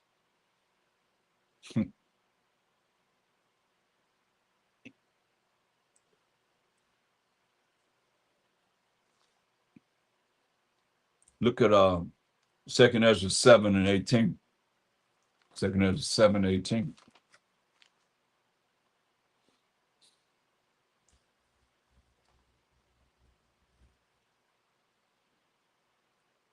Nevertheless, the righteous shall suffer straight things and hope for wide. Because he told us, when you look at 2 Ezra 7 and verse 6, it said, there is also another thing. A city is builded and set upon a broad field, and is full of all good things. The entrance thereof is narrow, and is set in a dangerous place to fall. So this city, New Jerusalem, it's already built. It's already prepared. Everything's already prepared. It's just waiting on us to get our knuckleheads together. It says, the entrance thereof is narrow. It used to be wide, but it's narrow now. And it's set in a dangerous place to fall, like as if there were fire on the right side, and on the left, a deep water with no land to be seen. So either you're going to burn up on the fire on the right side, or the left side, you're going to drown. And one only path between them both, even between the fire and the water. So shall that, so small, Salakia, so small that there could but one man go there at once. One person going through at once. Now that judgment, I can tell you in Matthew 7:14. Tell you the same thing in Matthew, MASHAYACH telling you. Matthew 7:14. Because straight is the gate, and narrow is the way, which leadeth into life, unto life. And few there be that find it. You hear what it said? Few that be that find it. That's why he said in verse 13, enter ye in at the straight gate. For wide is the gate, and broad is the way that leadeth to destruction. And many there be that go in thereat. He tell you going to be a whole lot of people. That's why it says in 2 Ezra 9:22, he said, let the multitude of people perish then, which was born in vain. And nothing you can do about that. He said, but let my plant and my let me read it. I'm just butchering it. Here we are, 2 Ezra 9:22. Let the multitude perish then, which was born in vain, and let my grape be kept and my plant. For with great labor have I, that's the Most High, made it perfect. So he labored to make some of us perfect, not everybody. But he laboring to make some of us perfect. That's why he said, let the multitude of people perish then, which was born in vain. To let my grape and my plant be kept, for with great labor have I made it perfect. So yeah.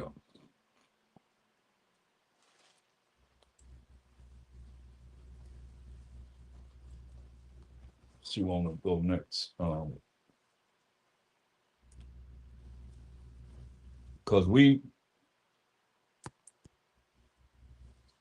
are people that just look at these wars that's going on. All that's prophecy too.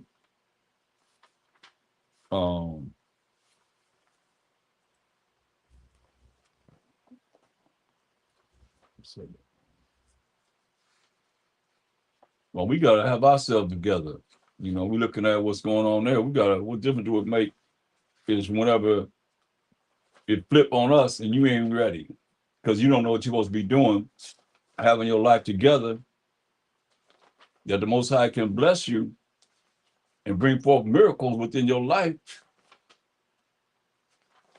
that you can make it. It's coming back to us. I don't care how y'all look at it, it's coming back to us. Everything always come back to us. We've seen ice out there. Where they say, where y'all at? Where y'all at? Well, we're supposed to be, they ain't coming out to us. Everybody always looking at us. Always something that we have to deal with behind somebody else. Has nothing to do with us, but they want to involve us in it. You watch what I tell you. Tells you that. Listen, hold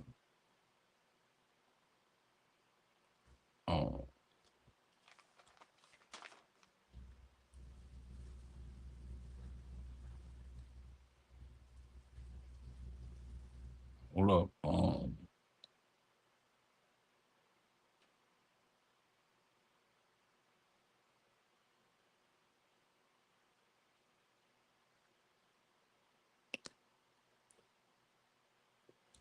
Man, it's gonna be pretty. Man, this.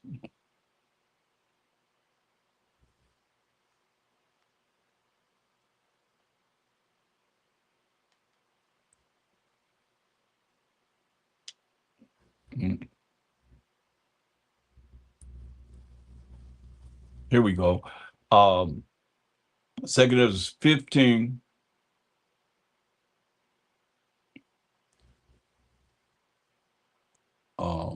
Let's start up 24. Woe, destruction to them that sin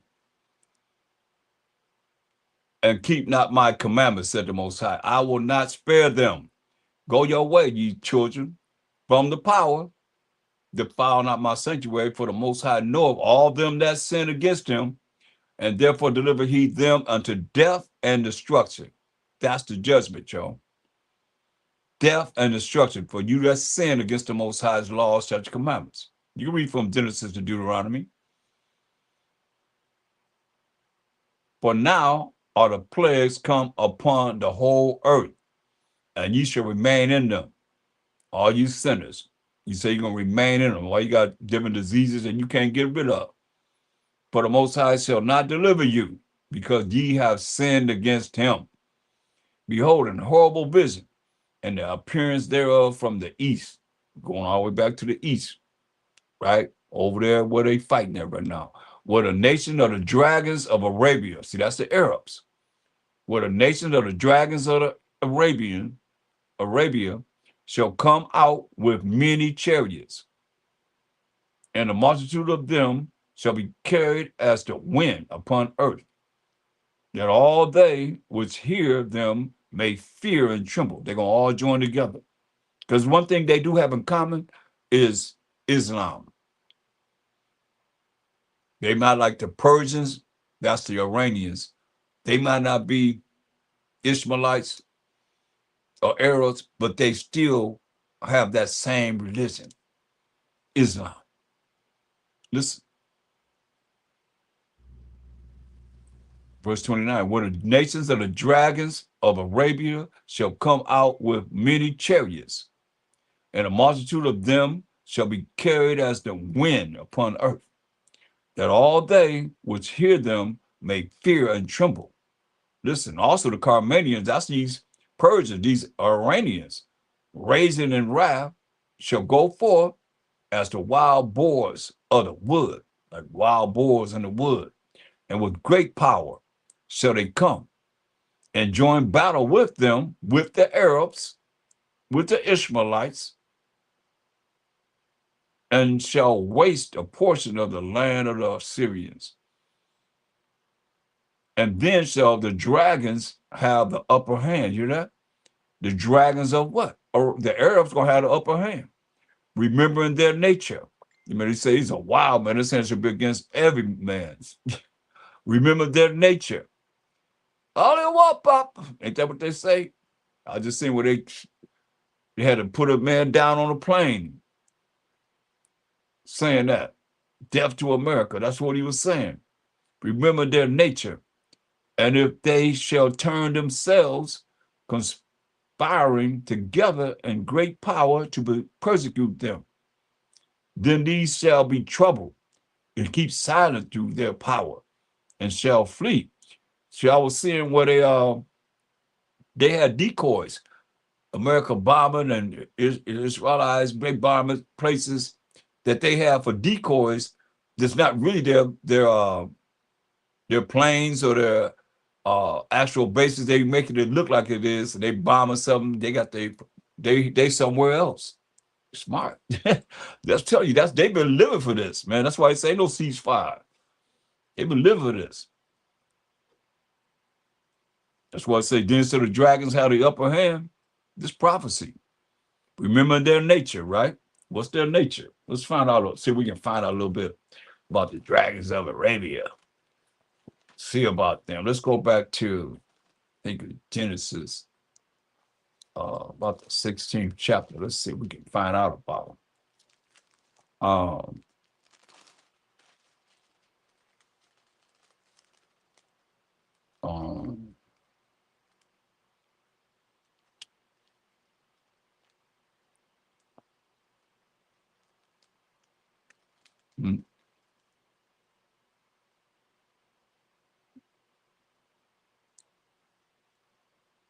Let's see.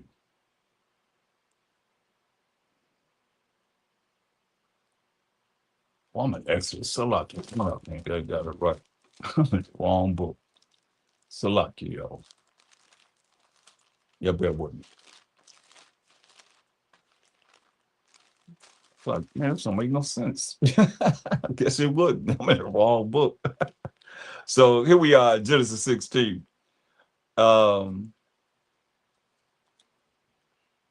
You know, Abraham, our foremother Sarah, had gave Abraham the wife Hagar, her handmaid, and she had Ishmael, which is the father of the Arabs. And so like the Hagar was, you know, since she had Ishmael, she was kind of making fun of our foremother Sarah. So Sarah told Abraham, get rid of her and Ishmael. So this is the Most High saying. And so Hagar and Ishmael was removed out of the presence of Abraham and Sarah. And so let's look at Genesis 16 and we start verse 7. And the angel of the Most High found her by a fountain of water in the wilderness, by the fountain in the way of Shur. And he said, Hagar, Sarah's maid, whence cometh thou? What camest thou? And whither wilt thou go? And she said, I flee from the face of my mistress Sarah. And there was Sarah then before she was named Sarah. And the angel of the Most High said unto her, return to thy mistress, and submit yourself under her hands.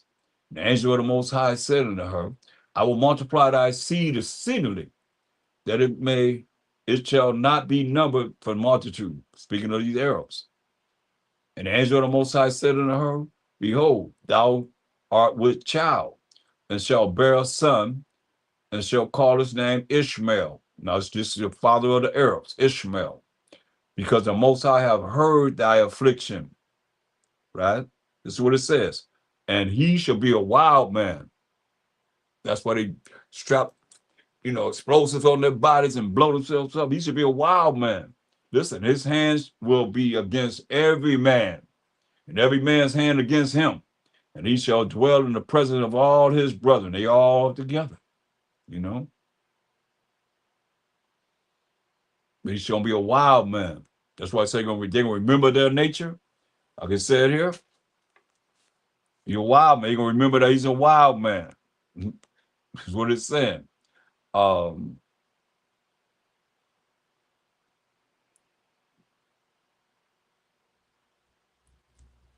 In verse 31 of 2 15, and then shall the dragons have the upper hand, remembering their nature. Remember what it says in Genesis 16 and 12. And he will be a wild man. His hand will be against every man, and every man's hand against him. and he shall dwell in the presence of all his brethren. He says, hey,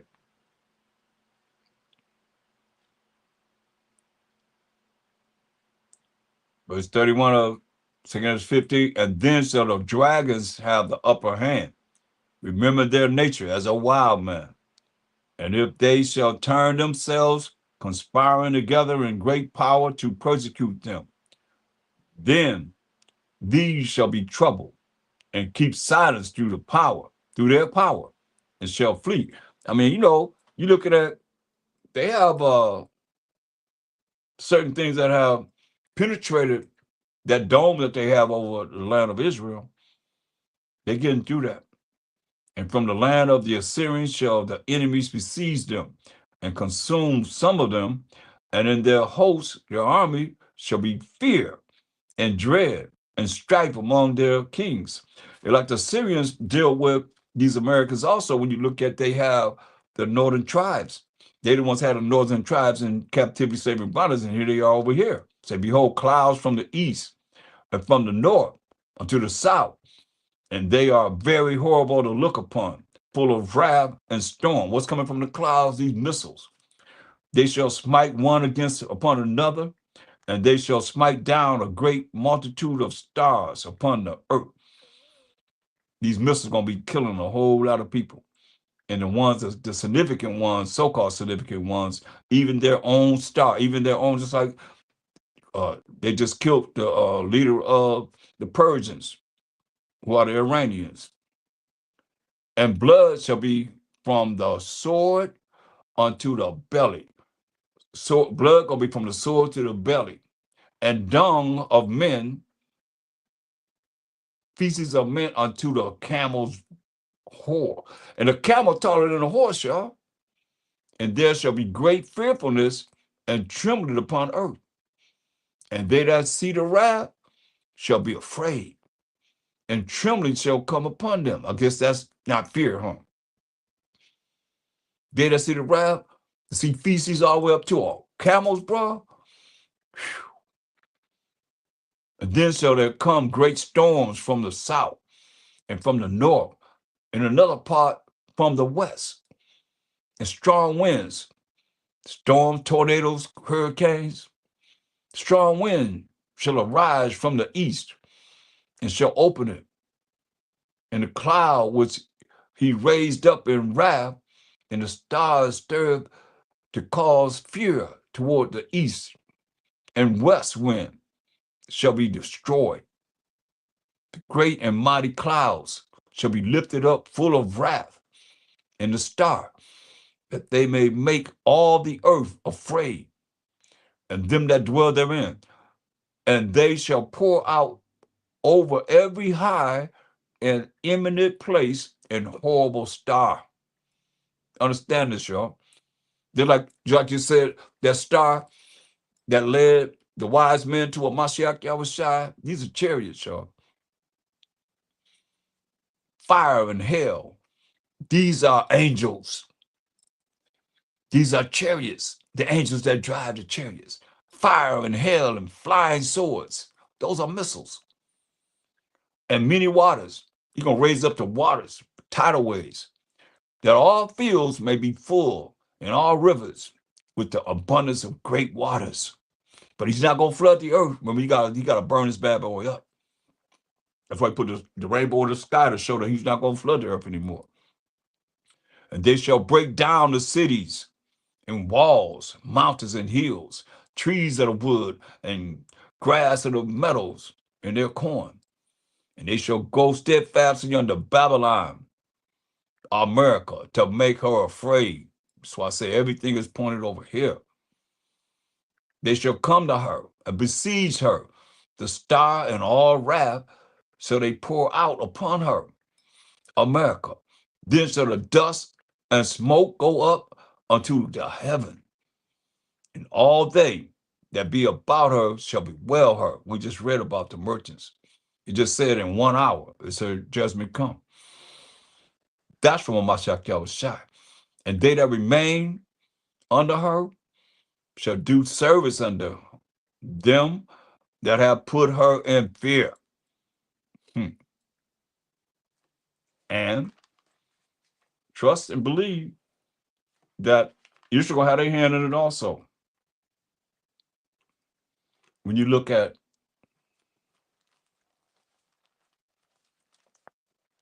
Jeremiah 50 and 20, he said, "Thou art my battle axe and weapons of war. For with thee will I break in pieces the nations, and with thee will I destroy kingdoms, and with thee will I break in pieces the horse and his rider, and with thee will I break in pieces the chariot and its rider. With thee also will I break in pieces man and woman, and with thee will I break in pieces old and young, and with thee will I break in pieces the young man and the maid." See, he's going to use the Israelites, those that are chosen for this particular plight. Look, verse 30. "The mighty men of Babylon have been forborne to fight. They have remained in their holds. Their might has failed. Their powers failed. They became as women. They have burned her dwelling places. Her bars are broken. Her security is broken down. One post shall run to meet another, and one messenger to meet another, to show the king of Babylon, of America, that his city is taken at one end." Hey, they took this end of America down, and that the passages are stopped. You can't go through. And the reeds, they are burned with fire, and the men of war are frightened. The men of war are scared. But thus said the Most High power of hope, Most High power of army of angels, the power of Israel, the daughter of Babylon.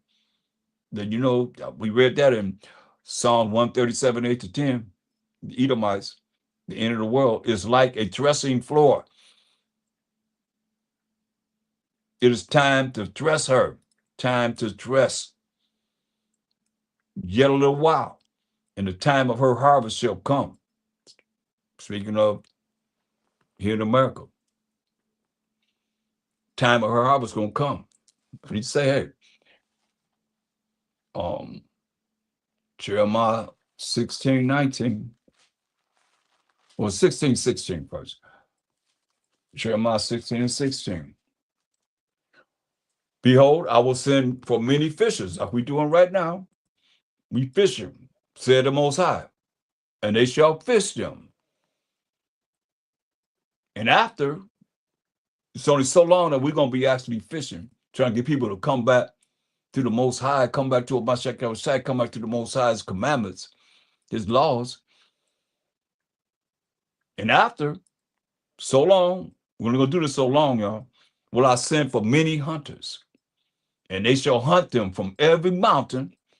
Remember, they say they're going to go into the holes, "and from every hill, and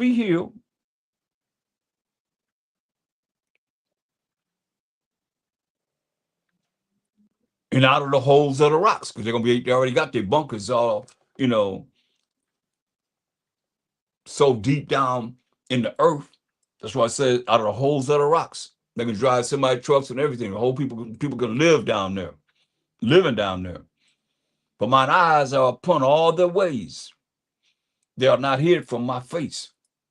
Neither is their iniquity hid from mine eyes." Remember, Most I say, you're going to discover the sins of Edom, Lamentation 4:22. See, their iniquity is not hid from his eyes. "And first I will recompense their iniquity and their sin double." Why? "Because they have defiled my land. They have filled mine inheritance with the carcasses of their detestable and abominable things." Man, how you culturize pig? When the Most I say you're supposed to touch a dead pig carcass, man. Have gay parades and different things of that nature, man. In the Most High's land that he loved that land.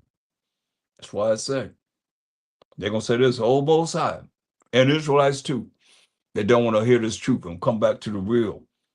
and what we're supposed to be doing in these last days.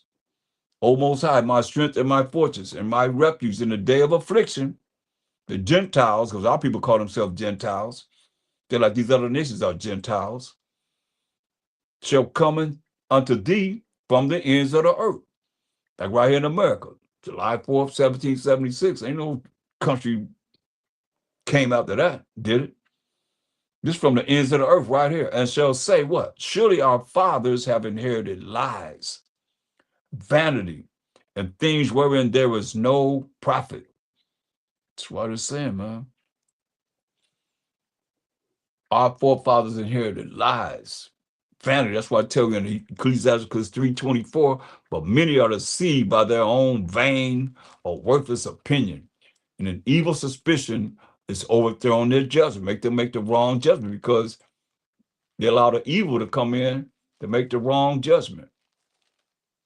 It's crazy, but it's real. 2 Thessalonians 2:11.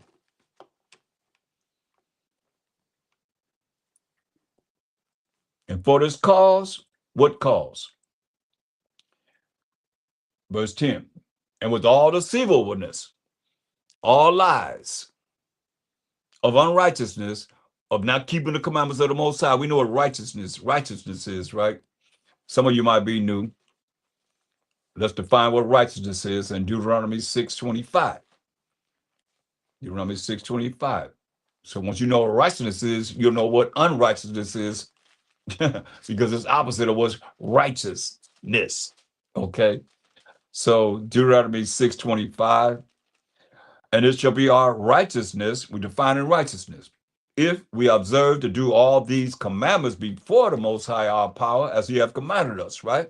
So to be unrighteous, it means that you're not keeping the commandments of the Most High. That makes you unrighteousness. So here it is, when it says in verse 10 of Thessalonians, the 2nd chapter, and with all deceivableness, all lies that we started this lesson, with all deceivableness, of unrighteousness of those that break the commandments of the Most High, and them that perish, them that's going to be put to death, because they receive not the love of the truth. All you that don't want to see the love of the truth, what's the truth, class? Psalms 119, 142. Thy righteousness is an everlasting righteousness, and thy law is the truth. They receive not the love of the commandments of the Most High. And that's mostly people in this world that deal with crisp insanity religions. Look, the Most High wrote the laws with His finger. They're His laws. They're His commandments. And you giving Him your middle finger. Maybe you can understand that. Because they receive not the love of the truth. The laws of the Most High, the commandments of the Most High, that they might be saved. Let you know you want to be saved. How are you going to be saved if you don't do what the Most High say do? Listen. And with all deceivableness, you've been lied to. We started this lesson on lies. Straight up. Deceivableness, deceit, how they deceive the whole world. Go back and look at it. All these coming in late. And like, share, and hit the bell for the video, for the lesson. And for this, listen, and with all deceivableness or unrighteousness of not keeping the commandments of the Most High, lying, and not keeping the commandments of the Most High, and them that perish, you that? You're going to be done away with. Why? Because they receive not the love of the truth. They receive not the love of keeping the commandments and the laws of the Most High, that they might be saved. Ain't no guarantee. But at least you got a chance that you might be saved, keeping the commandments of the Most High and the laws of the Most High. Say, and for this cause, if they don't love the truth, y'all don't love the truth, y'all don't love to keep the commandments of the Most High. And for this cause, the Most High shall send them strong delusion, that they should believe a lie. You see? He sent them people a strong delusion. That's why, when you know all that, you go from any prophet, we go throughout the Bible, precept upon precept, here, there, wherever, and you see all the things that you've learned throughout the years, and you see our people caught up in what they caught up. You can become, that, okay, well, you got a chance to repent, fear the Most High, repent, keep the commandments of the Most High. When people say, oh, that's your thing. Okay, well, just them. What can you do? You gonna sit there and go, you sit there and go crazy when they doing their life and wickedness, whatever they're doing, and you gonna hurt yourself and feeling how they feel against what it is against the Most High, and you love the Most High, and you know somebody against the Most High, you're gonna feel bad about those being against the Most High. Think about it. We pray that they will come through, but I was just praying and praying and praying. They still ain't trying to get it. What are you gonna do? What's your method? Help me. What you gonna do? Show me what worked for you. That your family just remember that we all love, and look at that. Do they really care? Don't care.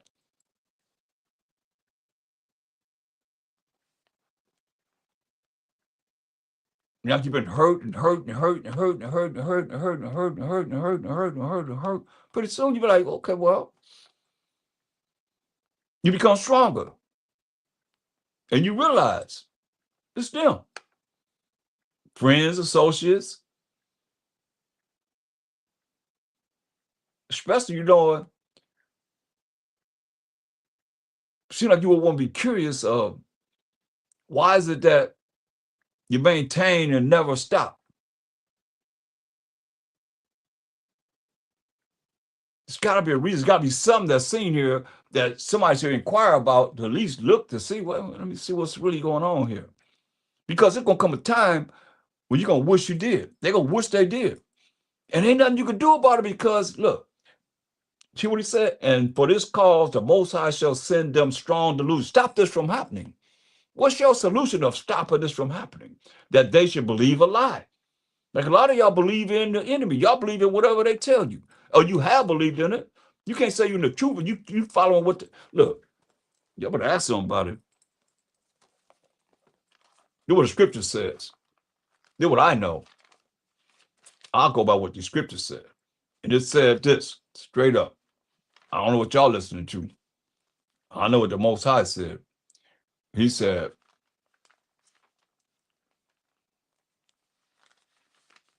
oh, praise to the Most High. When you tell the scripture, you go right there, you in the wrong scripture, and you tell the book and it go right there when you speak it, that's the Most High about so much. Like y'all said, Ecclesiastes 12 and 10, he say, never trust thine enemy. Y'all better understand. He say, for like as iron rusted, so is his wickedness. It might take a long time for iron to rust, but he letting you say, no, never trust thine enemy. It was sold to our enemies. Deuteronomy 28:68. And the Most High shall send thee into Egypt, captivity, slavery, and bondage again with ships. By the way where I speak to thee, thou shalt see it no more again. And there when you go on these ships, you're going to be sold to your enemies for bondmen, slave men, and bond women, slave women. And no man shall buy you. Ain't nobody going to redeem us from the condition that we put ourselves in for breaking the Most High's laws and commandments. That's why it says, never trust thine enemy. For like as iron rusted, so is his wickedness. Take a long time for iron to rust. But you know that his wickedness is there. Say, though he humbled himself. Oh, I know you gotta listen to what we're saying. You have to do it. And people did it. Whatever they say, they followed suit on just what they said. Though he humbled himself and go crouching, yet take good heed and beware of him. And thou shalt be unto him as if thou had watched a looking glass, see right through him. And thou shalt know that his rust, that's that wickedness, has not been altogether wiped away. Ain't all been wiped away, man. It's telling you that. That's what the scriptures, that's why it says very important to know these scriptures, to know how your mind should think about what's right from wrong. If you don't, you're supposed to ask. Nobody asks, so you caught up in whatever it is that they done put in you or whatever they doing, they plan to do. Had everybody in the house when they sit up there, 5 to 10 to 12 to 15 to 20 G. You don't know how many, decibels they can go up to, man. You don't know what they're doing. Ain't thought about it, just do this and you did it. Dang. Those things got to be prayed against too. Against.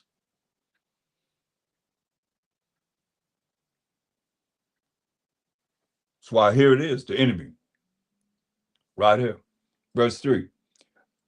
2 Thessalonians 2 and 3. Let no man deceive you. We've been lied to enough, y'all. Like I said, we started with this lesson with lies, the liars, the dragon, the red serpent, the red devil, the red Satan, the red beast, the red Edomites. All what color? Red. Let no man deceive you by any means, for that day shall not come except there come a falling away first. And many have fell away on their faith in the MASHAYACH, their faith in the Most High. And we fell, as you see here, in 65 to 70 AD, we fought the Romans and all those that were against us. In 65 AD, this book stops. The Bible stops. It picks up again in 90 to 96 AD, approximately, in the book of Revelation. But in 65, that's why I say I falling away first. We fell away from 65 to 70 AD. Except there come a falling away first. And we fell out of faith, and that man of sin be revealed. The son of perdition, son of hell. Just the so-called white man, Edomites, who opposes and exalted himself above all that is called the Most High. Come on. I can't say it enough. Show me some pictures of some other nations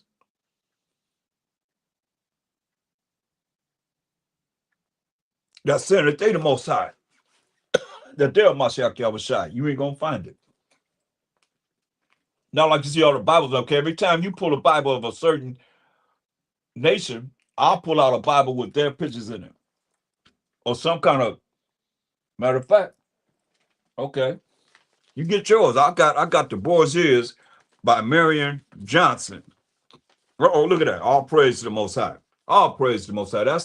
That's your Caesar Borgia right there.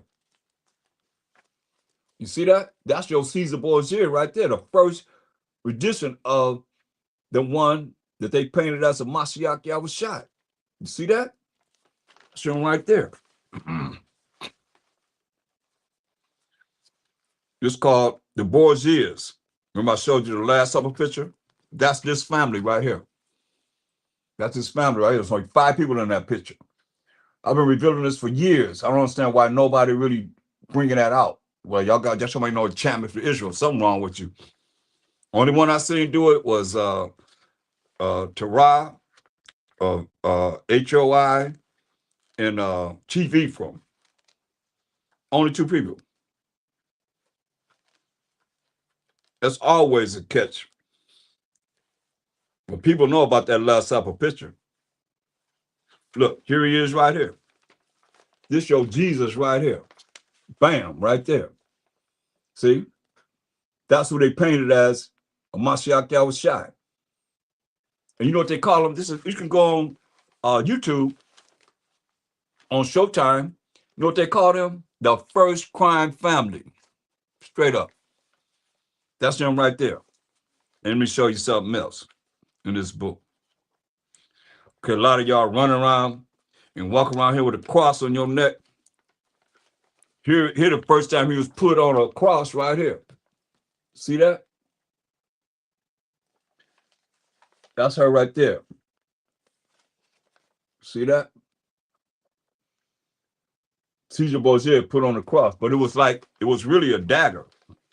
Look, wicked sucker. Say, Maria Enriquez, widow of Juan Duke of Gandia, was convinced of Caesar's guilt as murderer of both Juan and Alfonso de Brisegali. She commissioned this altarpiece with Caesar far right, raising his dagger to stab Juan in the back. Straight up. See? These are the things, this wicked. I'll tell you, they call them the First Crime Family. He killed his brother. And y'all got it up in your house everywhere. Like it's something sacred. They call them the first crime family. They're treacherous. You can look on YouTube. Just type in the Borgias, the Borgias. They had a series on Showtime. Look, let me show you. See a picture worth 1,000 words, right? Let me show you something. I'm looking for his sister. There she is, but she in black and white there. See, this is Sister Lucretia right there, right? You see her right there? That's Lucretia, his sister. He killed her husband. Here she is right here in color right here. Okay, you see her? Look at her close. I'm going to show you in that picture. You see, that's Lucretia, his sister, right? Let me show you in this picture, just so you know.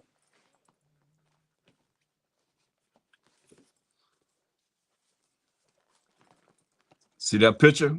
Can y'all see it? Can I get a one if y'all can see this? I don't know, because a lot of times I put it too close, and when I look at when it feeds back, you can't really see it. So can y'all see it from there clearly? Can I get a one if you can see it? Let me know. People leaving up out of here. Anyway.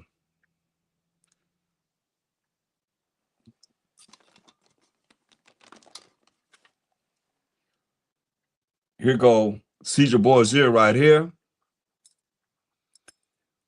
That's him right there. That's him right there. Now here go his brother right here, right there,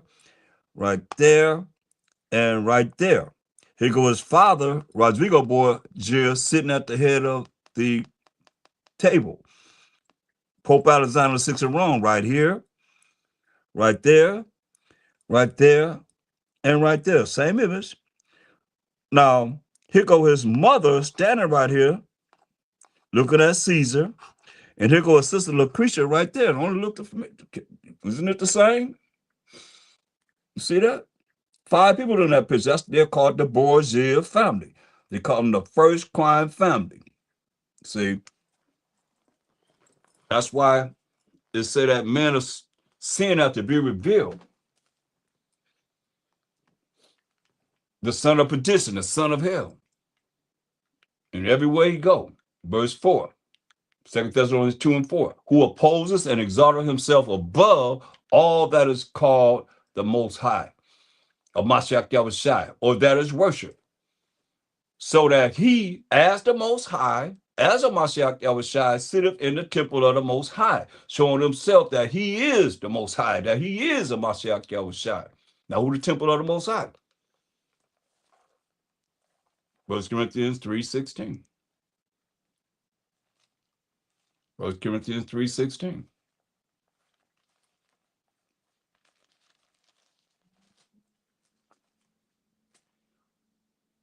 Know ye not that ye are the temple of the Most High, and that the Spirit of the Most High dwelleth in you? So you can't, no way, shape, or form tell me that picture ain't all over our families' houses and churches everywhere, man.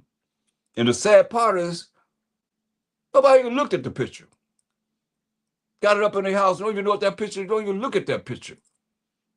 I would say, look at the picture. People turn their head around like it got some kind of, I don't know, some kind of power or something. What's wrong with us, man? That's why I said, who opposes and exalted himself above all that is called the Most High, MASHAYACH, or that is worship, so that he, as the Most High, MASHAYACH, sitteth in the temple of the Most High, that's amongst the children of Israel, showing himself that he is the Most High. He is a MASHAYACH. That's why you got to look at this, man. And I'm just about finished. What time is it? Yeah, I'm just about finished. Think about this. MASHAYACH came on the earth. He knew that they were going to do this because it's written in the Old Testament, in the Greek Empire, in 1 Maccabees 3:48.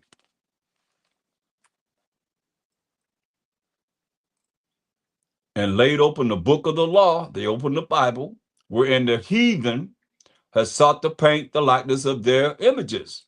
This man of sin, man of petition, painted the likeness of their images, as we just see, right?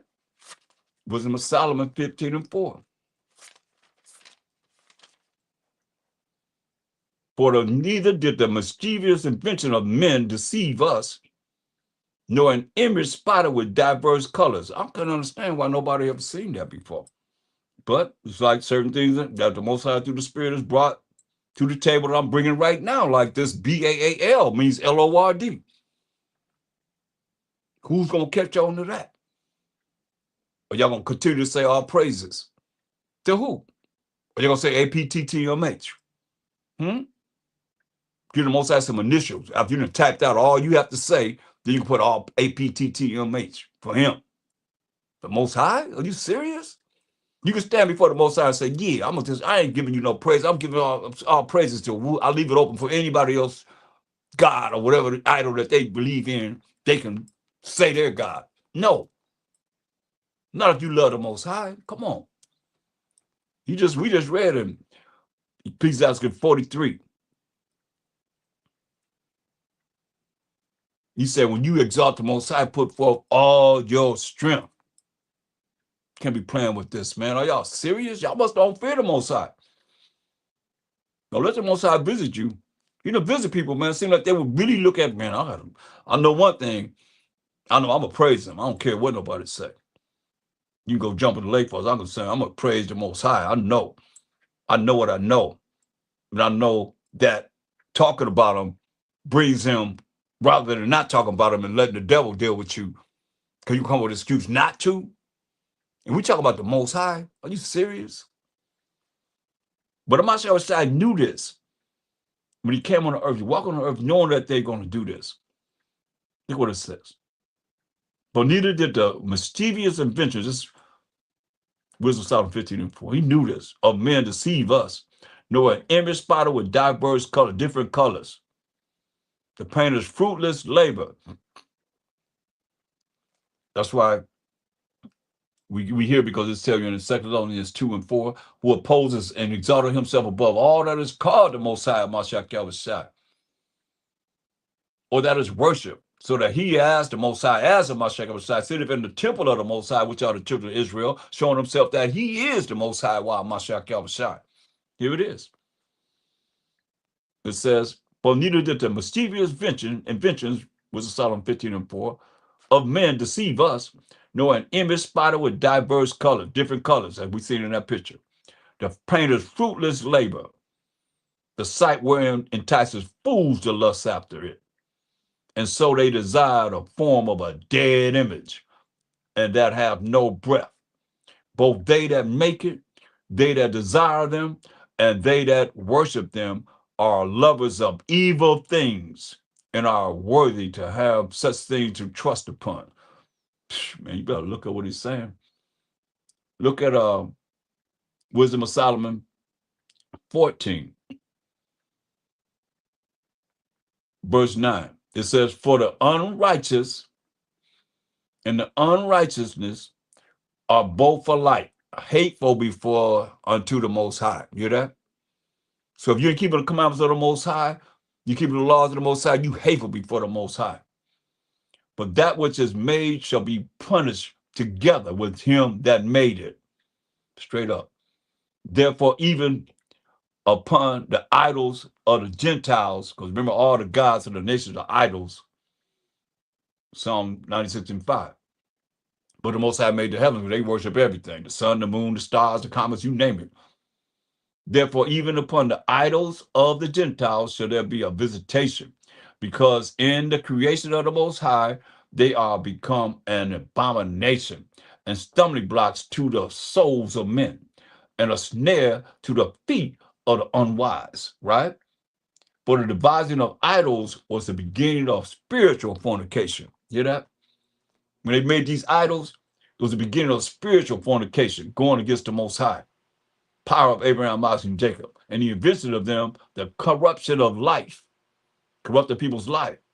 For neither were they from the beginning, neither shall they be forever.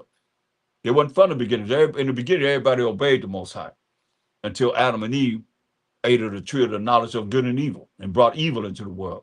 For by the vainglory of men, they entered into the world, and therefore shall they come shortly to an end.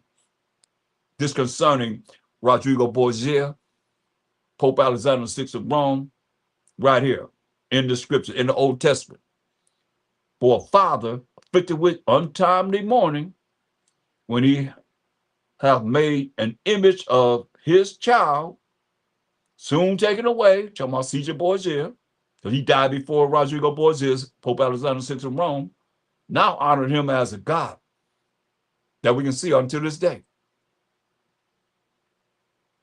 as a power, which was then a dead man. He was died. He was dead, and delivered to those that were under him ceremonies and sacrifices, worshiping Caesar Borgia until this day, y'all, because it's still here. Thus, in process of time, an unrighteous custom grown strong was kept as a law, and graven images were worshipped by the commandments of kings. You have to worship this image. That's why it's so prevalent. You got to understand this, because with us being in slavery, they push this on us every day, every way. You can look at my series called The Destruction of the Indies, where I did it in English, Spanish, French, Patois, and Portuguese, in 4 different languages. It's called The Destruction of the Indies. And you'll see when they came over here what they did. And anybody want to see, I got pictures from a book called The Destruction of the Indies by Bartholomew de las Casas that show what they did when they came over here to this Western Hemisphere. So many things that they've done are so terrible. That's why it says, and they had this picture, they had the picture of, let's go back to 1492. This one goes back to 1940. Warner Salmon drew this. He make $1 million off of that. But the original came from a drawing by Michelangelo, Leonardo da Vinci. One of them drag queens, one of them. Anyway, it said, look, it says, allegedly, say, Wisdom of Solomon 14 and 16. Thus, in process of time, an unrighteous custom grown strong was kept as a law, and graven images were worshipped by the commandments of kings. It was a commandment that they had to worship them. Just like when we just left celebrating Purim. You know, the king had put his signet ring, sealed it, that everybody had to worship Haman, this Amalekite. And Mordecai said, he ain't bowed down to him. So he had plans to kill him and kill all of us in 127 provinces of the Persian and Mede Empire. The same ones that they're fighting right now. They just called their names Iranian. They changed it to Iranians instead of Persian, but they're the same people. And they said, I remember years ago, they said that America had the chosen people of the Most High in captivity here. That's us. This is what it says. Thus, the process of time, an unrighteous, verse 16, custom grown strong was kept as a law, and graven images were worshipped by the commandments of kings, whom men could not honor in presence, because they wasn't there, because they dwelt far off. They took the counterfeit of his visits from far. and made an express image of a king whom they honored, to the end that by this their forwardness they might flatter him that was absent, as if he were present. They're going to flatter, Pope Alexander VI, Rodrigo Borgia, as if he were present. That's why you see what it is. I'll show you the one that they drew here. One that Solomon drew. Here it is right here. That's what they did. Even though he's been gone. He drew that, making money off of it for him.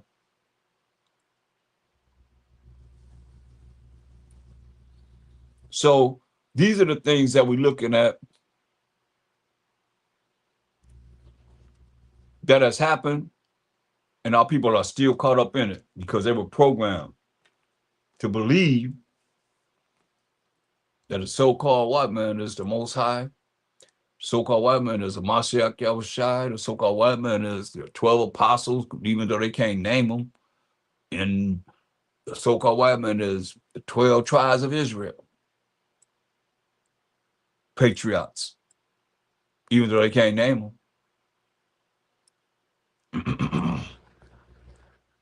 So these are the things that we're looking at, because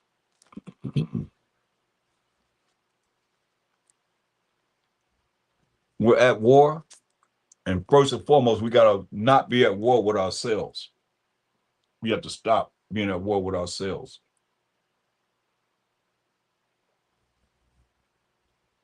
All throughout the Bible, Most High is telling us about, always talk about loving each other, love thy neighbor, love thy brother. Just in case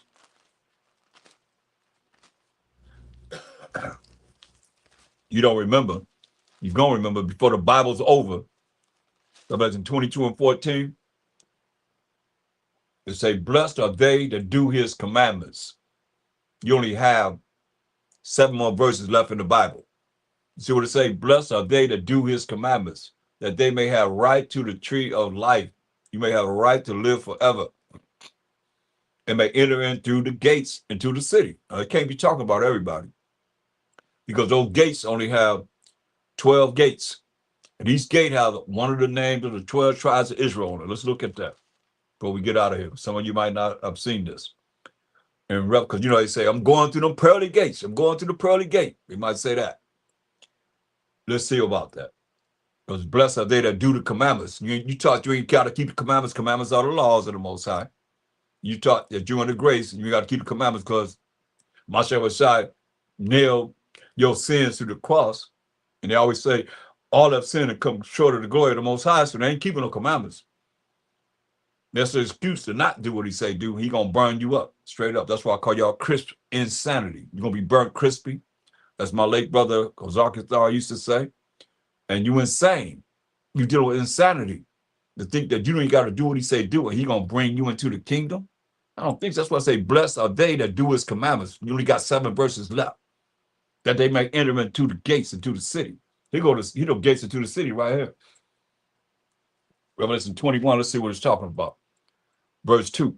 And I, John, saw the holy city, New Jerusalem, coming down from the Most High out of heaven, prepared as a bride adorned for her husband, right? Verse 12. And had a wall great and high, and had 12 gates. And at the gates 12 angels, and names written thereon, which are the names of the 12 tribes of the children of Israel. Can't get no clearer than that. On the east 3 gates, on the north 3 gates, on the south 3 gates, and on the west 3 gates. 3 times 4 is 12. And each gate had the name of the 12 tribes of the children of Israel. Judah, Benjamin, Levi, Simeon, Zebulun, Ephraim, Manasseh, Gad, Reuben, Naphtali, Asher, and Issachar. If you're Israelite, you should know all 12 tribes by it. You should just flow like it's supposed to. We're a nation. So it says, Revelation 22:14, blessed are they that do his commandments, that they may have right to the tree of life, and may enter in through the gates into the city. But without are dogs and sorcerers. You hear this? And whoremongers and murderers and idolaters and whosoever loveth and maketh a lie. They're not going to be in the kingdom. Now you make a choice. You tell me that MASHAYACH,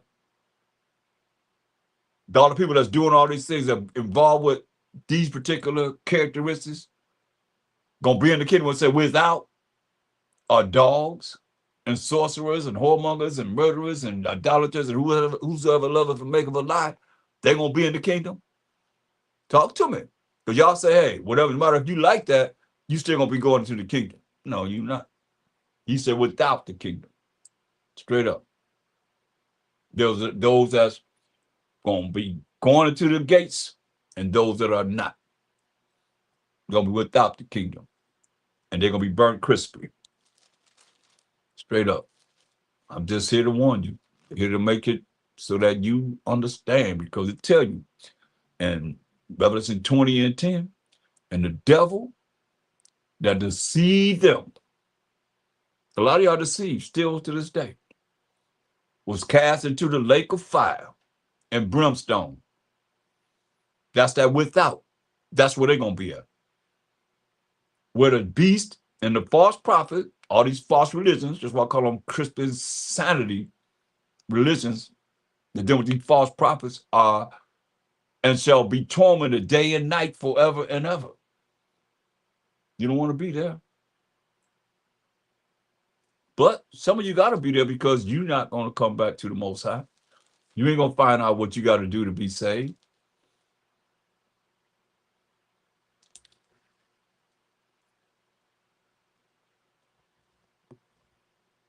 That's why the Most High said, Revelation 18 and 4 again. And I heard another voice saying, from heaven saying, come out of her, my people, that ye be not partakers of her sins, and that you receive not of her plagues. For her sins have reached unto heaven, and the Most High have remembered her iniquities. That's why he told us in Amos 9 and 8. Most High remembered her iniquity. What she have done. That's wrong. Amos 9 and 8. No matter how you look at how things are happening in this world, thus say the Most High. Behold, the eyes of the Most High power. What about the eyes of the Most High? Let's see what the eyes of the Most High. See if we find something about the eyes of the Most High. In Ecclesiastes 23 and 19, it's the eyes of the Most High. It says, such a man such a man only fear the eyes of men, and knoweth not that the eyes of the Most High are 10,000 times brighter than the sun. You hear that? The eyes of the Most High are 10,000 times brighter than the sun, beholding all the ways of men, and considering the most secret parts. See that? Better understand, overstand. Man.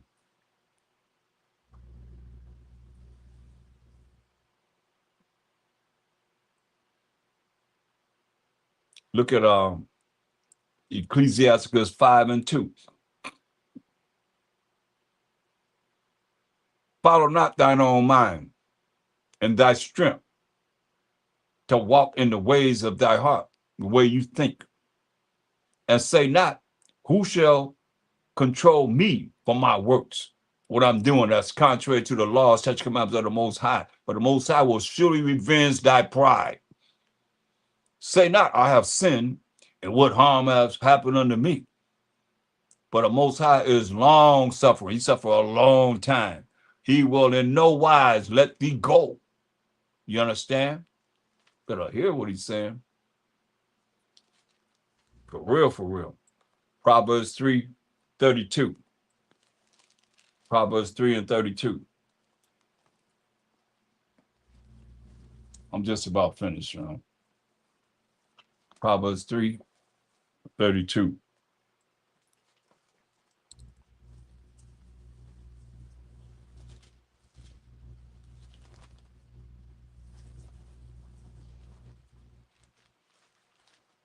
Proverbs 3 and 32. For the froward is abomination to the Most High, but his secret is with the righteous. Hear that? His secret is with his righteous. Remember he said, the eyes of the Most High are 10,000 times brighter than the sun, right? The eyes, such a man only feareth the eyes of men, and knoweth not, this Ecclesiastes 23 and 19, and knoweth not that the eyes of the Most High are 10,000 times brighter than the sun, beholding all the ways of men and considering the most secret parts. So a lot of times, you know, when you roll in the spirit, if you are in the spirit, Most High reveals his secrets as such. When you look at Amos 3, go to Amos, the 3rd chapter, and verse 7, it said, Amos 3 and 7, it says, surely the Most High will do nothing, but he revealeth his secret unto his servants who are the Israelites. We went over that earlier, the prophets, you see. So he revealeth certain things that he see to those that are in the spirit with him. Now, it's very important that we see this. So now going back to Amos 9 and 8, he says, behold, the eyes of the Most High that's 10,000 times brighter than the sun, beholding all the ways of man, and even the secret parts. The eyes of the Most High power are upon the sinful kingdom, like America. Well, I said, come out of her. And I will destroy it from off the face of the earth. Saving, you're going to save someone, that I will not utterly destroy the house of Jacob, who live in the house, the family of Jacob. That remnant, said the Most High. For lo, I will command, you're going to command, and I will sift the house of Israel among all nations, because he scatters among all nations. We broke his law, statute, commandments. So he's going to sift us among all nations, like as corn is sifted in the sea, yet shall not the least grain fall upon the earth. The least is the 1/3 or the remnant of the 12 tribes of Israel, not going to fall upon the earth. Then you know the other one's going to be unalived on the earth. Majority, right? All the sinners of my people, that you know, all the sinners, all of you that break the commandments of the Most High, break the laws of the Most High, that are Israelites, all the sinners of my people who are the Israelites, shall die by the sword, which say the evil shall not overtake nor within us. See?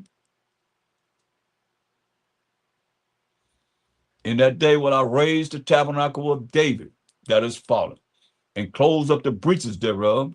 He's going to make us one stick. As I went over last night. One stick.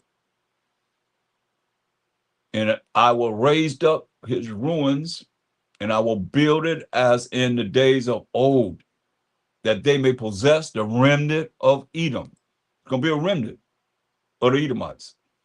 And of all the heathen, which are called by my name, said the Most High Power that doeth this.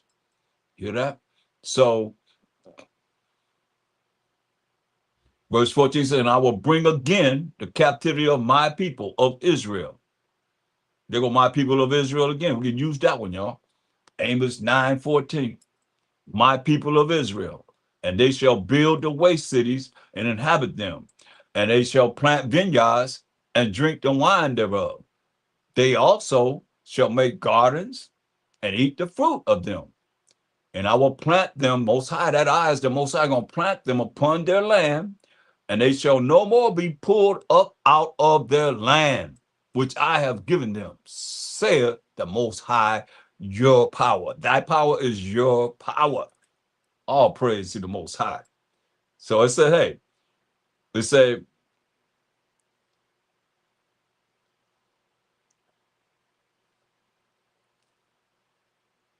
we not going to be doing this. Let me show you. We ain't going to be doing this. The ones that's going to really listen to us and learn from us, they got an opportunity to be in our kingdom. Those that's opposing what we're teaching, they're not going to make it. Go to Isaiah 60. We're going to do it. Isaiah 60. Because say we're going to do all those things. You're going to, you know. Look, Isaiah 60 and 10. And the sons of strangers shall build up thy walls. You hear that? and their kings shall minister unto thee. For in my wrath I smote thee, but in my favor have I had mercy on thee. Mercy is not getting something you do deserve to get.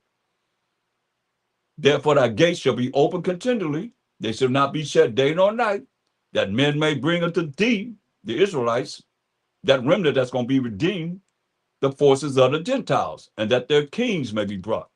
This is what it says. For the nation and kingdom that will not serve thee shall perish. Yeah, those nations shall be utterly wasted. So I say, when he gives us rest, we're just going to have that rest right here. Isaiah 14:1. This is when we're going to have that rest. Yasharallah.